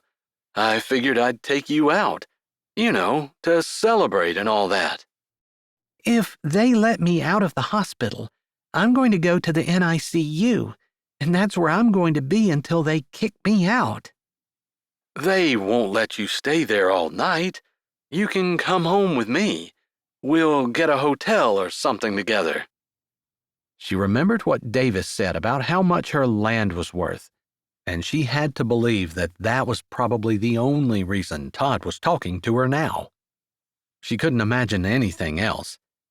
Even when they were married, he hadn't wanted to go out with her. If you'd like to come see me in the hospital, you may, but no thank you on the dinner. I just don't have time. You have all the time in the world. What are you going to do? I'm going to spend it with my daughter. You can't be serious. You're just going to sit and look at a baby all day? Come on. You can spare a couple of hours to go out with me, and you're not going to sleep there anyway. He paused. Is Davis there? Is that why you don't want to go with me? He didn't give her a chance to answer but continued. You know, he lowered his voice. Davis is probably just after your land. I didn't want to tell you this while he was there the other day, but your property is worth a good bit of money. A couple $100,000 probably, and I bet Davis has his eye on it. So he did know, and he vastly underestimated the value of her property, on purpose most likely. She would trust Davis a long time before she would trust Todd, who had lied to her over and over again, while Davis had been nothing but considerate and completely honest. Thank you for letting me know. I'm sure you only have my best interest at heart. Somehow she managed to keep any trace of sarcasm out of her voice, even though she really wanted to be mean about it. Maybe he really did care about her in his own way. She highly doubted it, but she supposed she should at least try to give him the benefit of the doubt. Now, if you don't mind, I'm kind of tired and my lunch is getting cold. Kim, come on. Don't do this. Not after all the time we shared together. Surely that means something to you. She managed not to snort. What time they'd spent together? She spent most of their marriage alone. She didn't want to think about all the time she'd been married but alone. Still, God had been so good to her. Kind of funny that was what she was thinking as her daughter was in the NICU, but her conversation with Davis had really opened her eyes. Not just about how she should respond to her daughter and her issues and not consider questioning God, but questioning herself and what she should be doing, but also opening her eyes to how she treated people and whether or not she was acting the way Jesus wanted her to. After all, if she was doing that, she would be very, very different from the rest of the world. Not that she expected perfection in herself. She was never going to be that. But she could try to keep her eyes on Jesus and try to consider how she treated others, instead of being focused on how they treated her. That was certainly the way she focused when she was around Todd. Easy to do with all the things that he had done to her that had hurt her and made her cry. That he'd destroyed her hopes and dreams and left her to rebuild her life alone, just when they should be settling back and enjoying their empty nest together. God probably had some lessons for her in that too, if she'd only open her eyes long enough to see them. But she really didn't know what to say to Todd. There was no going back. They were divorced, and that was final. Todd, we do have a history together, but you chose to leave our marriage, and this is just the way it goes when you make a choice like that. I don't want to be mean, I don't want to be unkind, but there's never going to be anything between us. The divorce is final. She took a breath and heard him do the same, knowing he was going to argue with her. Goodbye. She swiped off before he could say something else. Technically, she supposed he could say she hung up on him, but she didn't do it to be unkind. She just did it so she didn't have to listen to him anymore. He wasn't taking her no for an answer, and as she thought about it, he never had. Never paid attention to what she said. He only paid attention to what he wanted. Shoving those thoughts out of her head, she said a small prayer of thanks for her food and started eating. Chapter 21. Rodney Southall sat in his bedroom of the mansion his parents owned on the hill just south of the small town of Strawberry Sands. His dad was a prominent attorney who had made millions in Chicago as a corporate lawyer, and his mom was a pharmaceutical exec. They'd built the big mansion overlooking Lake Michigan and now commuted to Chicago, working from home as much as they both could. His mom was currently doing a video board meeting, and his dad was holed up in his office, probably writing a brief. Rodney was bored out of his mind because he was grounded for deliberately spiking the punch at the fancy gala his parents had insisted he attend with them the night before. He'd gotten the whiskey from his dad's cabinet in the den, and the only fun of the evening had been seeing Mrs. Doolittle, drunk, trailing toilet paper on her shoe as she asked everyone she ran into where her dentures were. It was the best time he'd had in a long while, and totally worth being grounded today. He had the TV on, but he wasn't really watching it. He was just imagining what life would be like when he was finally out of the house. He hated it here. His parents were only interested in work, and they dragged him along to whatever functions they could in order to present the illusion of being the ideal American family. Except, instead of having 2.5 children, they just had one. It used to be in the summers he'd go to his grandparents' farm in the UP, but since they both died and their farm had been sold, he didn't even have that to look forward to anymore.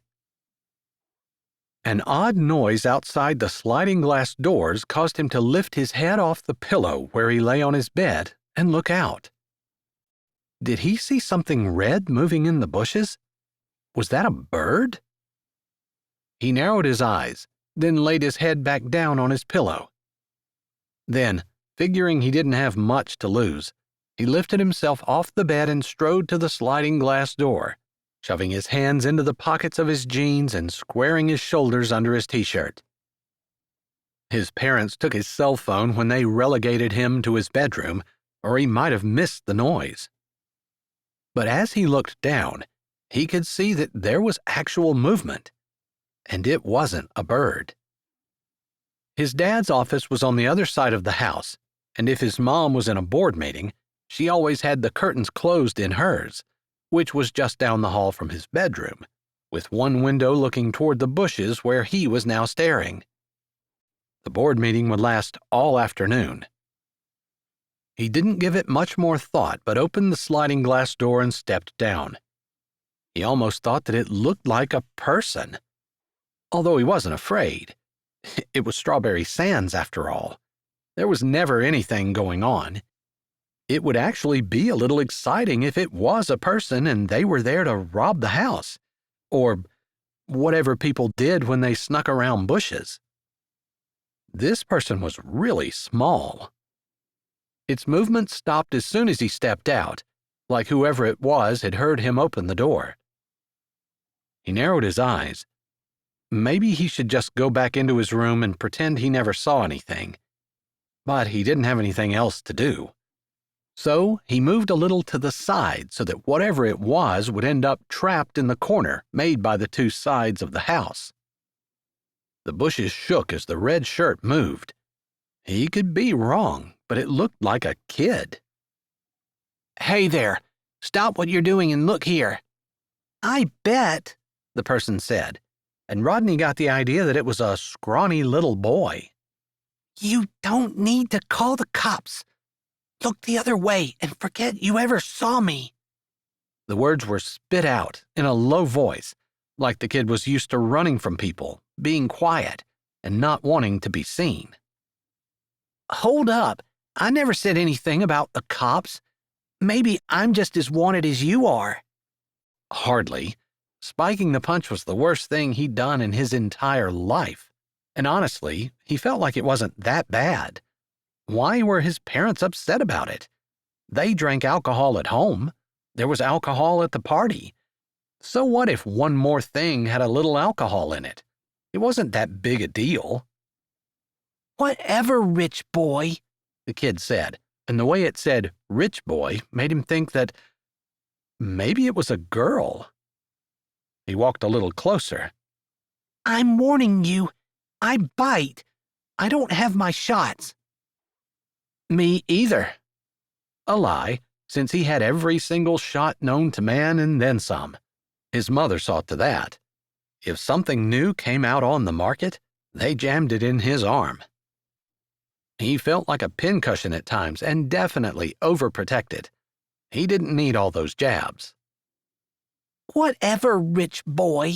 You probably have so many shots you could give me a drop of your blood and I'd be immune to everything for the rest of my life. I can hardly give you a drop of my blood when you're hiding behind the bushes. Get out here like a normal person. Yeah, so you can tell Mommy and Daddy and they can come cart me off. No thanks. Just look the other way and I'll be gone. You hungry? He asked, saying the only thing he could think to say. He was hungry. He had just been thinking about sneaking off to the kitchen before he'd heard the noise. No. The answer was short and belligerent. It was obviously meant to be a yes, but no was what their situation required. You come inside with me, and I'll take you to the kitchen. You eat with me, and I'll make sure you get out of here with no one seeing. This would be his entertainment for the afternoon. It might be fun to try to hide this from his parents and the gardener and the stable hands. I know a trap when I hear one, rich boy. I'm gonna make a run for it. I'm warning you, you don't want to tangle with me. I bite. Hard. I know how to draw blood, and I know where to kick you where it hurts. He didn't doubt it. She looked half feral. Very, very interesting. Where are you from, anyway? From a nice little house downtown with a white picket fence, with a mom and dad who will be very upset if they're inconvenienced with having to deal with the police. He bet. You're a liar. You're a jerk. I offered you something to eat, offered to help you get out undetected. I don't understand how that makes me a jerk. He was a little offended. After all, he hadn't been anything but nice to the little twerp. He'd barely gotten the words out when a red flash popped out of the bushes and took off alongside the house. He took 3 steps forward, grabbing her around the waist. Luckily, he had pinned her arms to her sides because her feet kicked out, and she really did try to bite him. Don't bite me, you little brat, he said. She was smaller than he expected, but tough, stringy small, like she didn't get much to eat but did a lot of running or exercise or something anyway. Of course, what did he know about girls, especially girls this size? He knew the girls his own age were very, very interesting. A little twerp like this was more of an inconvenience. Except he had nothing else to do. I won't if you let me go, she shouted in a whisper, still struggling more frantically the longer he held her. I'll feed you first, you little brat, although I don't know why. If you bite me, I'll probably lock you in the pantry for a couple of days, until your parents start looking for you. They'll be pretty upset to find you there. Good luck with that, she said, and he wasn't quite sure what she meant. Good luck with what? He asked, pressing her as tight to him as he could, trying to get control of her legs. Nothing, she muttered, still struggling. Settle down, he said sharply. Let me go. I'm going to feed you first. If I have to shove the food down your throat, you weigh about 20 pounds. I'll bite you. That's an idle threat. 3rd time, and so far, I don't have a single tooth mark on me. He probably shouldn't be tempting fate, because it wasn't like the little brat hadn't tried to bite him at least 16 times. Stop struggling. I don't want you to hit anything when I walk in. My parents are here, and we'll both be in trouble. Your little rich boy butt will be in trouble, not me. Why don't you just let me go? You don't know what you're messing with. I know.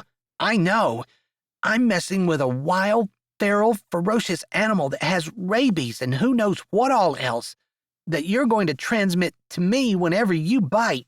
But if you're lucky enough to break my skin and actually get a little bit of my blood, you'll get all the immunization antibodies my rich boy butt has gotten over the years, so you'll be set for life. Now I know why you want to bite me. That's not how you get immunity. The girl spat out, and he grinned. She has a brain, does she? That's why I weigh so much, because it's so big. Let me go. I think you have it backward. That's why you weigh so little, because your brain's so tiny I could call you chicken brain. But it seems kind of mean to pick on someone who has so little. Shut up, stupid rich boy. Be quiet. We're going inside, and if you're loud, you're not getting anything to eat. To his surprise, she did stop struggling when he started opening the sliding glass door. Like maybe she was surprised he was actually taking her into the house, or maybe she was tired. No, she was so tough and stringy. He'd bet she could go all day long. But her head was swiveling around. She was either amazed at what she saw in the house or looking for a way out. Now be quiet and we'll sneak down the hall. The kitchen isn't far, and once we're there, we should be good. I'm being quiet, The girl snapped out. Her voice held irritation, but she didn't struggle. Maybe she was waiting for him to relax his guard. He'd tried to stay vigilant, but he also wanted to sneak past his mom's office without being heard. Be quiet, He said as he took the remote to his TV and turned the volume up. It wasn't much, but it was all he could do to try to drown out any sounds they made. Keeping one arm around the girl's waist, with her arms pinned to her side, he held her off the ground while he opened his bedroom door and slid out. It was awkward trying to walk while carrying her, but he had to give her a hand. She didn't move, and she didn't make a sound. They made it to the kitchen, and he breathed a sigh of relief, which turned out to be premature, because the second the door shut behind them, she bit his arm, which made him yelp and drop her, and she took off like a shot across the floor. He didn't worry about his dad hearing anything. Normally, when his dad worked, he had 80s rock music playing, and he wouldn't notice a thing. But he couldn't have the little brat loose around the house. Not to mention, there was a full set of teeth marks, both upper and lower, in a nice circle on his forearm. She'd broken the skin with one of her incisors, and he wasn't going to let her get away with it. He was tall for his age, and she had to stop to open the door to the kitchen on the other side since their mansion had been built with the idea that someone else would be making meals for them, and the kitchen was completely enclosed. That's how he was able to grab hold of her, and this time, his grip wasn't nearly as gentle. You little brat, you bit me. I should bite you back. I told you I was going to. Put me down. Not until I get some duct tape on your mouth, He muttered, knowing he couldn't duct tape her. If she suffocated, then he really would be in trouble. Shouldn't you be off getting a tan or a pedicure or something? She muttered, but there wasn't quite as much venom in her voice. He supposed she knew she'd hurt him, and the fact that he hadn't done anything in retaliation, even though she was at his mercy again, probably should be cluing her in to the fact that he wasn't going to. She might be a little beast, but she wasn't stupid. No, I should be doing exactly what I'm doing, which is raiding my kitchen so we have something to eat. He walked to the pantry and opened the door. So, what do you want? He asked as he stood inside after turning on the light. Water. Soda rots your guts.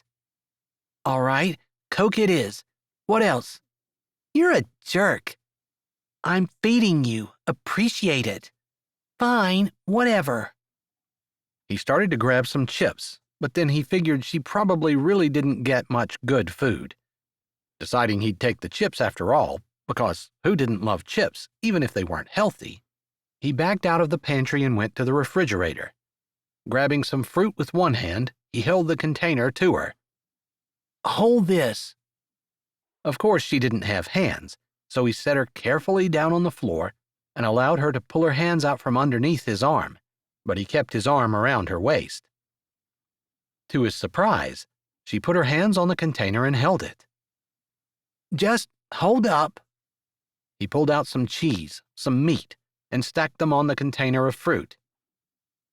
Mayonnaise or mustard? Whatever, she said, but her voice was much more subdued, and it didn't have the venom of before. All right, both. He set them on top of the fruit. Then he grabbed a loaf of bread from the drawer where they kept it and a knife from the silverware drawer. Now follow me, he said, like he hadn't let go of her waist and put his hand in her ragged hair. Let go of my head. I'm not a dog. You bite like one, he said, looking again at the marks on his arm, which were turning purplish red, except for the few drops of blood from the place where she'd broken the skin. Shut up, rich boy. But again, her voice was much more subdued, and he could miss his guess, but he thought she was drooling. The kid must be starving. He would like to have taken her out to the courtyard, where they could sit in the sunshine, but both his mother's office and his dad's office faced it, and while his mother's blinds would be closed, he wasn't so sure about his dad. His dad wasn't as predictable and was as liable to be sitting out there working with his music playing as he was to be in his office. So he carefully opened the kitchen door, walked around the corner, and started down the steps to the basement. Chapter 22. What, do you have a dungeon down here or something? The kid asked, and Rodney figured that the bravado in her voice was to hide her actual fear. That's right. I'm putting you with all the other brats I found in the garden snooping around. Yeah, because you're so tough, she sneered. He ignored her, figuring she had every right to be scared, and knowing she was covering it with big talk. He didn't know what her story was, but he was going to get it. He almost laughed, because if he used the food as a bribe, he was pretty sure he could get her to admit anything. Of course, it might not be the truth. Sometimes when his parents were demanding answers from him, he told them what they wanted to hear instead of what the actual truth was. It might be better for him to try to be her friend. Except, he didn't want to be nice to her for pretend. He wanted to be nice for real.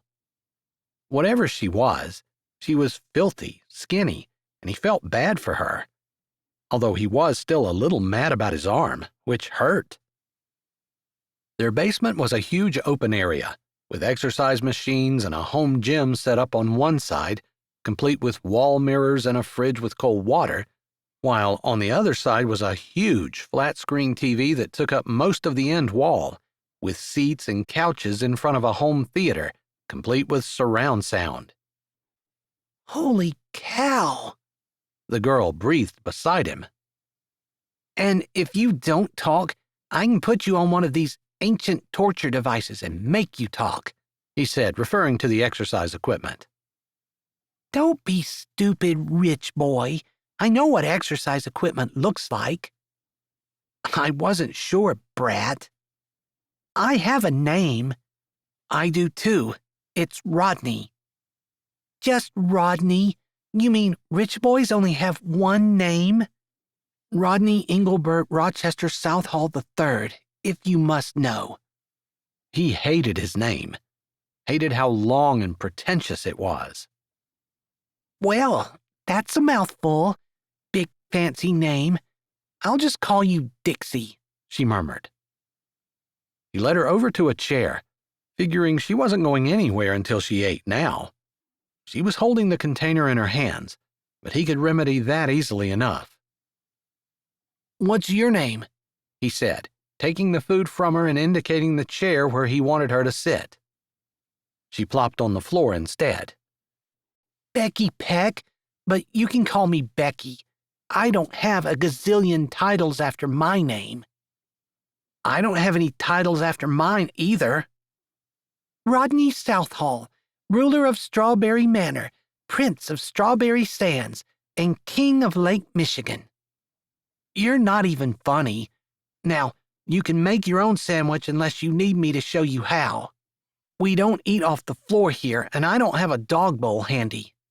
Shut up, Dixie. Okay, Beck Peck, he said, teasing her but realizing that it was probably a good name for her, especially if she was going to call him Dixie. Dixie wasn't exactly a manly name, but it was better than Rich Boy. Now, I'm wondering why you're sneaking around your own home, same as I am. Why? She leaned forward like she was interrogating him as she stared at him, which he had to admit was a little disconcerting, especially with her teeth right below her eyes like that. I spiked the punch yesterday at my parents' big shindig, and Mrs. Doolittle got drunk, ran around with toilet paper stuck on her shoe, and asked everybody where her dentures were. So, what's the story with you? She snorted, and he figured he did the right thing by telling the truth, even if it was embarrassing. After all, he hadn't meant to make anyone make a fool of themselves.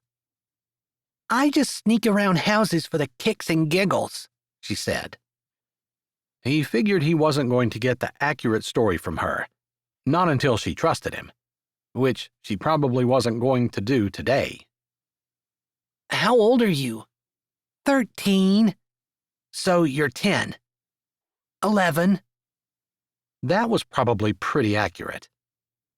Do your parents know you're here? Of course. She already had 2 pieces of bread, and she'd slapped enough meat on them to make 3 sandwiches and enough cheese that it made his stomach roll.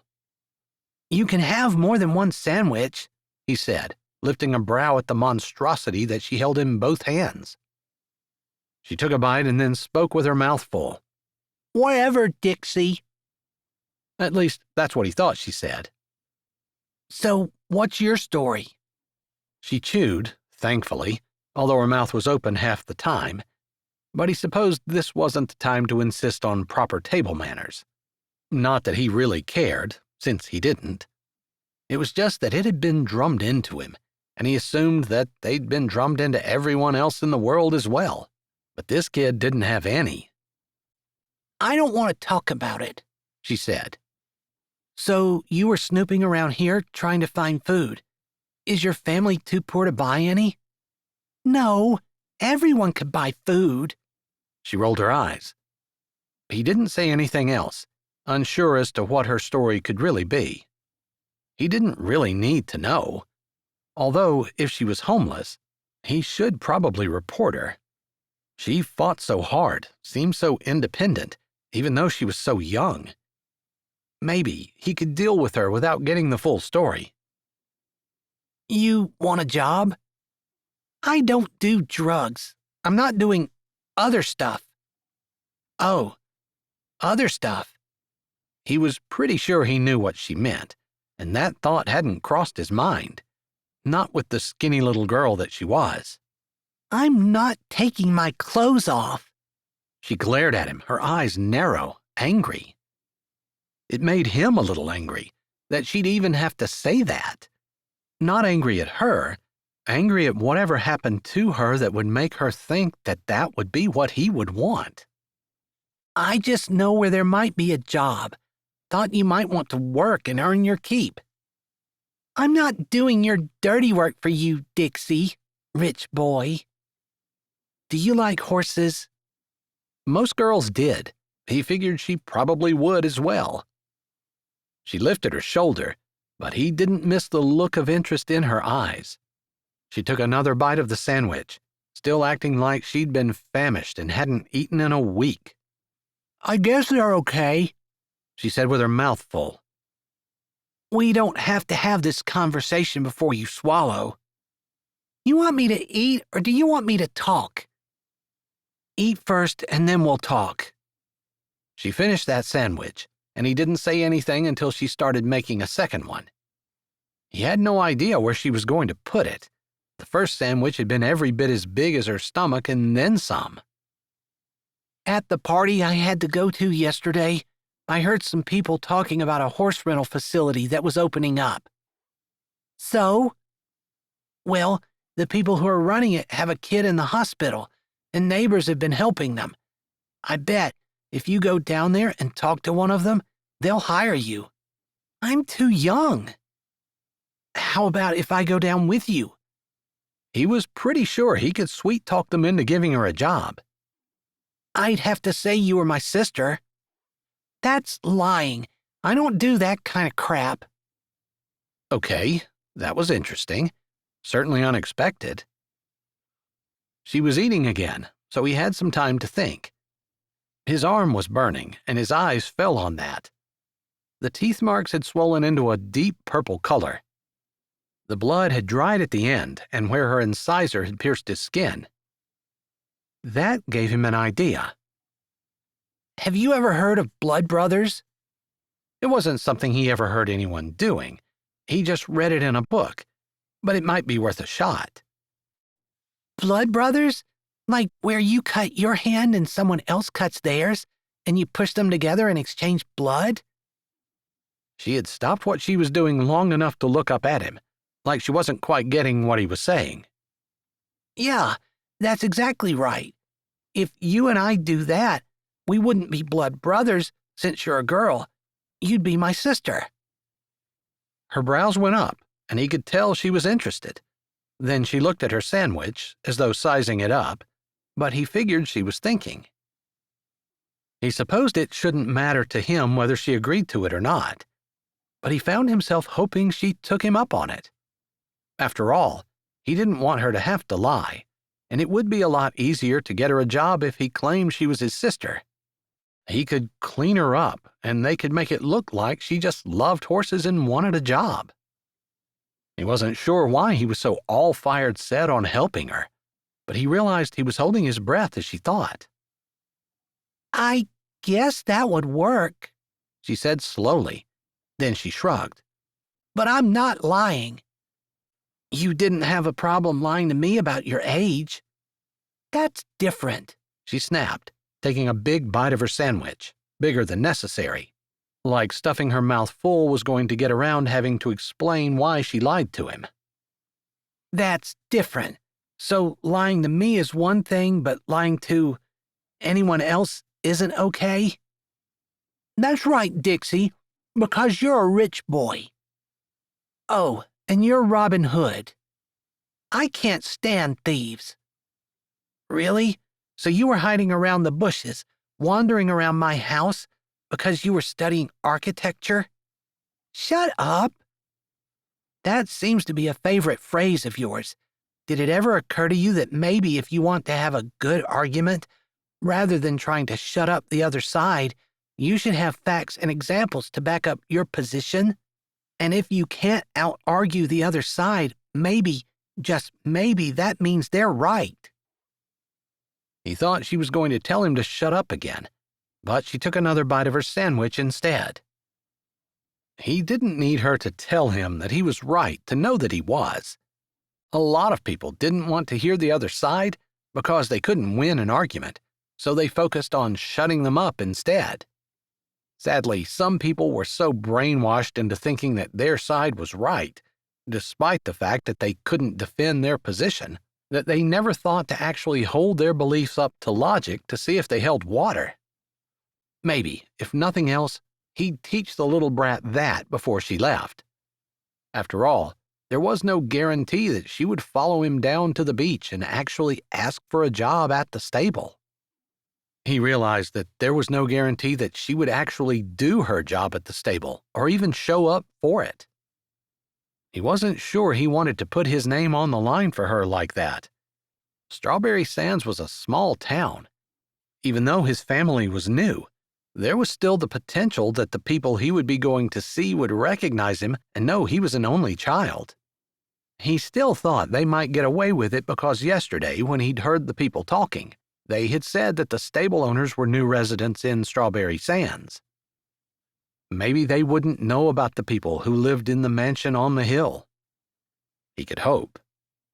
Why do you want me to have a job? The girl finally thought to ask. Well, Beck, I kind of figured you like horses. I also kind of figured that you wouldn't be sneaking around my house if you had money to buy whatever it was you were looking to steal.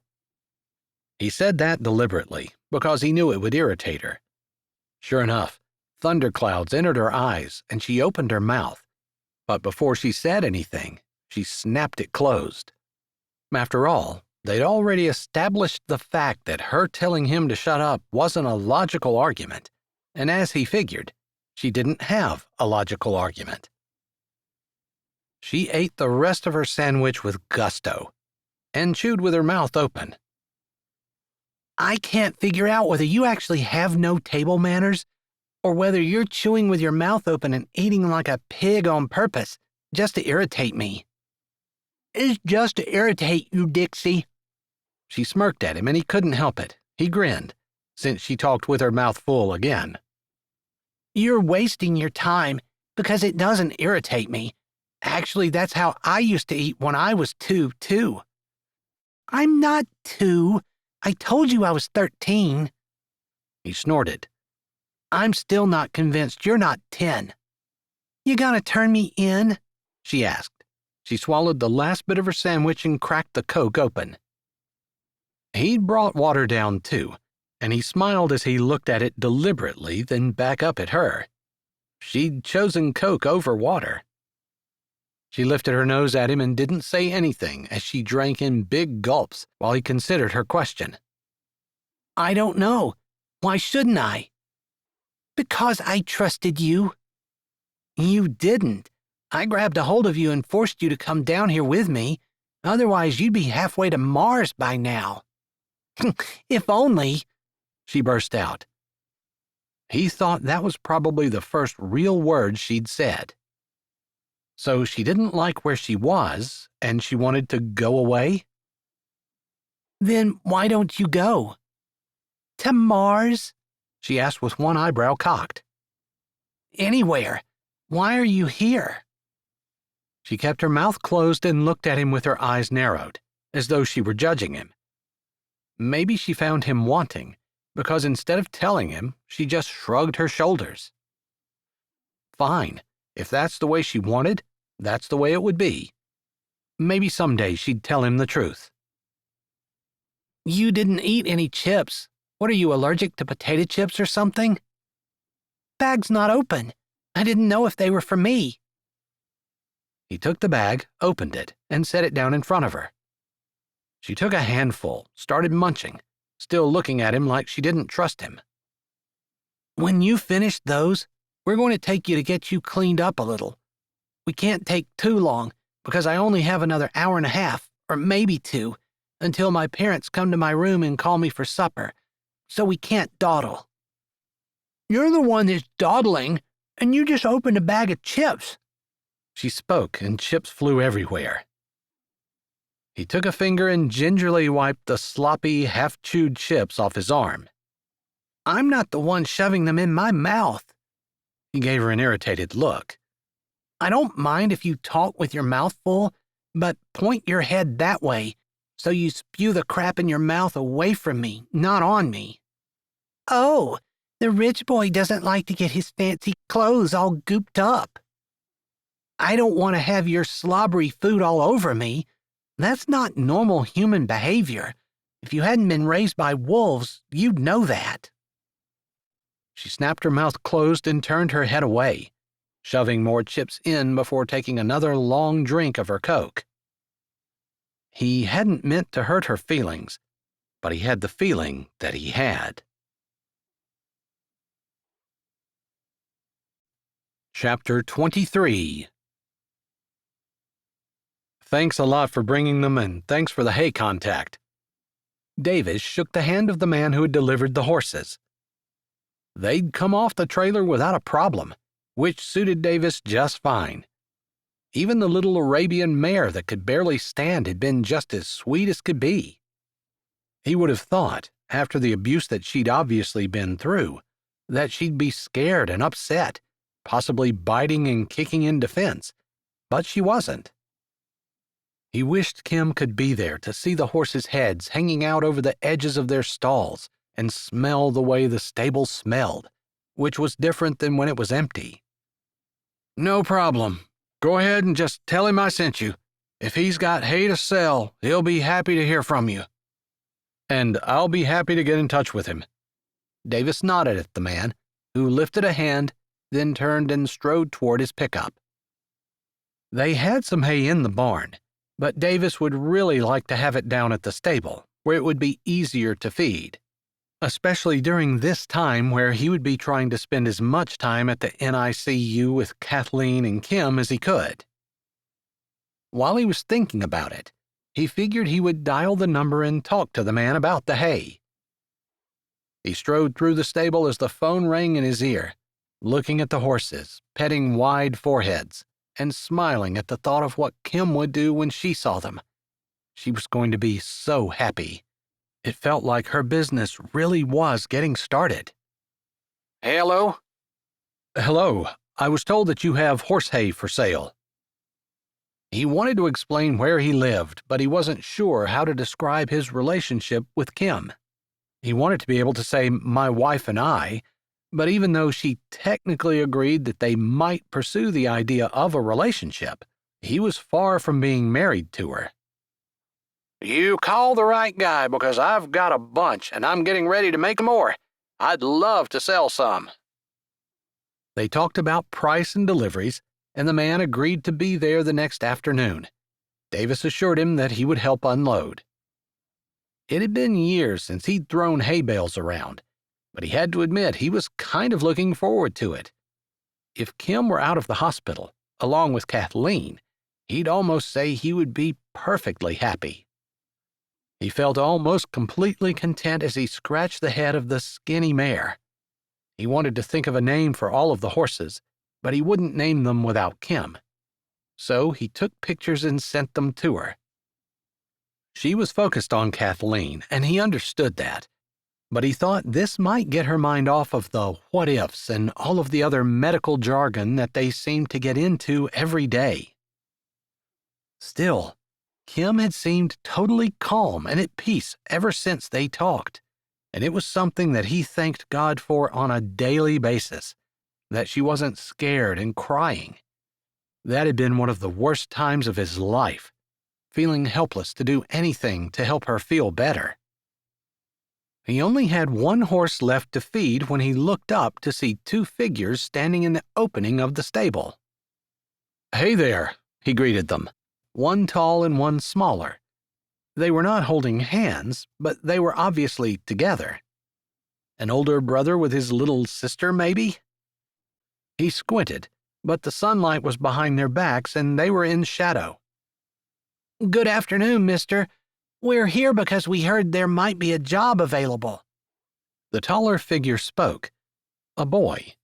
A young teenager it looked like, maybe 14 or 16. "Come on in here where I can see you," he invited, trying to sound friendly but not too friendly.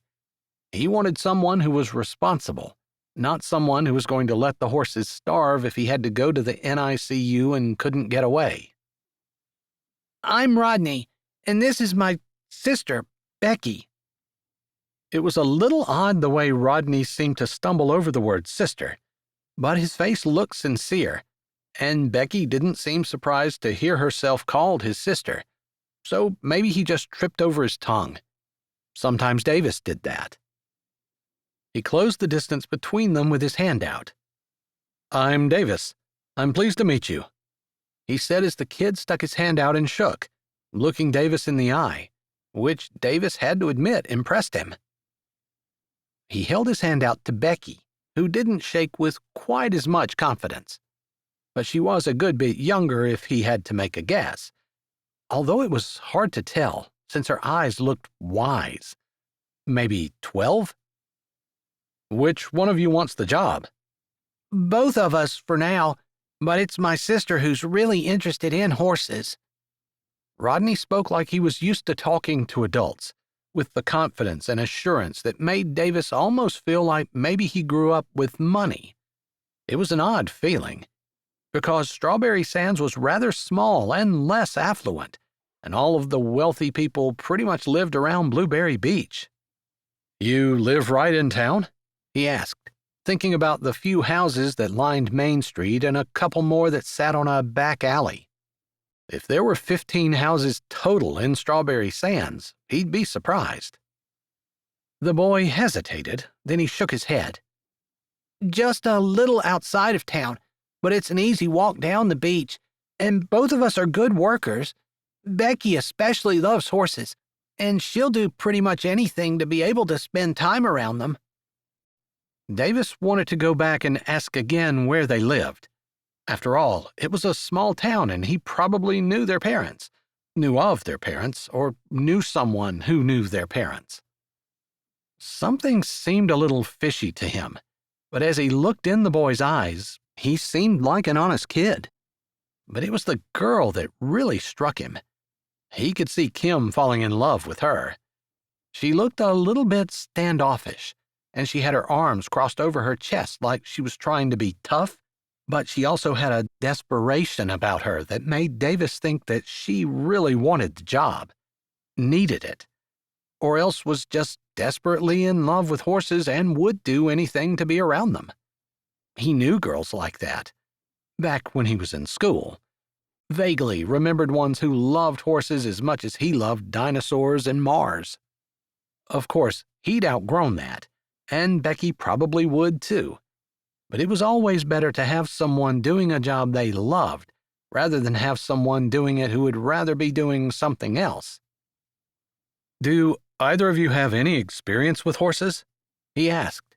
It felt like an obvious question, although he supposed that they didn't have to. It wasn't like it took a lot of education in order to take care of them. I have some. I've ridden a bit. And Becky's a fast learner. Aren't you, Beckpeck? The little girl glared up at the boy like he used the nickname that she hated. But then she turned to him and said, I'm a hard worker, mister. I know a little, but I'll do whatever you want me to do, and I'm always on time, and I'm responsible. You can trust me. Interesting that that was the angle that she took, like him trusting her was important. He pursed his lips, knowing he was going to hire them, but just feeling like everything wasn't quite the way it seemed, but unable to put his finger on exactly what was wrong. "All right, you actually have perfect timing because the horses just arrived today. I can show you what I'm planning to do, and we can go from there. How much are you going to charge me?" He smiled when the little girl's eyes got wide, and she looked up at her big brother, questions in her eyes. He gave her a little smile, almost like he was saying, "I told you so," and then his head nodded just a bit toward Davis like he was telling her to look at him and tell him what she wanted. Whatever you give me, she said. Becky means that she'll work for minimum wage, or if you'd rather just pay a certain amount every week so nobody has to keep track of hours, that would be fine too. The boy had a little bit of a head on his shoulders, which impressed Davis. "All right, I'm hiring both of you, right?" he said, wanting to confirm what the boy had said earlier. After all, it seemed like Becky was the one who was the most interested in the job, but she seemed a little young. For now, if we get to the point where you think that Becky will work out by herself, you can let me know. Not that I don't want the job, it's just that Becky would like to do it all. I see. I'll keep that in mind. For now, I won't be around much because my daughter's in the NICU at the Blueberry Beach Hospital. Do you think you guys can start right away? We sure can, the girl said, looking like she wanted to pick a pitchfork up that very second. All right. He started talking about where the feed was, explaining that the horses didn't have names, and discussed the times that he expected them to be there. He really didn't have specific times, but he wanted the kids to do it around school. He got things settled, and the kids worked with him for a bit before they finished up. They finalized the details and discussed when they'd be back. Then he watched as the kids walked down the beach. He made a note to himself that he wanted to walk down himself and see what kind of houses were down there. He hadn't realized that anyone lived in that direction. Not for miles, anyway. And there was just something nagging about the kids.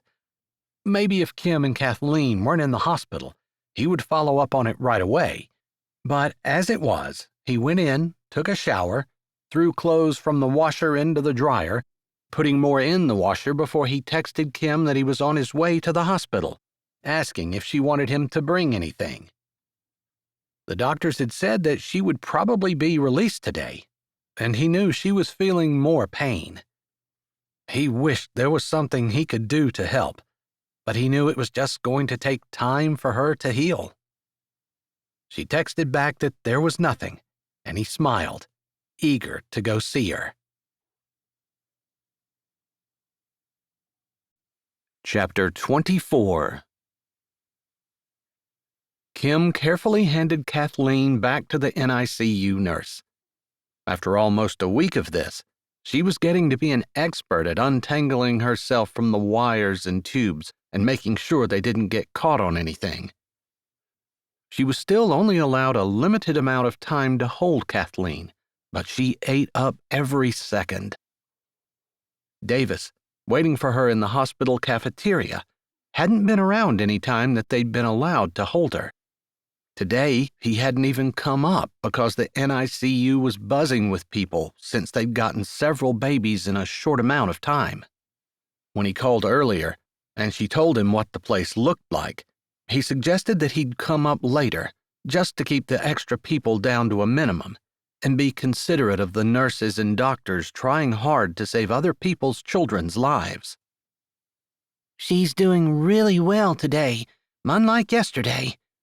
The nurse lifted her eyes as Kim shared a glance with her. Kathleen had been restless and irritable all day the day before, but thankfully, especially since today was so busy, she had been much calmer and had slept soundly most of the day. Kim had learned in the short week she'd been there that things were usually touch and go. She had good days and not so good days.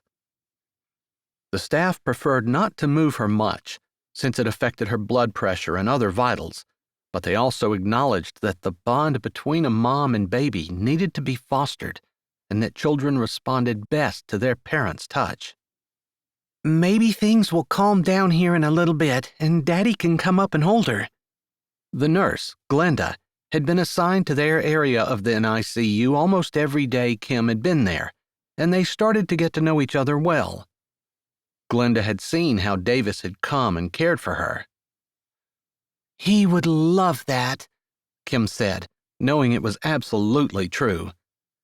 Davis couldn't have been any better, taking care of Kim, doing her laundry, making sure she ate, helping her, as the pain from her C-section limited her movements, and generally just making sure she got enough rest and didn't overdo it. He basically took care of everything so that all she had to think about was healing for herself and caring for Kathleen. As she walked slowly out of the NICU, the pain from her C-section still bothering her, tears pricked her eyes as she thought about how much more difficult it would have been if Davis hadn't been so amazing. It was like he dropped his entire life and picked up hers. As she walked into the cafeteria, she could see him sitting at a table, using his laptop to work on the website that he had started for the riding stables not long after Kathleen was born. That's what he did in his free time when he was at the hospital, with nothing to do other than sit and look at the baby who, at first, they weren't even sure whether she would live or die. Davis had been there, encouraging, supportive, helpful, and completely content to occupy himself when they couldn't do anything but look at the baby. Kim hadn't even asked him to do a website. He'd just done it. "How's it coming?" she asked, her voice causing his head to jerk up in surprise. He saw her and stood, walking toward her, leaving his laptop on the table. He greeted her with a hug, which she returned. She'd come to lean on him, couldn't imagine doing this without him, had leaned on him heavily in the short week Kathleen had been alive. "It's going well. You caught me at the perfect time. I just hit preview. But how's Kathleen?" he asked, knowing she was doing better today than she had done yesterday. But he hadn't talked to Kim for several hours, and they'd been doing it long enough to know that Kathleen's condition could change hour by hour, even minute by minute. "She's doing much better than yesterday, still. Glenda is her nurse, and you know Glenda. She's amazing." "It's funny how the nurses come to feel like family here." Kim nodded, appreciating the fact that Davis, while not being chummy with the nurses, valued them and saw how well they did their job. He wasn't a flirt, and she never felt like he catered to the nurses or anything. He was just perfect. He showed perfectly that she was the most important one to him, while still giving the nurses deference. She didn't know how he did it, but he made her feel like she was special, but didn't make anyone else feel like they weren't. Glenda said as things settled down and you made it back up, that maybe they'd find time for you to hold her. I told her you would love that." "I sure would," he said, and she could hear the deep desire in his voice. It had been hard for her the first few days when she hadn't been allowed to hold her baby. Somehow, Davis had just missed the opportunities, mostly because he'd been busy taking care of the horses, washing her clothes, and making sure she ate while taking care of her home, her farm, and herself. "You look exhausted," he said, gently putting his arm around her and walking slowly toward the table where he pulled out a chair for her. "I am. It's been such a roller coaster ride." There had been a few touchy moments where Kathleen had been in a precarious position, but the doctors had been great, and Kathleen had pulled through. Kim felt the prayers of Bill and Bev especially, but the whole town of Blueberry Beach and also of Strawberry Sands seemed to be praying for her. The pastor had visited several times, and Kim just felt like she was in really good hands. "Maybe you can rest in that room they let you use?" Davis asked with his brows lifted.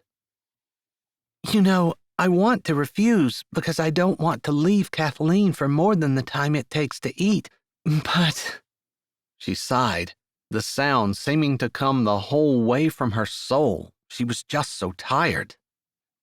"If you don't mind, I think I would like to lie down for a bit." "I don't mind at all. In fact, I'd love to spend the afternoon with Kathleen. I'll text the social worker now and see if the room is available." He pulled his phone out of his pocket and sent off a quick text. Kim sighed again at how well he had been taking care of her and how much she appreciated it. He didn't miss anything. Not her tiredness, not her discouragement, not her pain. It was like he was attuned to every little part of her and wanted to make her as comfortable and happy as possible. She'd never been with someone like that before. Well, she'd spent one night with someone like that. She looked down at her lap. It had been wrong, but the way he'd been that night had been the way he was all the time. She would have thought after a week he would be tired of catering to her every need, but if anything, he'd gotten to know her better and hadn't had to ask her what she wanted. He could just take a look at her face and know. "I ordered your usual, but if you'd like something else?" he asked as the cafeteria workers called the number that sat on their table. "That's perfect." He probably got her a drink, too, non-caffeinated, because she was pumping. The doctors had said that if everything went well, they might start trying to feed Kathleen in another week or two. They had said that there were certain benchmarks that every baby seemed to hit at a certain time, but there were also wide variations, and no two babies were exactly alike. They just let the babies tell them when they were ready for certain things. That made Kim feel really happy that they were paying so much attention to how Kathleen was doing and not forcing her to adhere to a rigid schedule that she wasn't ready for. But it was also frustrating because she had no timeline and didn't have any way of knowing when something would or wouldn't happen. Davis was back shortly with their food. He set her soup and salad in front of her and opened her drink for her. "How are your stitches feeling? Your pain level is good?" he asked, setting himself down in the chair and moving his laptop to where they could look at it without getting any food on it. "It's starting to fade. The first few days were the worst, and they went by in a blur. But now I have times where it doesn't hurt at all. That makes me want to not move." "I bet." That's why he opened her drink for her, because even doing something little like that gave her pain. She probably should do something for herself, although if it were up to Davis, she wouldn't be doing anything. They bowed their heads and he said a short prayer. He always mentioned Kathleen, and what really impressed her was that he thanked God for caring for her every time before he asked God for continued care. It was something that seemed to be a hallmark of Davis, showing appreciation before he asked for more. It had convicted Kim more than once, since she often just sent bullet prayers to the Lord, asking for more and more and more. "All right, if you don't mind, I can show you the website while you eat." "I don't mind at all," Kim said, noticing the stubble on his face and the bit of shadow under his eyes. He was tired too. Maybe she was allowing him to do too much? He talked about the site, showing the pictures he had up of the horses, and scrolled through the pages he made, including the schedule, which was all automated and connected to both of their phones, as well as the waivers the riders had to sign, hours for the stable, along with his personal cell phone number in case people were interested in sunrise or sunset rides. They would offer them. They just weren't going to open at those times. They had to be scheduled in advance. "It seems like you thought of everything. I can't think of a single thing to improve on that. This is amazing." I have to thank Matt Landry. He is the one that's been bringing our hay and lives just a short walk up the beach. He and his family have a riding stable as well, and he showed me their website, told me to copy whatever I wanted. Our horses are a little bit calmer than his and are more suitable for beginners. But other than that, and the fact that they have a bed and breakfast right on their farm, we're very similar in our businesses. "That was awfully nice of him. Maybe I'll get to meet him when Kathleen gets out." Or if you go home to take a shower or whatever. He's around a good bit, delivering hay. I told him he could fill up the barn. "How much is that going to cost?" Kim asked before she could stop herself. She didn't want to think about finances right now. She had enough to worry about with Kathleen and her own recovery. "Don't worry about it." Davis's voice was gentle but firm. She looked into his eyes, so deep and blue, and felt sweet peace settle down into her heart. He had made sure that there was absolutely nothing for her to worry about other than herself and taking care of her baby. She didn't know how she was going to make this up to him, but she needed to. "You've been so good to me," she breathed. "I don't deserve how good you're being." He put a hand over top of hers on the table and squeezed gently. "You deserve all of that and far more."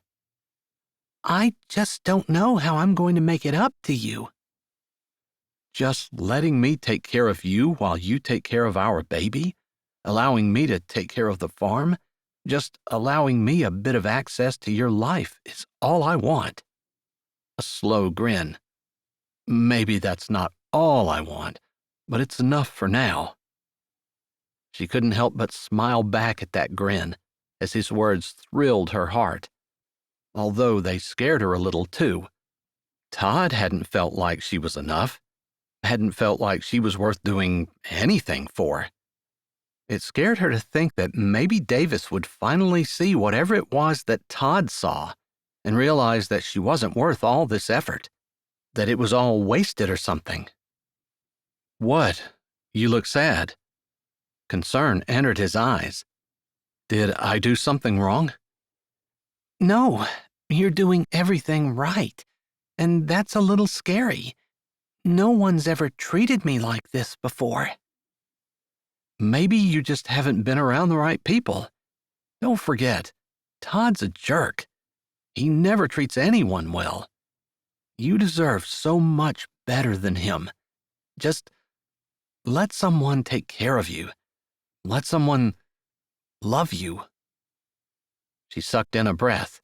That was too much. She cleared her throat and pulled her hand away, picking up her fork like she just remembered that she was ravenously hungry, even though she really wasn't. She'd been forcing herself to eat for several days, just because she knew that was what she needed to do in order to keep her milk production up. "The website looks great. Is it live?" she asked, after looking around at whatever she could find to take the attention off of her and whatever lay between them. It was scary, and she wasn't used to all of those emotions swirling around her. With Todd, it was her doing all of the effort to keep their relationship together. She wasn't quite sure how to act when there were two people in a relationship instead of just her. "I scared you," he said, not sounding upset or annoyed, just making a statement of fact. You did. I'm sorry. I am acting like a child who doesn't know what to say. Probably because I don't." There, she was as honest as she could be. After all, that was part of the problem with her relationship with Todd. He hadn't been honest, although that was probably just the tip of the iceberg, because he hadn't cared, and that was a deal breaker too. "You're not acting like a child. I think, coming from a relationship where you aren't considered important, it's a natural reaction. But that doesn't mean I can't consider you important, or act like you are." I think it's the actions that are getting me. I'm used to Todd telling me that I'm important, but his actions always said something completely different. After all, how important can I be when he never follows through? "I will follow through. I'll do more than follow through.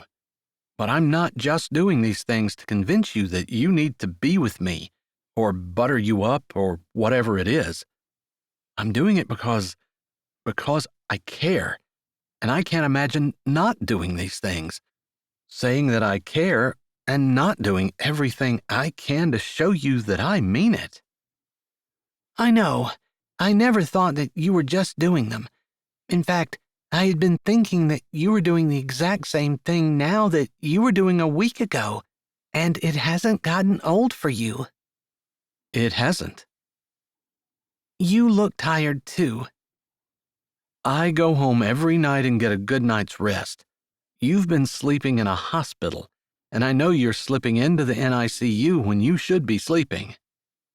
They're not going to be letting me use that room beside the NICU much longer.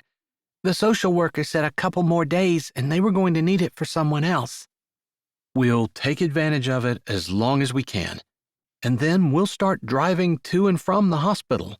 It's not that far, and we'll settle into a new routine.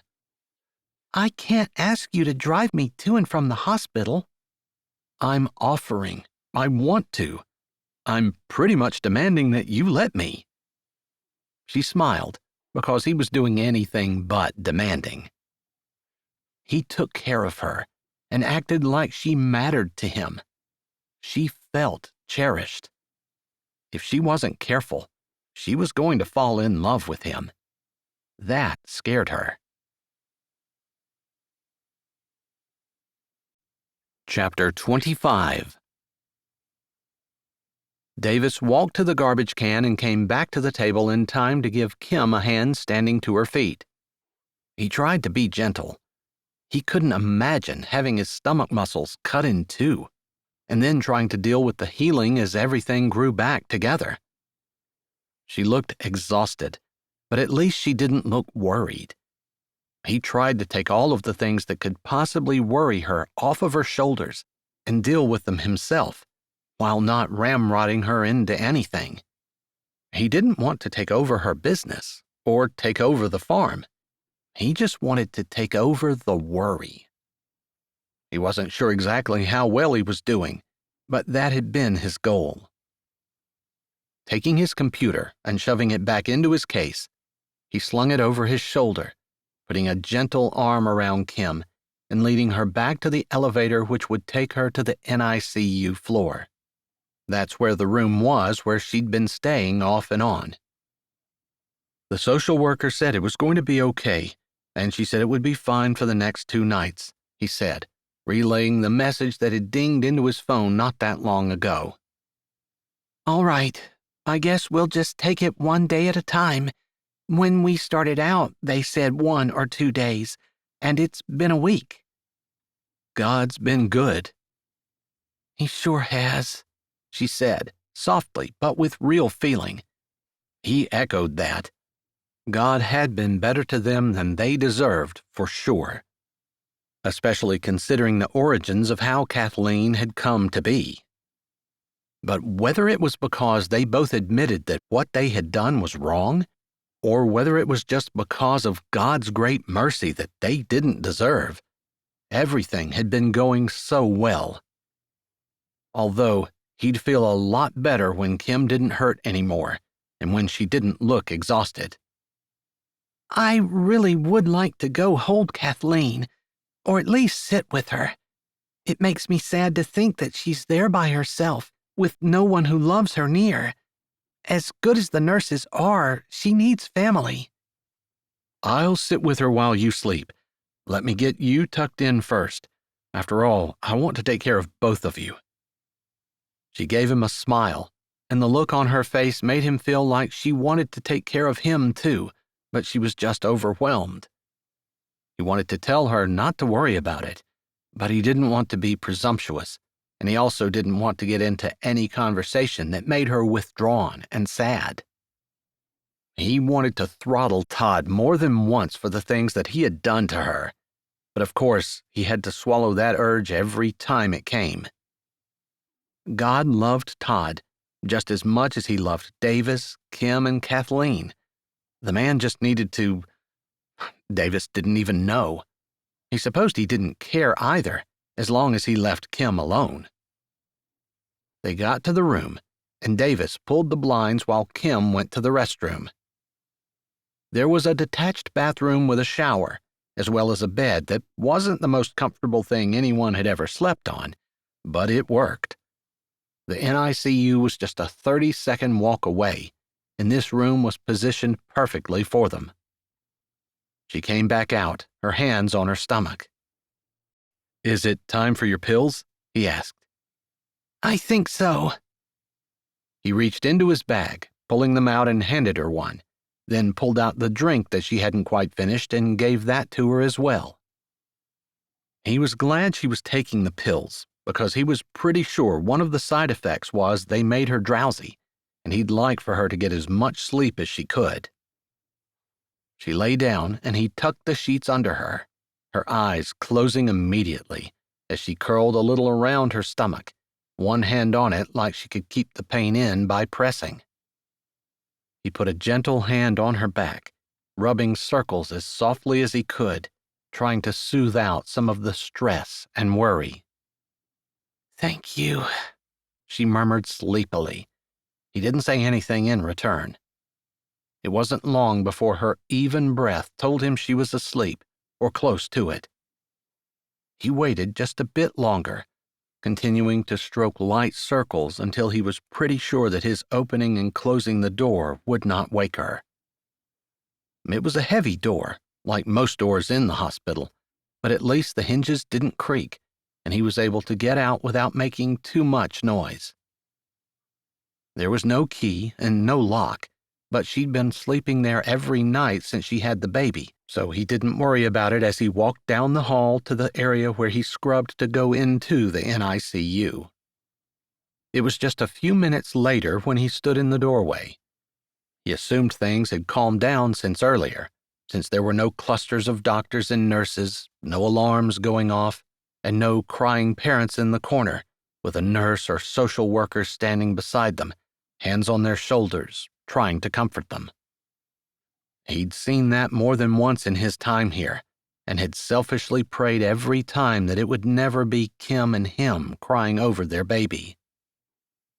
He walked to Kathleen's bassinet, looking at her sleeping form and sitting down beside her. He hadn't brought his computer or anything to do. When he was with Kathleen, he tried to give her his full attention, even if she slept the whole time. He didn't really see the point in just sitting there and ignoring her. Maybe if he got to spend all day every day with her, it would be different. He had been there for 30 minutes or so when Glenda came around. Dad, it's good to see you. Would you like to hold her? She said in greeting. She couldn't have said anything to make him happier. I'd love to. Let me get you a chair, one that lets you lean back a little, and if you want to put her against your skin, that would probably be the way she would like it best. He unbuttoned his shirt and was ready when Glenda brought a chair that seemed to be designed for the purpose of parents holding their babies and leaning back with them. You sit here. I'll get her out, and I'll just set her down on your chest. Hopefully she'll stay asleep, and she'll just be snuggled up next to your heart. That sounded good to Davis, and he nodded, trying not to look too eager. He couldn't remember the last time he'd been this excited, this happy over something. He was finally going to get to hold his daughter, Kim's daughter, their daughter together. He couldn't believe it.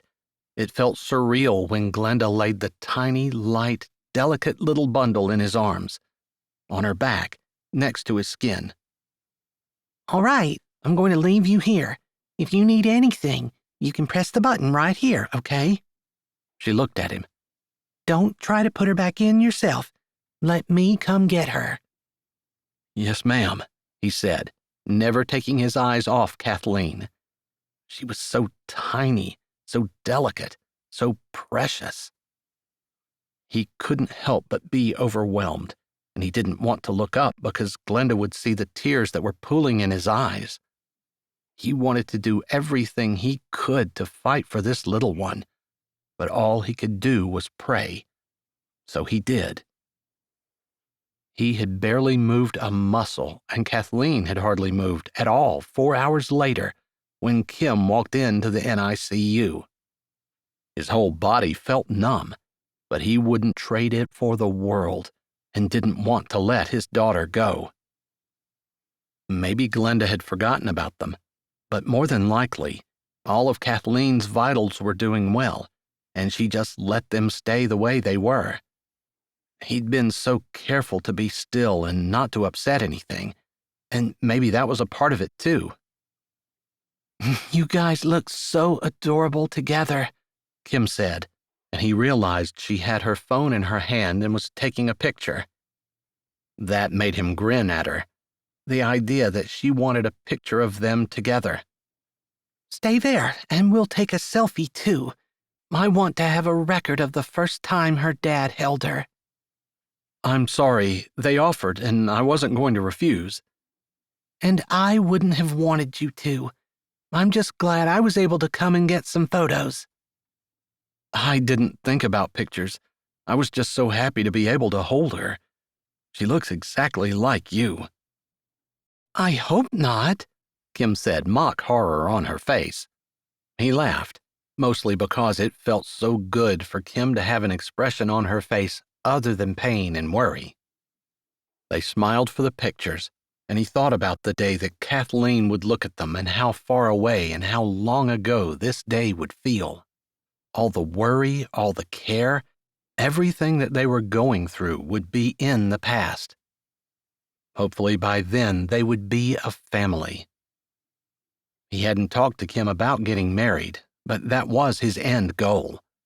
He wanted to be a family, a real family, the three of them, and maybe more, together in Strawberry Sands. But he didn't want to upset the apple cart by pushing for that now. Kim was in no condition for more stress, and their focus had to stay on Kathleen. But he would say something, eventually. Chapter 26. I just unloaded the 7th load of hay in your barn. Matt Landry handed Davis the invoice he'd filled out before he left his farm. I appreciate it. Sorry I wasn't there to give you a hand. No problem, Matt said, and meant it. Sure, unloading it himself was a bit of a pain, and he was tired. I totally get that you have a daughter in the NICU, and that's where your focus needs to be. I'm just glad I can give you a hand and that I'm still young enough to unload it myself. If you look at yourself and consider yourself young, good for you, Davis said, smacking him on the back, as he took the invoice and picked up his checkbook. Matt had told him he didn't need to pay right away, but Davis was the kind of man who liked to keep short accounts. That was the kind of man that Matt wanted to deal with. It was the kind of man he wanted to be. After all, Wasn't a person supposed to be the kind of man they wanted to do business with? They stood in the small office of the stable, which was just down from the barn, while Davis leaned over the small desk and wrote out a check. Wasn't there a little girl helping you the last time I was here? Somehow I got the idea she was your daughter, but they said around town that she wasn't. The joys of small-town life. Everybody knows everything. Davis grinned, not the slightest bit upset that Matt had found out information about him in town. She and her brother came and asked for a job, just right when I needed it. In fact, I think it might have been the day of or the day after Kathleen was born. I took them up on it right away, and I'll just be honest and say I've barely seen them. I pay her, and when I get home at night, I check to make sure the horses have feed and water, and they always do. The stalls always look great, cleaned out and with plenty of shavings, but nothing wasted. As far as I'm concerned, she does a great job, and I probably will pay her more when I get a chance to increase it. Although, I don't know how much she's doing and how much her brother's doing. She was pretty small. That's why I thought she was your daughter. She just looked a little young to be having a job.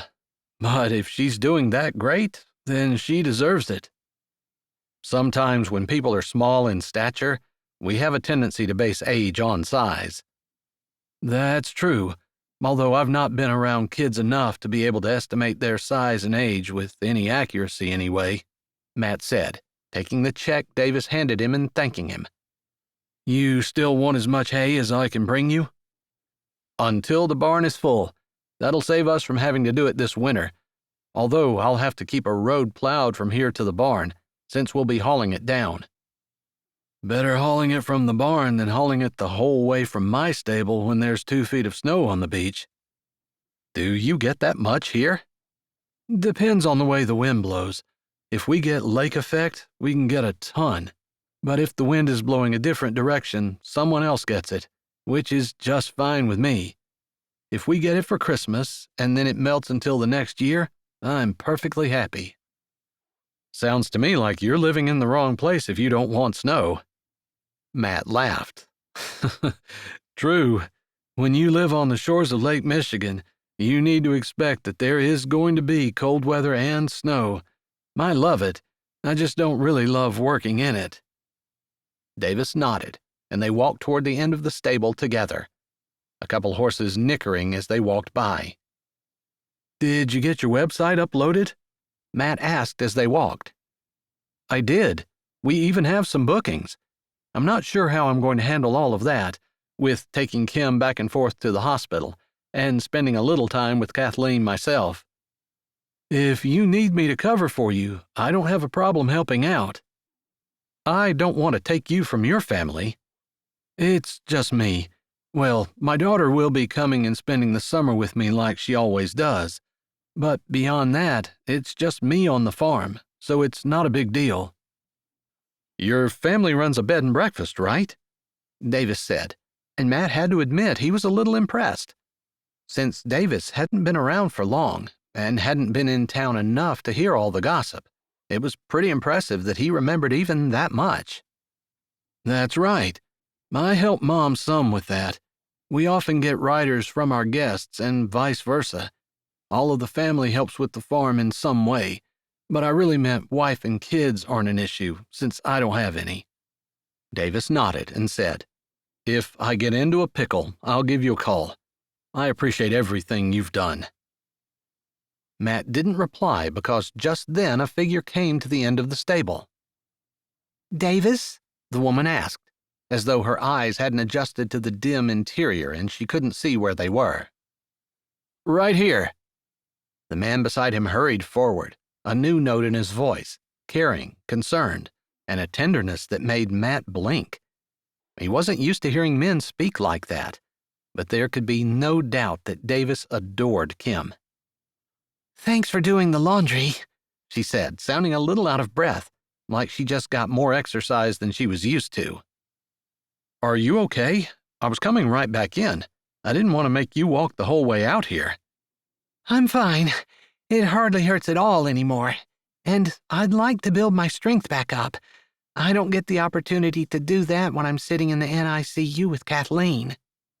True, but I still don't want you to overdo it. I won't. Not just from walking out to the stable, Kim said, a smile in her voice. Matt watched the two of them and remembered that the folks in town had said that they weren't married. In his opinion, they should be. They both were obviously quite fond of each other. More than fond, it seemed like. He actually wouldn't mind having a woman look at him the way Kim looked at Davis. But he'd already messed things up once in his life, and now his daughter had two homes she had to toggle back and forth between. That wasn't the way he wanted to raise his child, and he didn't want to make a mistake like that again. Plus, how hard did a man have to look in order to find a woman who was interested in his welfare and not just in his wallet? Who would look at him the way Kim was looking at Davis? So far in his 30-some years of living, he hadn't found anyone like that, and he figured that the odds were pretty high that he wasn't going to. Give me a call if you need anything. I'll be bringing another load of hay in a couple of days. We're pretty booked up right now, but summer weekends are always busy. He walked up to the two of them, nodded his head at Kim and said, "Ma'am, hope you're feeling better, and the baby too." Thanks.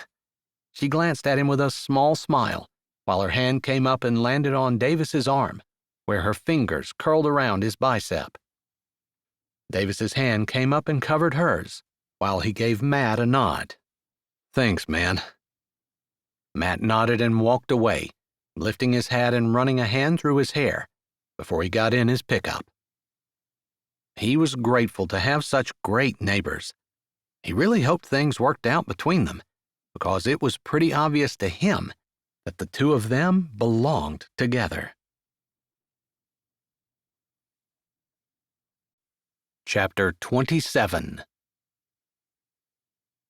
I can't believe it's been 6 weeks, Kristen said as she put a bite of salad in her mouth. Salad wasn't exactly the Strawberry Sands diner's specialty, but every once in a while she tried to be healthy. Maybe it was something about her friend being in the hospital. Kim nodded. I'm able to hold her now. I can't believe how much she's grown. But honestly, just being able to touch her has been such a blessing. It was so hard at the beginning when all I could do was look at her and put a finger on her hand once in a while. She shivered. Kristen had to hand it to Kim. She'd gone through the whole trial with so much beauty and grace. Kristen was almost jealous of the peace that seemed to radiate off of Kim. I can't wait to meet her.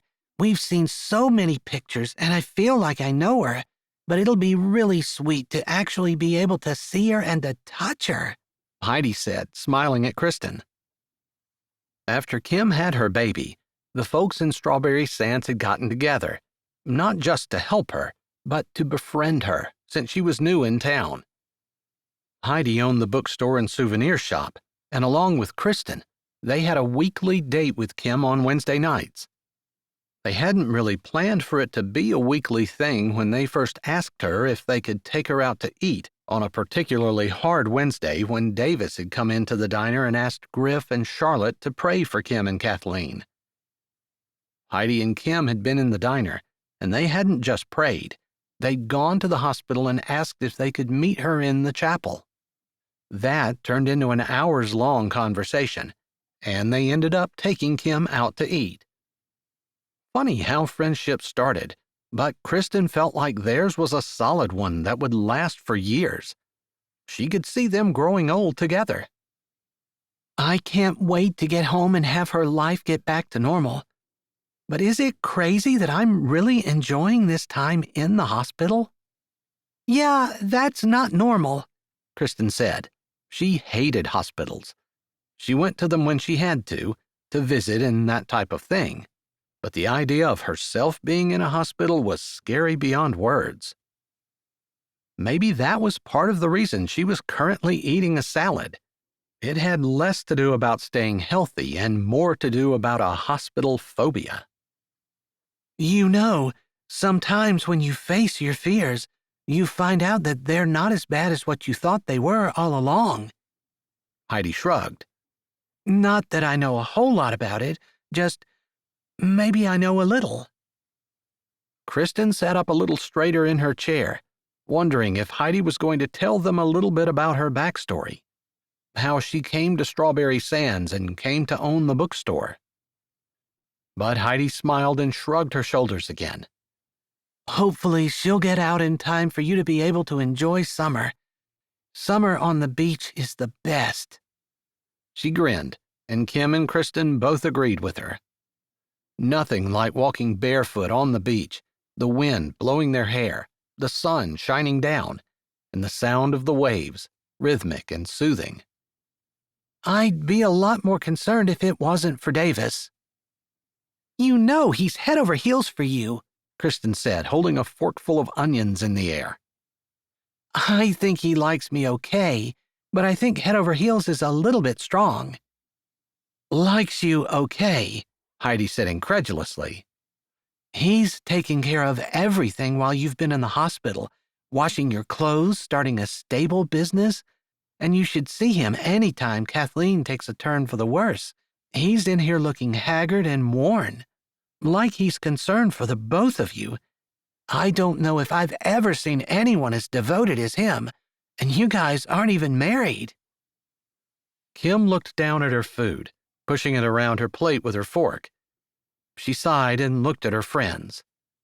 I know he's the real deal, but you know how you've been through something once and you put everything you had into it? How you just tried so hard, not tried to do everything in your own power exactly, just knowing that marriage is hard, and you had to learn to forgive and let go and give up and learn to serve and to return unkindness with kindness and all that, and you just try, putting everything you have into that one relationship, and it doesn't work out. She sighed again, a little softer, like she was tired, and then she said, And you know how it just seems like so much work to do it again. And even though I know Davis is a good man, so much different than my first husband, I guess I just lost my blinders or something. Or maybe I'm just tired. Or maybe I don't know. Maybe I'm scared. But I don't think that's it. I just don't want to put all of that work into another relationship that fails. She said the last word like she was looking for a different word, but couldn't think of one. Even if that wasn't the word she wanted, Kristen felt like she knew exactly what Kim was saying, but she hadn't given up on love the way it seemed Kim had. Maybe you just need to give yourself a little bit of time, Heidi said. I think you'll come around. Although, I hate to see you give yourself too much time and have Davis leave. Davis isn't going anywhere. Davis thinks Kim is the sun, moon, and stars. And he's the kind of guy who's going to love her till she dies. You can take as long as you want to. Davis will be there when you figure yourself out. Kristen was sure of what she was saying. Kim looked at her thoughtfully. I guess he will, won't he? She smiled a little. And that right there should be all it takes for me to know that he would be worth my effort, worth going down that road again for. Because he wouldn't let me go. And he would do his very best to make sure our relationship works. He wouldn't leave all of that up to me while he just cruised on my shoulders. Exactly. You got that exactly right. Heidi nodded, as though she were just as sure as Kristen was that Davis was a good man. They finished their meals, and then Heidi and Kim went out to Heidi's car while Kristen bid them good evening and started up the walk toward her house. She'd inherited a big old house right on the main street of Strawberry Sands, and she hadn't quite figured out what she was going to do with it. She needed to figure something out. Turn it into a bed and breakfast, maybe, or something. She wasn't sure, but she needed to do something to start earning money. Her phone rang as she stepped onto the wide front porch. It was beautiful, with morning glory vines trailing up the trellis on one end, while daylilies bloomed in profusion in the front. It was the kind of old house that would be in a 1950s sitcom, with the woman in a white apron standing at the stove and her perfect children walking around her while she kissed her husband who just came home from work. It was the kind of house that Kristen never dreamed she would own. She glanced at her phone, saw it was her grandmother, and slid to answer. Hello, she said.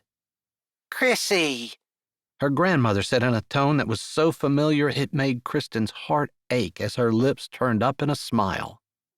Gram, are you still coming out to live with me? Her parents had wanted to put her Gram in a nursing home, but her Gram was still spry, even though she was 75 years old, and she had absolutely no desire to be in a nursing home. Her parents were insisting on it, but Kristen had intervened and said Gram could move in with her. After all, the house was big enough, and her Gram could take care of herself. Her parents just didn't want her living alone, not at her age. well, that's what I was calling about. Gram said, and just the tone of her voice made Kristen pause with her hand on the doorknob. What in the world could Gram be up to now? Her Gram was known as being someone who had an irrepressible spirit. In her younger years, she traveled a lot, to countries that Kristen had to admit she had no desire to go to. Tajikistan, Greenland, and she even took a cruise to Antarctica. Okay, what's going on? Well, I know that the house you inherited from your other grandmother has 6 bedrooms. How would you feel if I brought 3 of my friends with me? 3, Kristen said, a little surprised. Well, hear me out. 2 of them need a place to stay, because they're in the same situation I am with their children. And one of them just wants to come with me. After all, I am known as somewhat of a good entertainer. I know you are, Gram. That was definitely the truth. They can pay. In fact, the money that we'd spend on nursing home care could be given to you, and you wouldn't have to do anything but chase after us all day. Her Gram said that like chasing after her and her friends would be somehow fun. Gram, I have a degree in graphic design. I can't. Maybe she could. Maybe she could have, what would it be called? An assisted care facility? Why couldn't she do that? She tilted her head, thinking. Maybe it wouldn't be such a bad idea. But before she made any decisions, she was going to need more information. Walking over to the swing, she sat down. Gram, do you think you could get your friends together and we could have a meeting to talk about this? It'd be great if their kids could be there too, so we could all be sure we are on the same page. Sometimes it was hard to discern the will of the Lord, and then other times he opened the door so wide it was impossible not to get sucked through. Kristen had the feeling that this was one of those times where she was going to get sucked through, whether she wanted to or not. Chapter 28. I can't believe we are finally home, Kim said as they pulled into the drive. 8 weeks later, Davis said with a laugh. You know, it feels like forever, and yet it feels like no time at all. They had so many instructions for us. Do you think we're going to end up back there? They said a high percentage of people who are discharged from the NICU do come back, but that was because they didn't follow all the instructions. I think we're going to beat the odds. The biggest thing was to make sure she keeps eating and gaining weight. And that'll be your job. I'll try to make sure that I take care of everything else so you can focus on that. It had been such a disappointment when they'd finally started feeding Kathleen, and she wouldn't take anything but a bottle. She'd been bottle-fed for so long that she didn't want anything else. Kim was still pumping, but she figured it was probably just a matter of time until she couldn't do everything, and she quit. After all, it would take twice as long to feed her if she had to pump and then turn around and give the bottle to Kathleen. The nurses had told her not to worry about it, that she was doing everything she could for her baby, and if there were a couple of things that didn't work out, it certainly wasn't her fault. She knew that, but still, it had been a bitter disappointment. Regardless, she knew Davis was right. She would just focus on doing her very best, following the instructions to the letter, and keep them safe and healthy. Look at that! Kim exclaimed, pointing down toward the beach where a group of 5 people rode horseback right along the edge where the waves met the shore. It was beautiful against the blue of the lake and sky, and there were smiles on all of their faces as they rode toward them. "Isn't it beautiful?" Davis said, looking up and smiling. "This is a really satisfying business. You wouldn't believe the smiles on people's faces. And it's a lot of fun to watch. You can see it really well from the back porch of the cottage." He paused, and then he said, "It's probably an even better view from up in the loft above the stable, although the window isn't as big." "About that," Kim started. She did not know how to approach the subject. Davis had been so helpful and solicitous toward her the entire time Kathleen had been in the hospital. But he hadn't said anything more about possibly getting married, or even about having a relationship. She didn't know what to term what they had right now. Friends for sure, but she didn't know whether he considered her more. Maybe he changed his mind. He'd seen her at her very worst, while he had appeared strong and capable the entire time. Tired at times, perhaps, but not like she had been, in pain, anxious, and overwhelmed. "Let's get inside. I have some things I want to talk to you about." Davis's words were low, and to her ear they gave no hint as to what he was actually thinking. Could he want to discuss how they could split up their time with Kathleen? Surely not. He hadn't breathed a word about that the entire time she'd been in the hospital. But of course, he'd been going out of his way to keep her calm and to not have her worry about anything. She appreciated everything he'd done so much, but maybe he figured now that they were home, it was time to have a serious discussion about their roles. She took a breath. She wasn't going to borrow trouble. Of course she wanted to be more, wanted to do more, wanted to have more with him. How could she not, after the way he'd been for the last 8 weeks? But she'd been on the receiving end of most everything, and she hadn't been able to give back much. Maybe he was going to talk to her about that he was tired of having a one-sided relationship and was going to hand everything over to her and leave. Again, she knew she was borrowing trouble. Why did she always go to the worst-case scenario? Had he ever acted like he didn't like her? On the contrary, he'd been so tenderly loving and caring, had hinted about more, although he'd never come out and said it. It could go that way, too. She pushed her car door open and grabbed the baby bag and another bag that had all of their hospital paraphernalia in it, while Davis unhooked Kathleen, who had slept the whole way home, and pulled her car seat out. "It wasn't quite the homecoming that you had planned, I'm sure, but we're home. And I think that's what matters." He grinned at her, and despite the fear that churned in her chest, she smiled back. "Kim?" he asked, as though he could read on her face that all was not well. "I guess when people say they want to talk to me, I just always assume that I'm in trouble, or that it's something bad."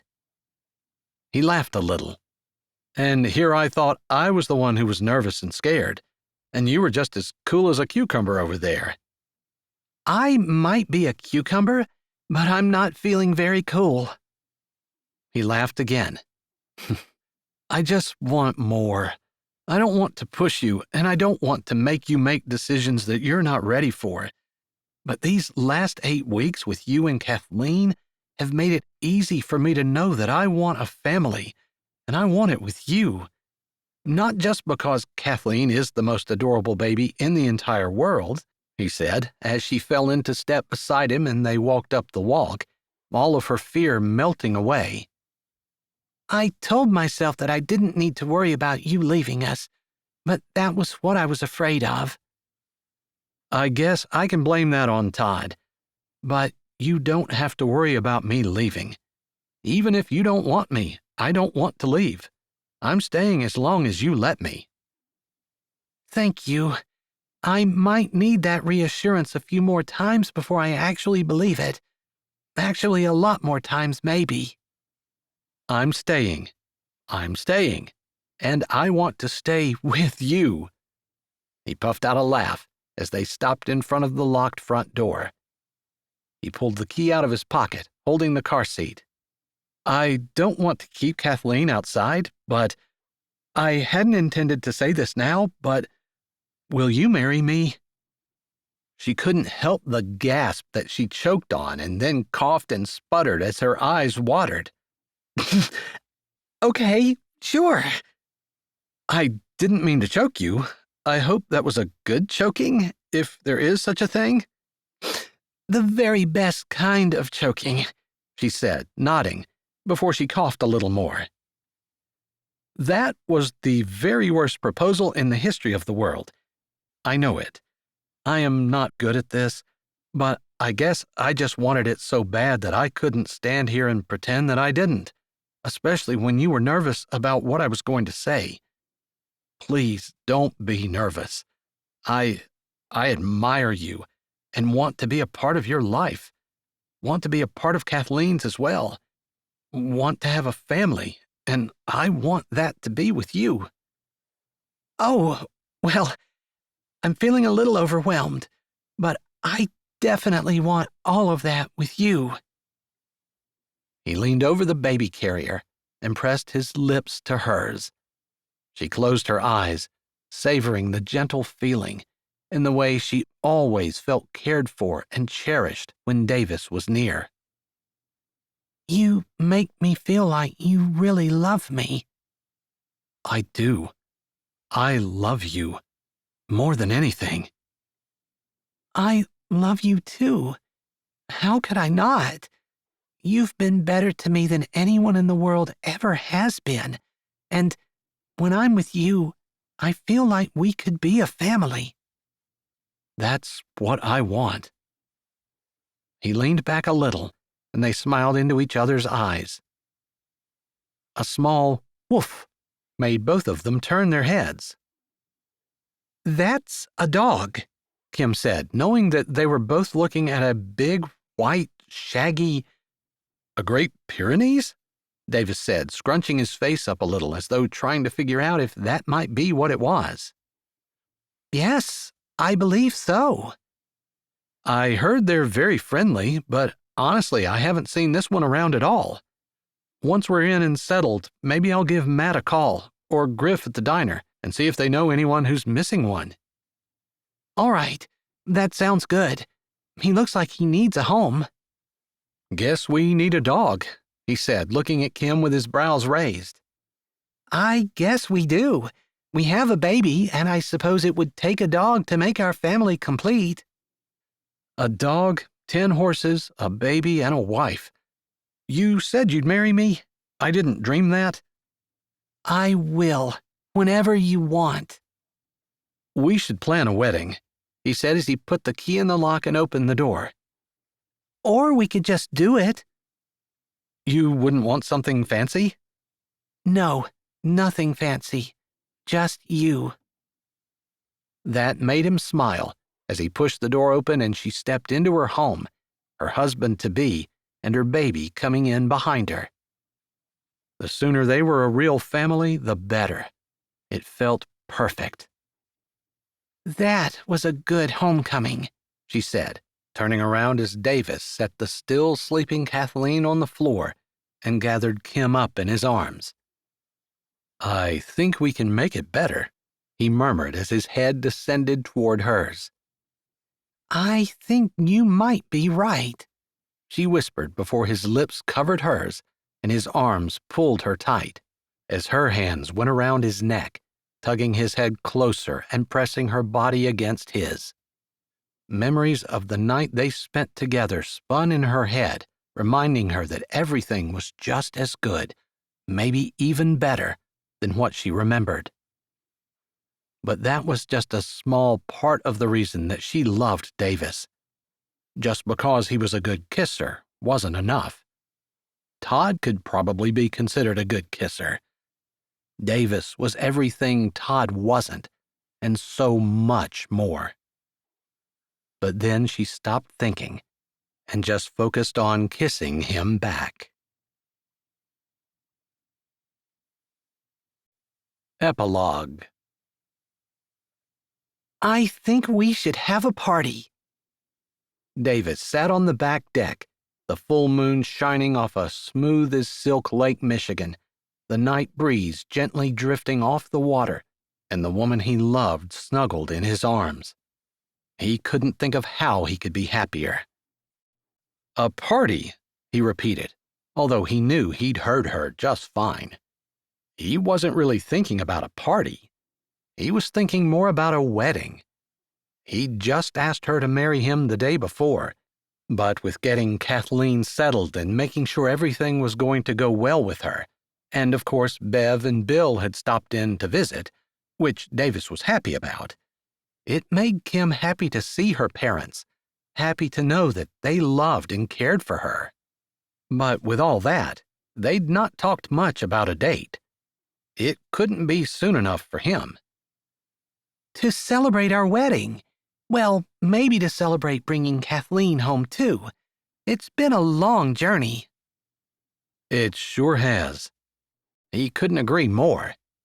So, do you think we should get married before we plan a party to celebrate our marriage? She chuckled softly, the sound sweet and beautiful on the night air. We need to fix that. Us not being married? Yes, don't you think so? I do. Boy, did he ever. Today, Kathleen's first day home from the hospital went pretty well. What do you say we take her for her first car ride and go to the courthouse tomorrow? I say let's do it. She turned her head slightly and kissed the side of his neck. You are a very reasonable man. I'm a man who's in love with a very amazing woman. A man who can't believe his good fortune, but wants to enjoy whatever God throws his way. She sighed. Did you see the look on Bill's face when I called him Dad today? It was even more surprised than Bev's look when you called her Mom. After the way they helped us, after all they've done, after they've supported me, called and texted and just sat with me when I needed someone to lean on, how could I not embrace them? I just wasn't sure how they'd feel about it, and I was afraid to ask. I honestly hadn't even meant to say it, but it just felt right. Is that crazy? No, I don't think so at all. Bill and Bev have stepped up and been the best parents you could ever ask for. It's obvious they love you and they love Kathleen, too. I think they're pretty fond of you as well. You think so? He loved Bev, but Bill still made him a little nervous, like he was watching Davis to make sure he did right by his daughter. Davis had every intention of doing right by Kim, like he hadn't before, which is why he straightened. I'd better head back over to the stable. There is something really wrong with that sentence. Tomorrow night, I can say we should head to bed. I think there's a 3-day waiting period. 3 days feels like forever. It does. She sighed as he stood, then slowly stood with him. Thank you for being here. I would have been scared to be by myself, but it was so much easier to know I could count on you if I needed to. If she wakes up and you want me to come over, just call me, okay? I'll keep my phone by my bed. So far, the monitor on the picnic table in front of them had been quiet. I will. She slept until 3 a.m. last night, but she'd been sleeping through the night in the hospital, so maybe she'll start doing that again. I hope so. He didn't want Kim to wear herself out. Bev and Bill and he had all worked to make sure she got enough rest, although she desperately wanted to be by Kathleen's side herself all the time. And the town of Strawberry Sands had rallied around them, providing food and mowing the grass and making sure they knew they were loved and cared for and that they were praying for them. We should name that dog, Kim said as she slipped an arm around him and lay her head on his chest, looking toward the driveway where the Great Pyrenees lay beside their car. In the morning he'd be gone, and so would the dog food they'd set out for him. Someone should. I'm not sure he's ours. He seems to belong to the town. I like that. He's like a lifeguard, only on land. I do feel safer when he's around. And he seems to know we needed a little extra watching lately. He does. She leaned back and looked up at him. Thank you for being such an amazing father. Kathleen is well and truly blessed. Hopefully, I'll be an even better husband. He hoped so. Kim deserved the very, very best. He wanted to give it to her. You will. I know without a doubt that you will. She reached up and touched her lips with his. It was a while before he remembered that he needed to go to his own place for the night. But eventually he did remember, making sure that Kim was safely inside before he did. 3 more days. He couldn't wait.